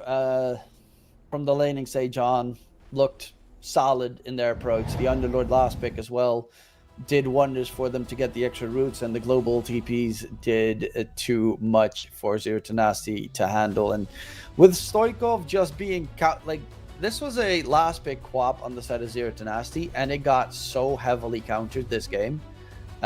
Ice Blast was useless. It lost the lane heavily to Monkey King. Forced on the Quap to go for 3 points in the Shadow Strike, which already immediately means that he just cannot farm as a Queen of Pain at that stage, because you need the Scream of Pain to be able to get that farm going. So, you know, one move just outdid themselves there. But this is only the second one. We have a decider to see who's going to get ahead in this series. And, of course, how the group stage 8 is going to look after, at the end of the day. My name is DK Treeman. Hopefully you enjoy the show. We'll be back for the last game of the day after the break.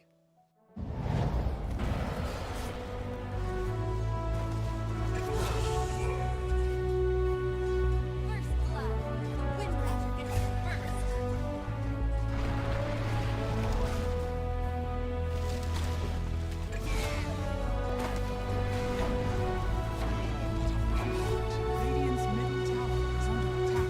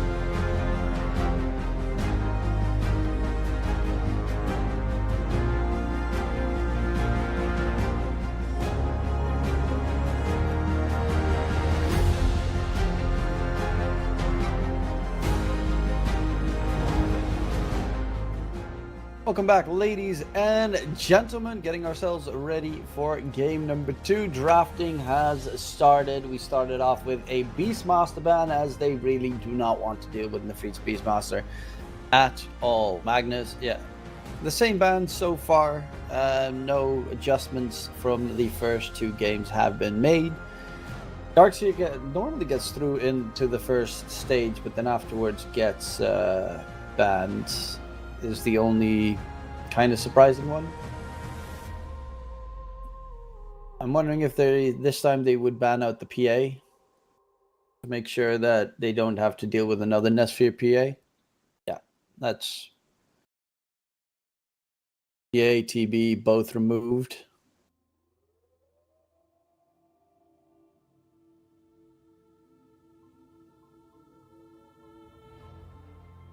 And then it is quite a curiosity on, okay, Primal Beast. I mean, game 1, Primal Beast was really strong. Game 2, slightly less so, but they're going to go for NP first pick. Very likely going to be Nesphere Safe Lane Hero, as they have picked Nesphere Safe Lane Hero twice in a row. Of course, both being the PA in both games. But it's also a Nesphere Hero, and it's strong. It has some flex potential with maybe mid, but normally not mid, and possibly support, but almost always it's a safe lane hero. You build Mjolnir, you cut creep waves, that shenanigan. There are like a lot of teams that go for Night Stalker, for instance, on the opposing side, because you don't really care that much about the MP. You can eat up the creep very easily, and Sprout doesn't touch you once you're level 6, so then you can just fly all over the area. You spot them in the trees as well, which is very important. Interrupt the TP. Zero to Nasty actually pick up Bristleback. Interesting. I mean, they can play it safe. They can play it off lane.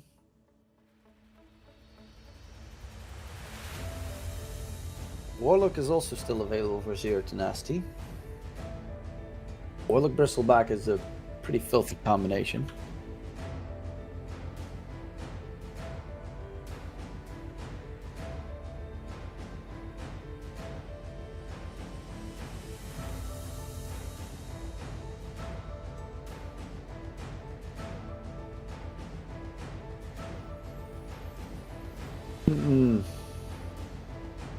What do you feel? Okay, the Monkey King, yeah, Difference played a super Monkey King last game.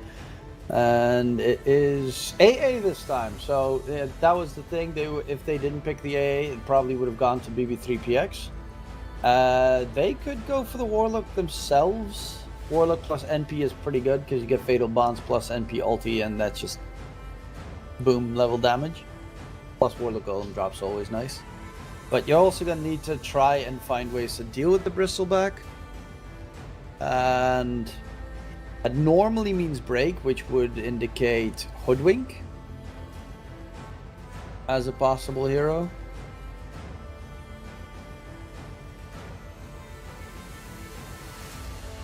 Life Stealer, but you already have your NP. They're going to go Silencer instead. Silencer counters AA to a degree, because the beauty with AA is, of course, the fact that you have Ice Blast, but if you cast Ice Blast and Silencer ulti gets used, the Ice Blast will actually not get thrown out in time, so you have like a really long cast range. And I think one move has a pretty high win rate on Silencer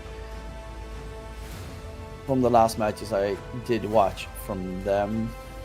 Clockwork. I mean, this time now a Clockwork, but the Silencer Clockwork instead wants to get a catch on the Ancient Apparition. Kind of forces AA to go for a Force Staff, and otherwise you're going to get caught inside the cogs the entire time. Also good against Bristleback, just to keep pushing him away.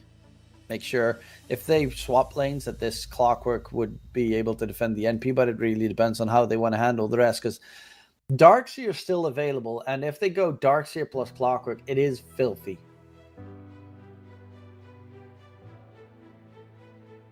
DK likely for Stoikov mid. I think he was like 13-0 in game 1. But obviously, still flex potential. to put it in the safe lane.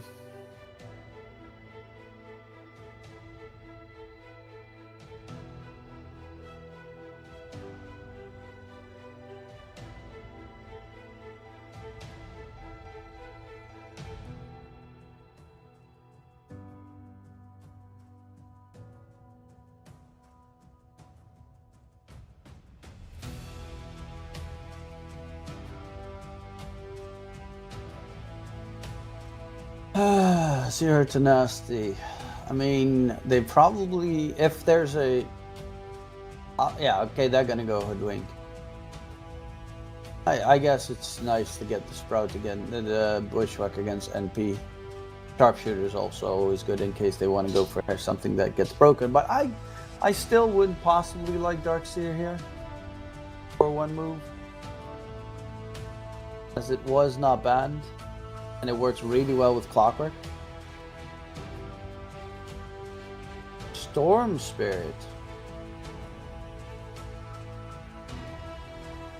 I'm still not sure if this DK is even off lane. DK is mid. Probably ban Puck.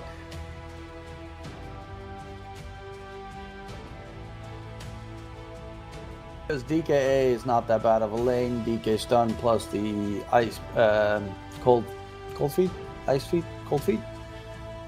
Gets you the stun. Bristleback Hoodwink is a really good lane as well together because of the armor reduction from both of them, and then you just hit them with the Will Spray stacks. But obviously they can also make it a Bristleback safe lane DK mid, if they want to go that route.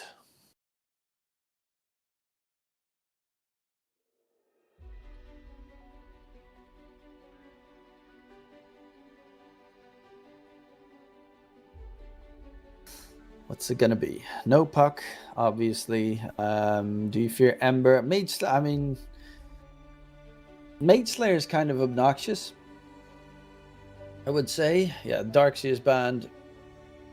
That's such an obvious ban. He also loves playing Brewmaster, which not many other people do, but it got banned last game. Underlord maybe, round number 2. More roots, more catch, more global TP. I mean, with a Storm, NP, Clockwork, and Dark, that hero, Underlord, which does percentage-based damage, which is actually really good against both Bristle and DK.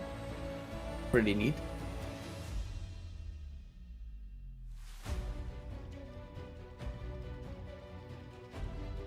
Legion Commander ban? Why would he ever pick Legion Commander in this game? Against AA. You duel, you get Ice Blasted, you die. I know that dueling Bristleback is, like, sort of great, but...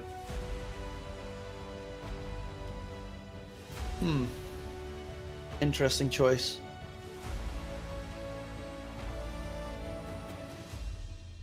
Unless they are planning for, like, Naga Siren safe lane or something. Then I'd understand banning the Legion.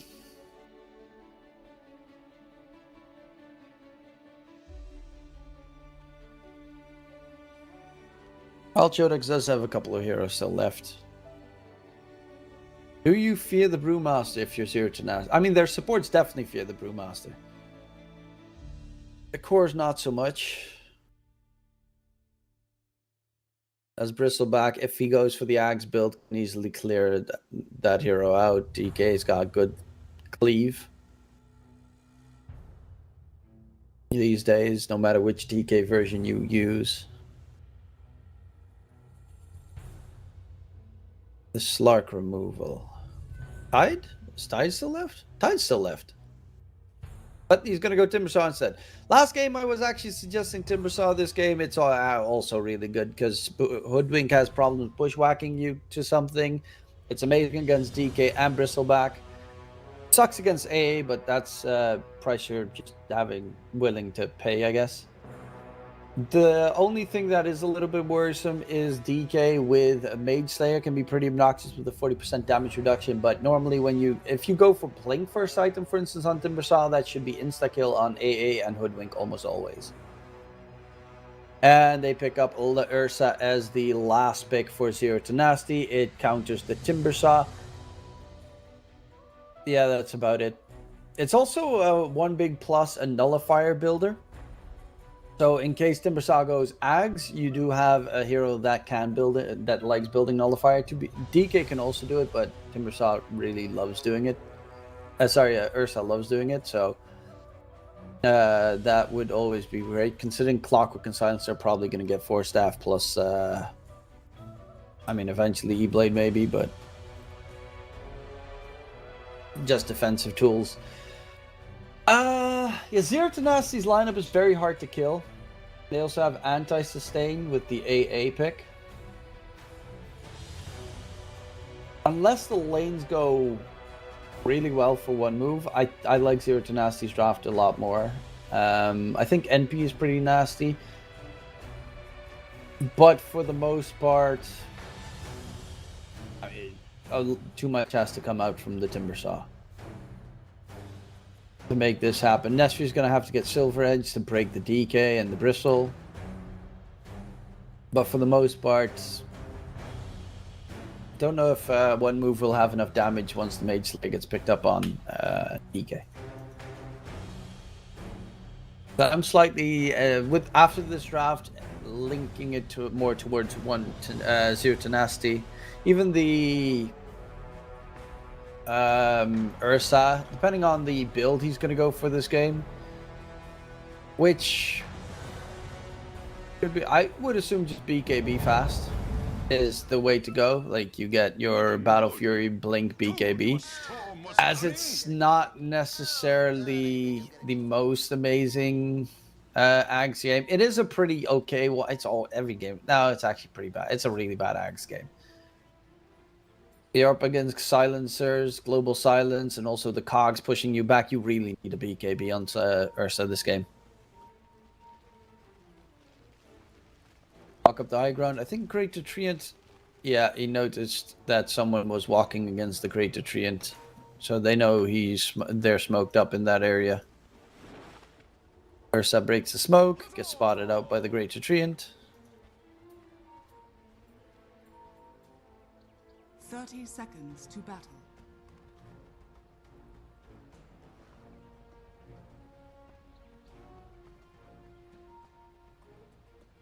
Hopefully for the side of one move, it will be a 2-for-2 trade. It wouldn't be the weirdest if it was going to be 3 for their side. Retsu walking about, seeing if he can grab it, but there is a Clockwork nearby. Oh, actually... The battle begins. Oh no, Chodek should be able to get it in time. And it will be 2-for-2.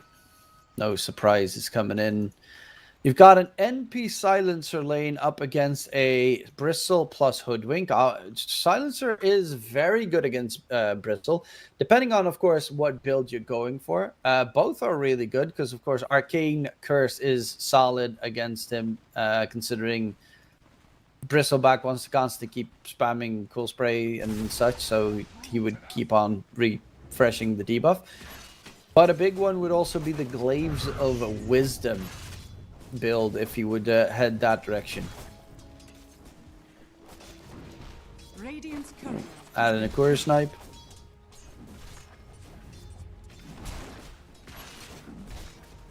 Radiant's courier has been killed. And 2 Courier Snipes for BB3PX at the start. That's insane. So now he just needs to get as much harass going as they will not have any more regen except for the healing self and the tango. Speaking of the healing self, Pablo's dropping low, chased by the Greater Treant in the trees. And first blood for Silencer. Perma-int stolen. Nom nom nom nom nom. Infinitely scaling supports. Oh, Retsu is getting bounced towards the tier 1 tower. It's going to take a couple of hits. It's a really nice catch from Grip Bottom. But it's not going to be anywhere close to scary levels of damage onto this Ursa anytime soon. Ours, not yours.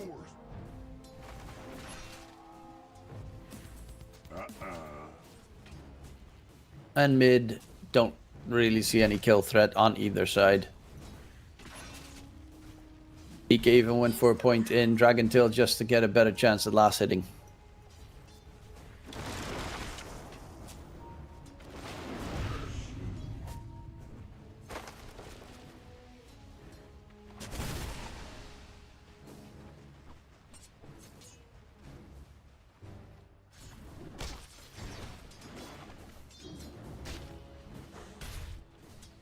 And Retsu, the last big Ursa, having so far a great time. Difference. But he still has water runes to fill his bottle with. So he should be A-okay for the most part as well, while bottom lane is just a little bit of an annoyance against Retsu. But that bottom lane just can't push him out. Unless AA walks away or AA gets too close, there should not be a kill happening for the most part. Speaking of kills, top lane, Pablo dies once more. The lane is dragged all the way towards the tier 1 tower, giving Nefrit some farm chance. And it is a very good game to get big stacks on the Radiant side. Dire, significantly less so, but Radiant really need huge stacks.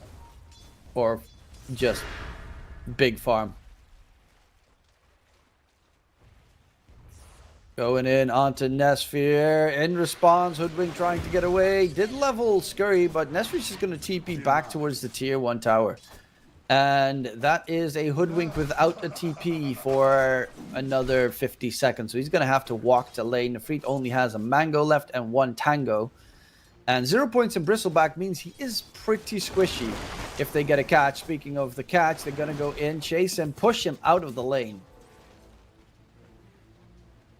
And top is a lot more of a disaster. Well, it's not necessarily that bad because he still has pretty good last hits on Nefrit, but getting bullied out is never great. And Pablo knows if he goes back to top, he's very likely just going to keep feeding. So is stacking the Ancients in the meantime.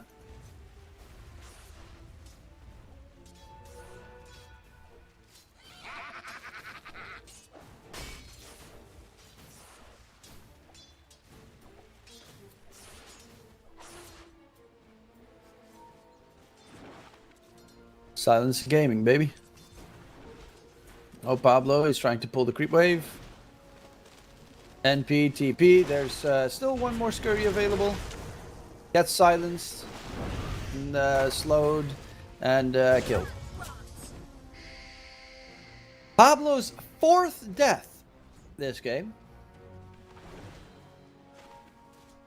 2 for the silencer and 2 for the NP. Which puts Silence at a 4 brain drain situation. Taking the gateway bottom. Looking for a possible gank onto maybe Retsu or LeBron now that it is nighttime. They also have a TP from NP if needed, I think. No, that's going to be on cooldown. Jump out. Retsu gets back. And we'll be just fine.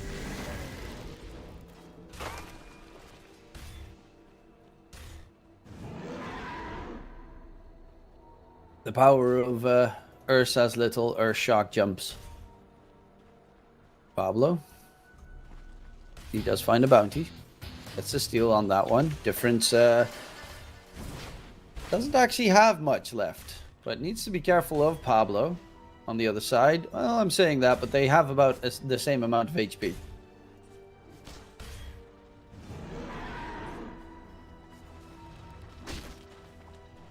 Rune's about to spawn. Difference is clearing up the creep wave to get level 6.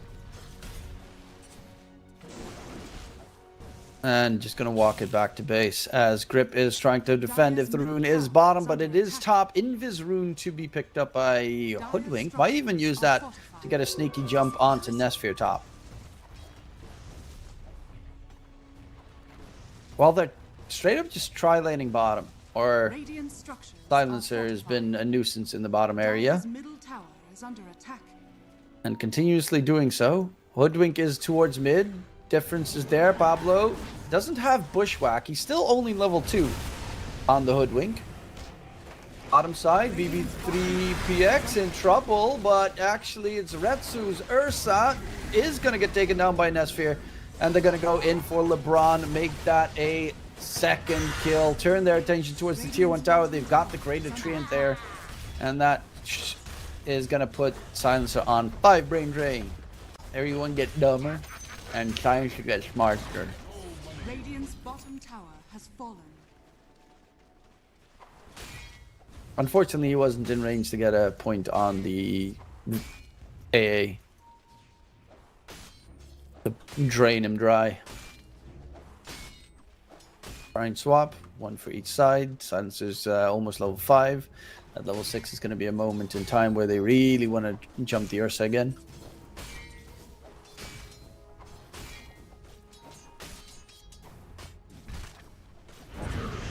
As Nefrit Bristle on the run, slowed down. Can they get the catch? Viscous Nasal Goo, AoE, Snot Rocket going ham, but there's the zip in from different skill gets secured. Pablo tried to help out, might get a kill. Neutrals get the kill onto BB3PX. So they get nothing out of it. 2 kills secured. Silencer stole another Inti Binti. Dire's middle tower is under attack. Dire's middle tower. And Chodex is just trying to block them out of the area on the Timber Saw. Considering he's up against a lane that should be where... Oh, rotation in, but big TPs. Nesphere actually might have gone a little bit too deep there on the TP. Losing his life, they find a kill onto LeBron, but they cost them 2 very big, well, especially Nesphere, a very big kill. Chodex is on the run. Stoikov with the amplified damage rune chasing after the Timber Saw. And he needs to throw out the Twisted Chakram and the Chakram just to try and get out a dodge. Bushwhack to the trees. Another kill secured. 3 kills for Zero to Nasty. The only 3 kills they managed to secure, but absolutely huge ones. Half HP Nesphere TPing next to the enemy's tier 2 tower. Way too deep.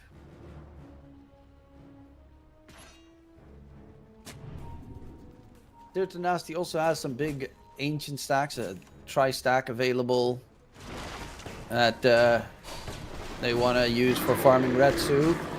He's got Earthshock, is going to get the jump over, zip in from difference, no TPs. They know there are no TPs on the Radiant side, as of course they use them bottom lane. And Ursa also TP top, so once he respawns has to make a little bit of a walk of shame happen.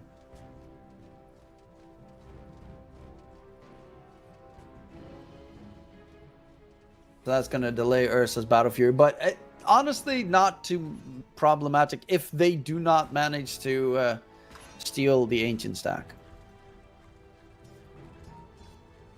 Dire are scanning. Then again, even if they, like, DK can steal the Ancient, you can take the Ancient stack, Bristle can take the Ancient stack. Speaking of Bristle, he's going for the load sword first Earth, just like Chodex did last game.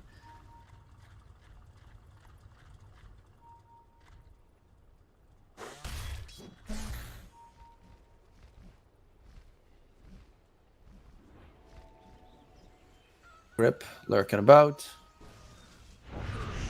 in the Radiance Triangle. They want to clear these stacks. I mean, the Ancient stack is rough, but the neutral stack of neutral double stack should be doable for difference at least. But yeah, clearing the Ancient stack is going to be very rough. Maybe with NP ulti and if he's got Maelstrom, but they're actually going to go in for LeBron. Top side, Global Silence gets used. They back off. Lots of damage coming in quickly, and they get the kill picked up. They won't have Global now on one move if they want to take another fight. Clockwork's still a full level away from his level 6. And they're going to need that hook shot soon.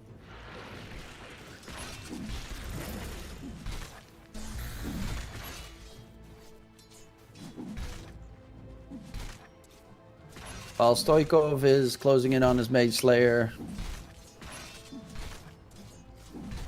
And Difference is even giving that mid lane just so that Grip can get the level 6 faster.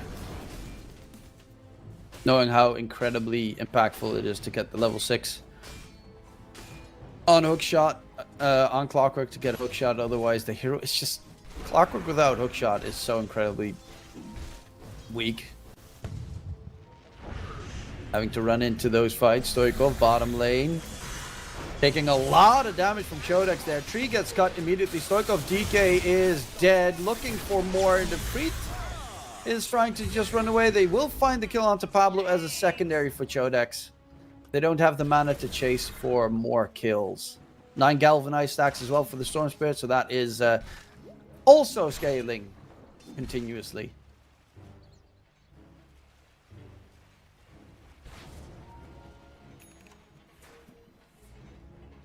But the Battle Fury on Ursa is 350 gold away from being cleared. And once that is picked up, the Ancient Stack should be his, and he should just jump up 1,000 net worth in the charts. With, I think it's a quad stack.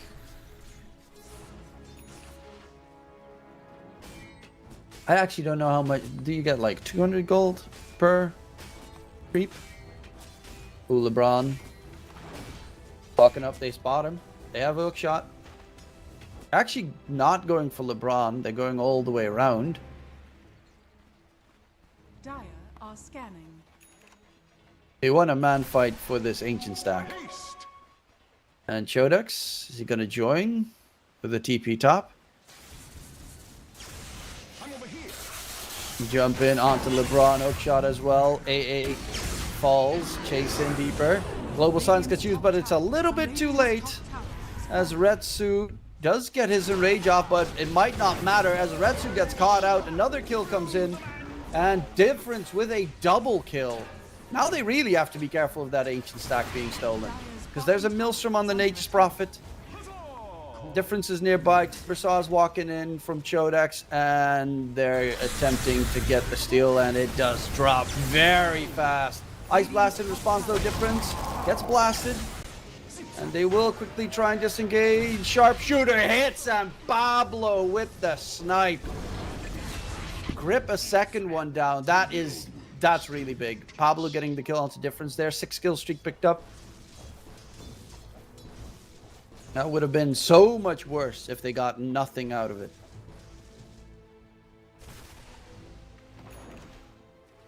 Now, of course, if you die on the Storm Spirit, you lose galvanized stacks. Harmful. That's for your stop net worth, but only by about 1,000. Everyone else is neck on neck with their opponent's roll. Well, close. Clockwork's a little bit behind the enemy's pulse 5, but that's because PB3PX is a lot higher on the chart with 10 stolen int. Tormentors are going to be up in about 30 seconds. Going to be a very important objective for both these teams.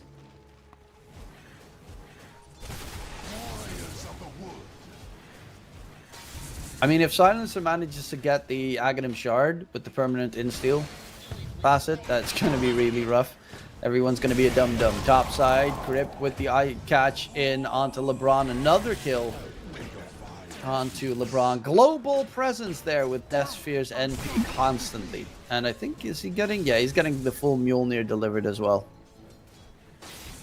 Boom, there it goes. Dire scans, the Tormentor. Oh, Pablo actually got spotted. Zip in onto Pablo, drag back. Kill goes to Nesphere with the NP ulti. Classic safe laner situation, and they're gonna go for the Tormentor bottom. Jetpack is pretty nice, but at this stage I just want it to be on Silencer so he makes everyone a dum-dum in this game. It is going to go to the Clockwork. Yeah, Jetpack's also good. Gotta always be careful of Ice Blast. Surprisingly, they didn't randomly throw one.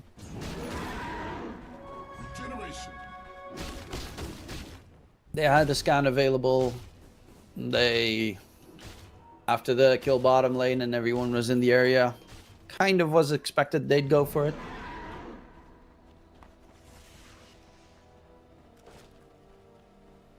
Oh, Grip's trying to get deep wards. Retsu? Grip is here alone. Oh, Blink Dagger reveal on the Ursa. Gets the Blink out to the side. Nefrit is joining in the fun. And they want to get the catch onto Clockwork, but he's just possibly TPing away if it's needed.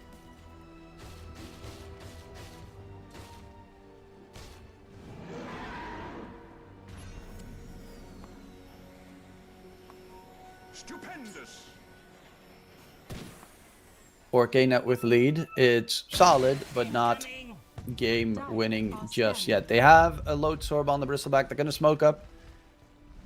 Heading out towards top. They're still tier 1 tower. They want to get that Roshan as well because they have Ursa. Dire side isn't great at taking Roche. Actually, very weak at taking Roche. Grip is flying about. Smoke breaks. LeBron gets spotted. Smoke gang fails. Grip gets jumped. The moment I say Smoke gang fails, he is standing there lurking, waiting for them. On the side, difference. Going in for the zip against Pablo. Buyback from the Clockwork. And they will find a kill with Chodex going deep against Retsu. Yule Scepter being used onto the Ursa. He's low on HP, has no enrage available. Difference, does he have the damage? Yes, he does. Difference needs to get himself out of that. Hookshot onto 2. Big catch from Grip with that buyback. Heading towards the Roche pit potentially. Nefrita is going to get the TP attempt out. Battery Assault not going to connect, but that should get them in towards the Roche pit. Actually, BB3PX is dropping to Roche right now because of a bushwhack from Pablo, but Pablo ball back. If they catch Pablo, that would be a nice dieback coming in, and they spot him in the trees. Pablo's trying to run away. Bushwhack's going to connect, but not onto the Clockwork, and with the Timber charging forward. Chodex is now dominating. 613 on the Timber shot. Take the tier 1 tower mid.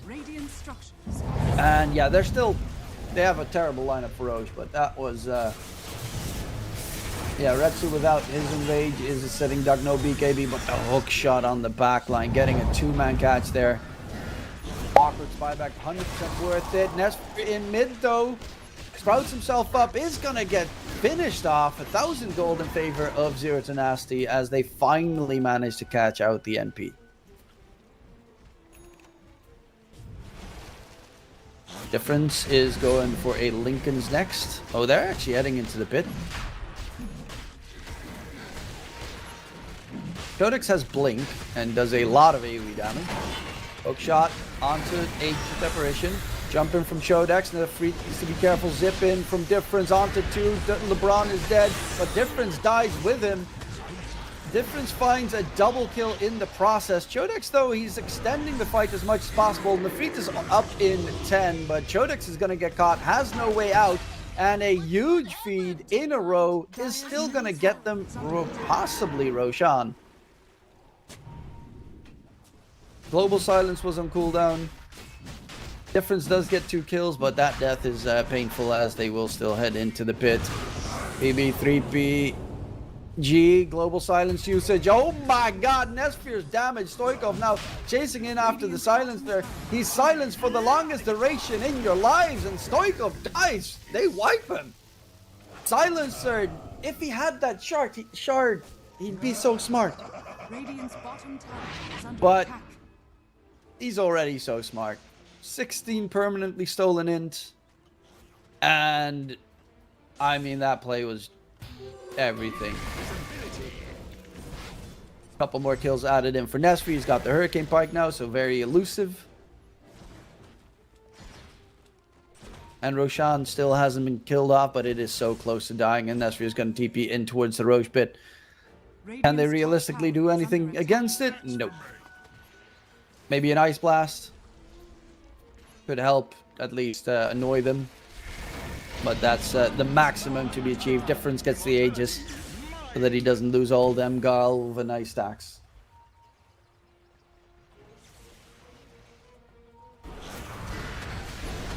On the side, Chodex, Ice Blast. He is going to get clipped and has the debuff on him, so there's no way out. Going for the Aghanim Scepter next on Chodex. They don't have a Yules on the Radiant side, right?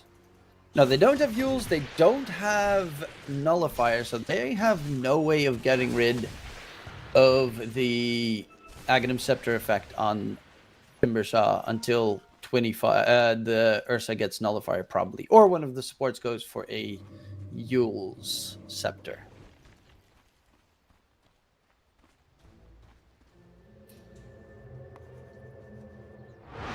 Difference is close to the Lincolns. Gonna help against the DK. Honestly, it's primarily what DK stun. Yeah, that's it. It's DK stun, Hoodwink Rod of Athos. Global Silence gets used on towards Ursa, top lane. They blow up Ratsu, can't get the cast off and rage off. Still 700 gold away from his BKB. Another Nesphere kill. The NP is all over the place. Global Silence, Global Wrath of Nature, Global TP, Zip from miles away, Hook Shot, Rocket Flare, Rocket Flare Global, Hook Shot close to Global. And even the Timber Chain with the Blink Dagger, Timber Chain, massive amounts of range. They just get that overwhelming jump on one move, and Zero to Nasty are never in a position where they're ready to fight. Their BKBs are still being built up. They almost have 3 BKBs available though, which could be a very big difference maker. Pablo on the run. Difference, can he catch him? The evasion coming in from the Hoodwink. Innate ability, up the high ground, Difference knows where he's lurking. Oh, Pablo. But Pablo gets caught in the end. God, them scurries.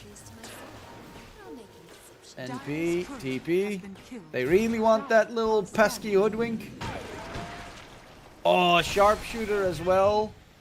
The Fit's charging forward, and Grip has to turn it around because they just got lurked, kited, and now Grip's gonna get killed.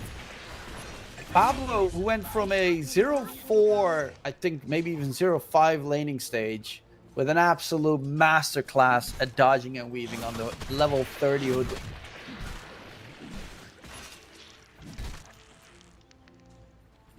That was quite a show.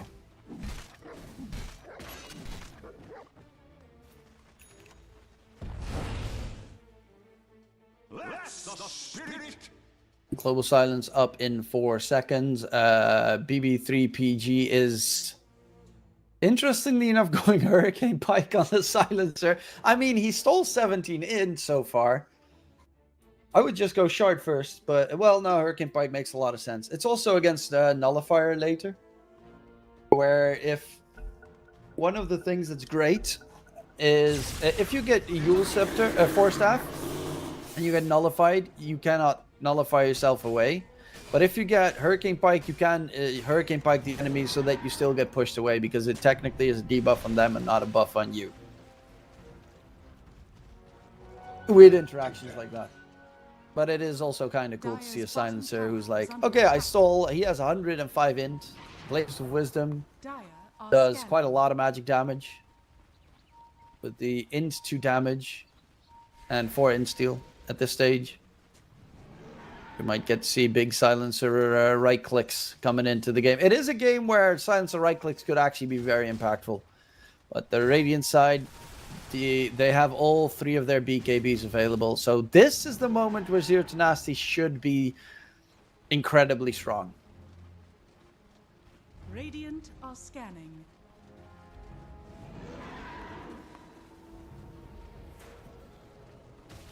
I'm not opposed to taking the occasional bounty.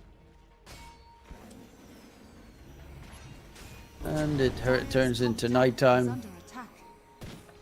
Tormentor should spawn soon enough. Nesphere is pushing bottom wave, so it's going to force everyone to try and defend it. Speaking of which, they're going to take the gateway all behind him. And of course, the Tormentor will almost be up, so they'll be looking to steal that Tormentor. But does Nesphere know that they're this incredibly close by? Radiant structures are fortified. Or Chodex. Chodex has Ags though. He has Ags, Yules, so a lot more survivable. Yeah, they know that their Tormentor's still not up.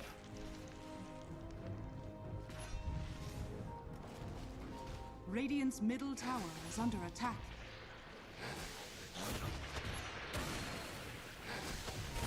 Tormentor has respawned. And they're gonna head towards that direction on Zero to Nasty. They do have, of course, that global shenanigan with if they rocket flare the area, hit him with the Nate's Prophet ulti, you take a lot of damage. NP has Revenant's Brooch done, so it's a lot of magic damage even. Global Silence, big zip. they attempt to go for the Tormentor, it might hurt them really heavily. Smoke is going to get broken. Bushwhack connection onto Clockwork. He's going to be the one getting jumped. Global Silence gets used on the side. Chase in for the Hoodwink. They lose grip. Buys back immediately. Chodex has his Aghanim Scepter going on. BB3PX. Ice Blast is not going to connect, but he is going to get taken down. The Freak almost gets blown up by Chodex. The backline chase from Nesphere, though, is going for the DK, who's taking too much magic damage in the process. DK is not as tanky as he would like. Difference, the Ice Blast debuff has ended. They find 4 kills chasing after possibly Nefrit. Can they even catch up to him? Nesphere does have a teleportation. And Difference even goes for the zip with that Arcane Rune. Is dropping very low, but not low enough. Chodex gets the kill. They fully team wipe them. It cost them their 2 supports and a buyback. And they could go for the Tormentor, but they're going to back off for the time being. 23 Galvanized stacks, Silencer, 18 Brain Drain. He only got 1 for that fight. Well, he did die pretty fast. Radiant's bottom tower has fallen.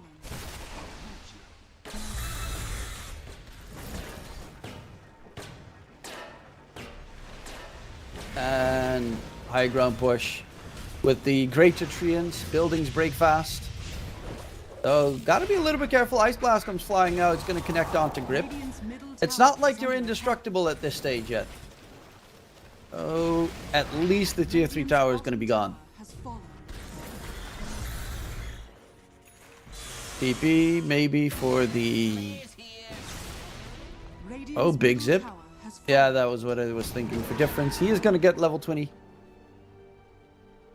Because of the Shrine of Wisdom yoinked.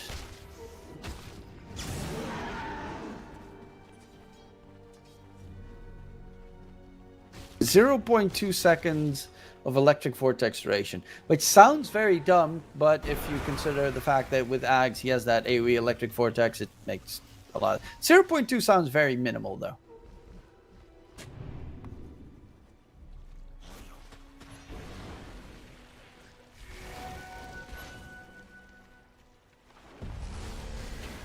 And Nesfi also hit level 25. Would assume the Wrath of... Oh, went for the Sprout damage talent instead of the Wrath of Nature cooldown. I actually don't know what you normally get. Feels like Wrath of Nature cooldown is pretty nice for just farming speed increase. Is going for the Butterfly next.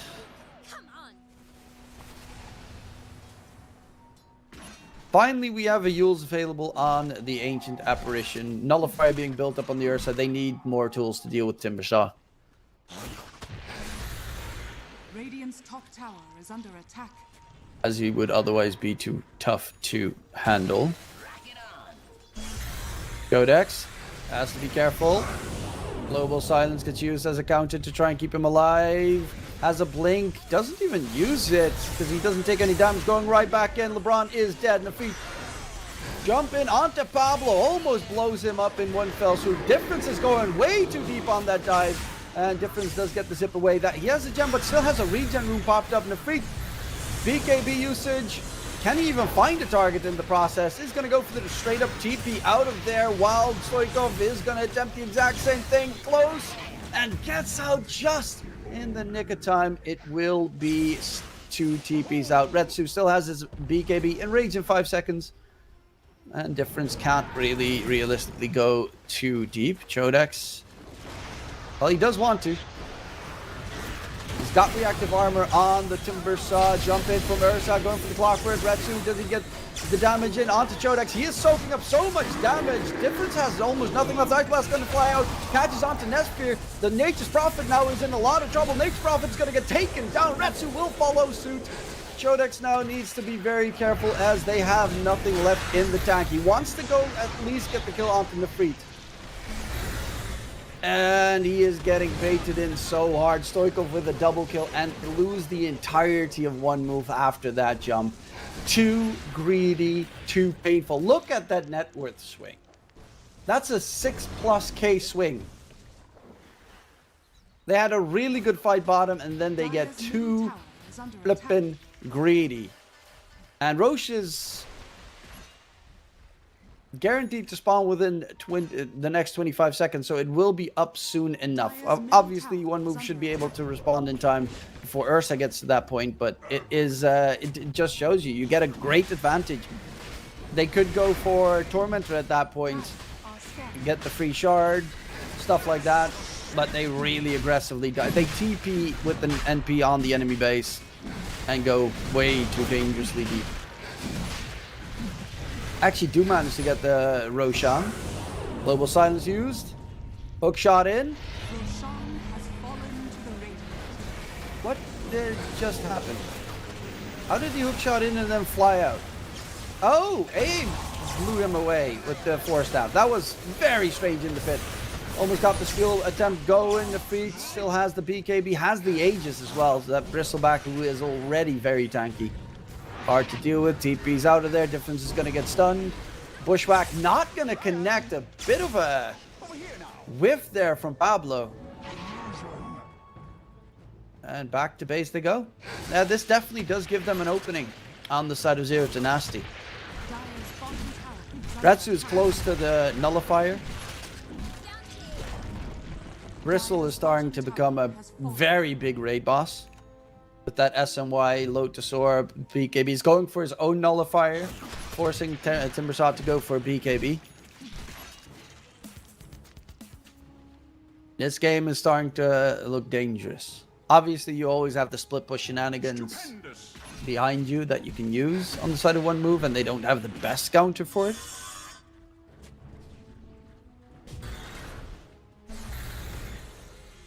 Such an advantage.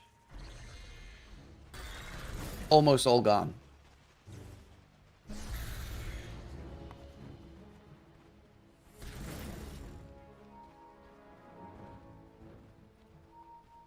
Dire's bottom tower is under attack.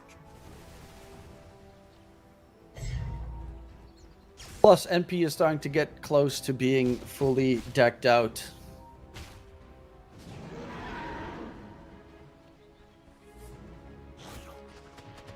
Difference one, Scythe of Vice. Okay, he first queued up that he wants to go for the Ags, but Scythe of Vice makes sense in case Ursa wants to go for the Aghanim Scepter himself. Because if Ursa has Ags and you get hexed, you can't use Enrage, but if you get hit by the AoE Electric Vortex, you can Enrage.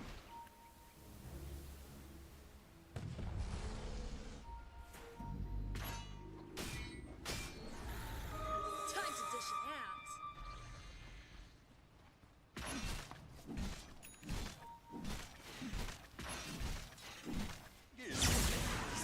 No Retsu nearby.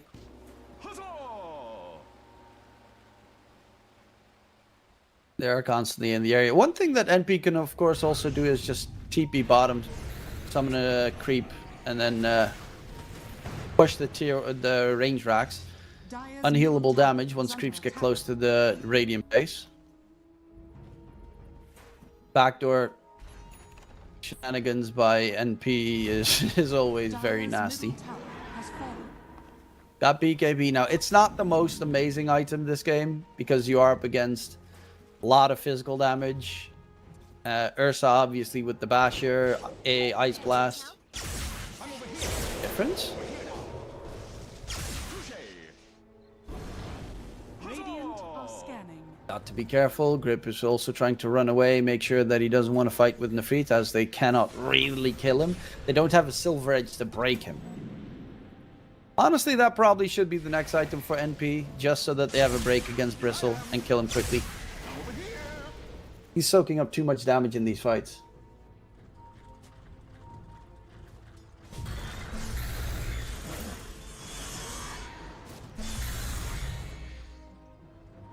And bottom lane, they are going to go for the Tormentor. Difference, got to be careful. Tormi is the target. Difference gets a free shard. Overload. Good. Solid. BB3PX on the silencer now has Hurricane Pike. Still doesn't have the shard. Dire's middle tower is under attack. And they're going to go high ground with 1 minute left on the Aegis. Chip in. Lots of damage, actually, just from the storm. Damn. Sit back. Lincoln's got pop. Chodex gets the first life of Bristle cleared out. Hook shot in. Bristle is going to get pushed towards the Dire side. Goes in aggressively there. A little bit overzealous with his approaches. Zip forward. Nafrit gets the TP away. And the Aegis was gone. Almost took down the tier 3 tower in the process. As Nesfir has queued up that he wants to go for Silver Edge.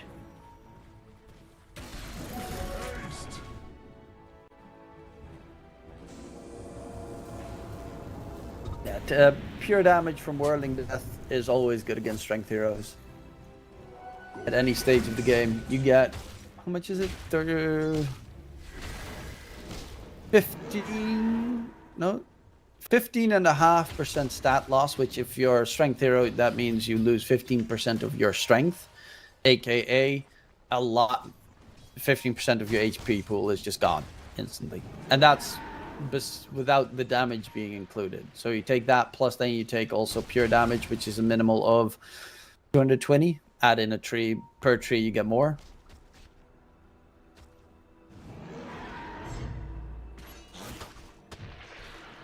Storm Spirits, level 25 is closing in. Overload attack bounce with the shard is nuts how much damage that is. NP with the Treant level 25 HP damage talent is insane for backdooring.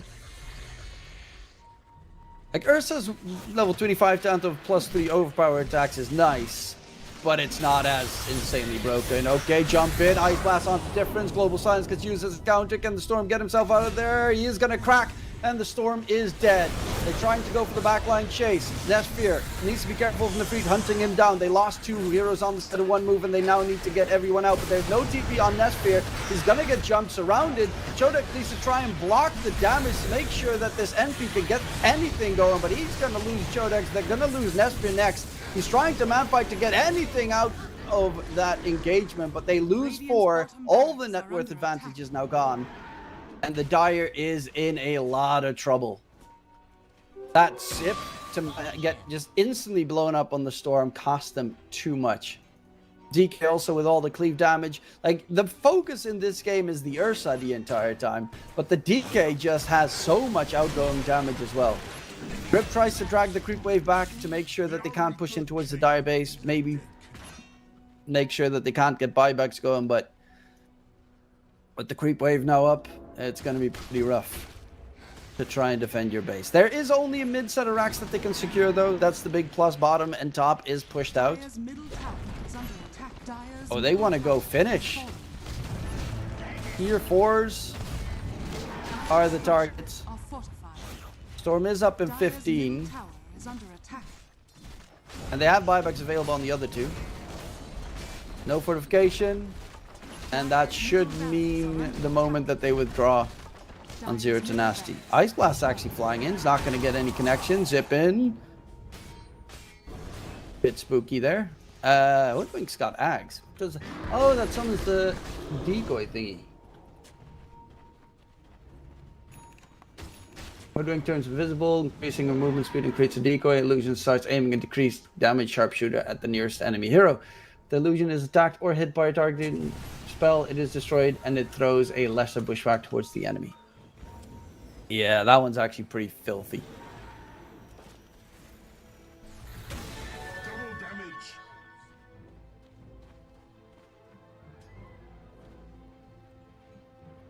Smoked up, hoping someone walks out of position. They still have buybacks available on both. Let me see who actually has buybacks available. On the Dire side, Storm, everyone except for Clockwork has a buyback. On Radiant side, everyone, only Stoikov has a buyback. Retsu's very close, though. He just needs a kill. And the Radiant base is constantly defended by LeBron, as they are still doing split push shenanigans. Hey, I'm easily distracted. Dire's bottom tower is under attack. Abyssal Blade done on Nefrit. Ursa has his Abyssal Blade as well. LeBron built Dagon just to one-shot the NP creeps. And they're going to go for Roche. That's Refresher, Cheese, Banner, Aegis Roche. That's top level god tier Roche. And Nesfir now needs to quickly get out. Ice Blast is going to clip him. Is going to go for the TP attempt. Pushback misses. Oh, Pablo. That's a lucky break.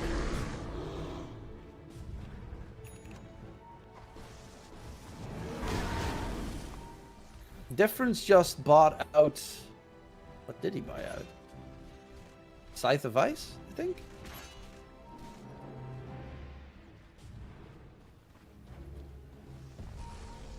I'm trying to find his courier. I don't think it died. Regeneration. Does he just randomly have a tiara of Selemene?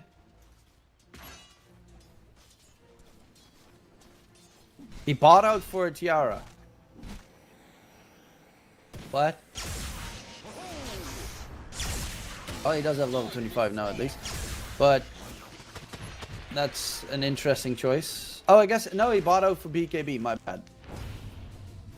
Even though BKB is nice, it's not like that superbly amazing, considering you're up against Abyssal, Ice Blast. Rock it on.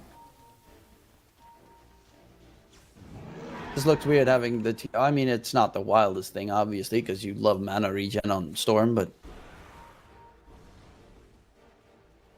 He needs buyback money, which is about 800 gold away. 1800, which is the Tiara of Salamene. That's why it looks weird.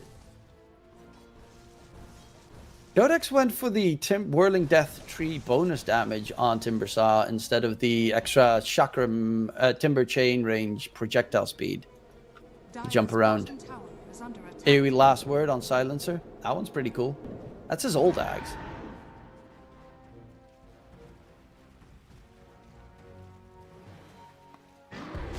And he's going for a Refresher.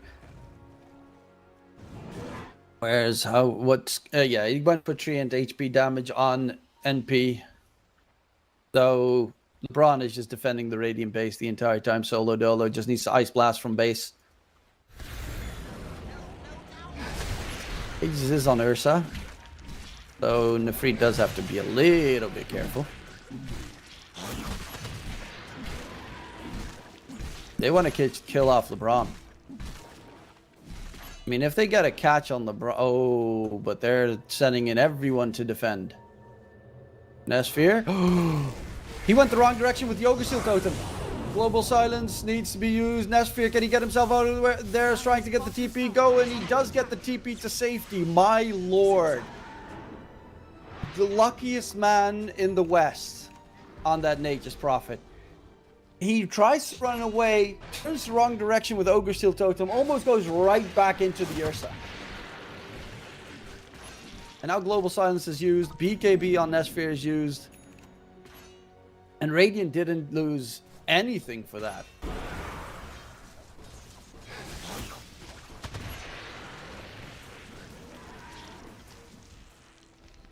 I think they're starting to feel a little bit of the stress at this stage on both sides.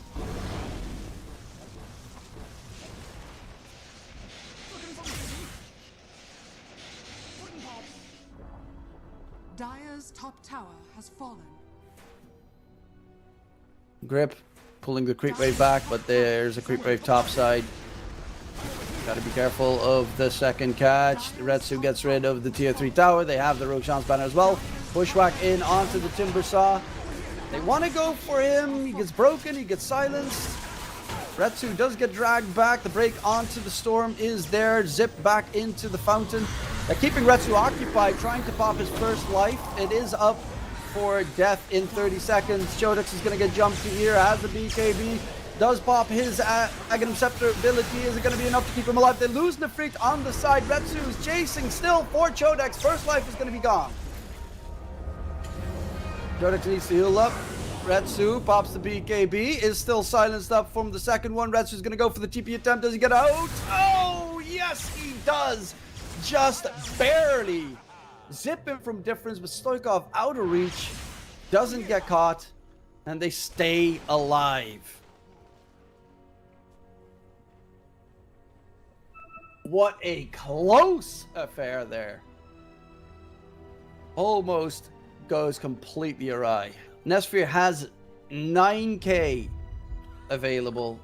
That is, let's see, how much is the Silver Edge? He's 600 gold away from Silver Edge and buyback.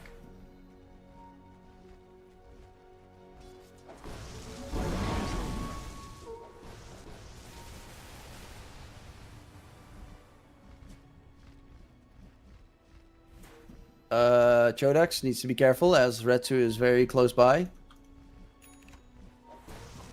They do have the Silver Edge now done. They're going for LeBron.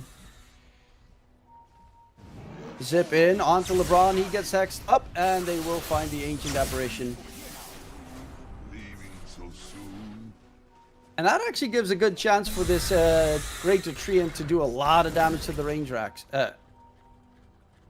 Yep, that's unhealable damage. Radiant's bottom Boom! barracks are under 3 hits is all it needs to kill off the range racks. Radiant's bottom barracks has And fallen. melee racks is dropping low as well. Hurricane Pike needs to be used on the Treant. My lord, that backdoor potential.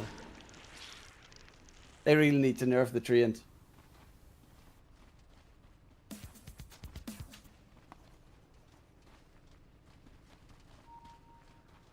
Radiant are Tormentor scattered. bottom is available. Does anyone still need shard? I guess. Oh, Silencer still doesn't have a shard. You want to go in on the feet? There's going to be a lot of damage coming through. Nesphere, though, from behind, chased after by the Ursa. Has the Ogre Seal Totem out of there. Hurricane Pike, can he get out? Yule Scepter comes in, but the Abyssal Blade bash onto Nesphere. He's going to get ice blasted momentarily, in a lot of trouble. Is going to get taken down. Has a buyback available if they want to re-engage. Shodex with the AoE damage onto Retsu. The Ursa's going to get taken down. Buyback by the Nate's Prophet. TP back into the fray. Where is he going to be going? He's actually going to go for the back door, bottom side. While his team is continuing the fight, Chodex is going to get bashed up, zipping onto Stoikov. BB3PX has stolen 72 damage in that fight. He's trying to pump out more. Difference gets Dagon down. BB3PX almost takes down Pablo, but dead he goes. And bottom MP, I don't really understand the TP. Going in, Chodex gets ice blasted. There's going to be Nesphere going for LeBron. Now he's going to get stunned. Silver Edge dodge, but the Abyssal Blade hit onto Chodex is going to kill him off. And now Nesphere with that Silver Edge is on the run. Broken is the Bristleback, but the DK stun onto the Nature's Prophet. Is he going to be able to get the kill onto Nesphere? He needs to get himself out of there. Silver Edge is up again. Does get the Silver Edge going, needs to get a TP back to base. Do they have any detection in the area? It seems they do have a gem onto Pablo, but he's going to get the TP to base. But that is baffling to me. That fight, they kill off Ursa, and Nesphere TP's bottom lane to not even kill the melee racks. That's a dieback onto Timbersaw. Storm doesn't have a buyback for 500 gold. Now they need to hold on with 2 heroes for at least 30 seconds. He does have a buyback available on the Clockwork,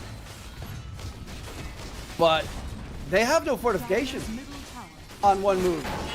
It's all going down. There's going to be an attempt on Retsu. The Ursa pops the BKB in range. He's just going to finish it off, and it's Zero Tenacity that steal away the win from one move. An absolutely diabolical throw coming out from one move, and a huge win for Zero Tenacity, because currently Group A was so close. This puts them in a position where the only one I think that can actually take they might actually be through now. It is very close. I'm gonna have to check. Quantum is eliminated. Apple City Gang is through to the next stage. Zero Tenacity is now also 2-1, which I think they are actually also through. So it's going to be on one move to win both series tomorrow to take the slot from Y5 if they want to make it through. Yep, that is the case. So one move has to win tomorrow against Quantum and Y5 if they want to make it through to the playoffs. that was a series. That was a game 3. It had a lot in it. Unfortunately, for one move, they did not really come through with the advantage that they gained, but a great job from Zero to Nasty to qualify for the playoffs. That does conclude it for today. I will be back here on the CCT channel tomorrow for 3 series in a row, the last 3 of the group stage. My name is DK Truman. Hopefully you enjoy the show, and we will be back for more Dota tomorrow. And in case we don't see you, good afternoon, good evening, and good night.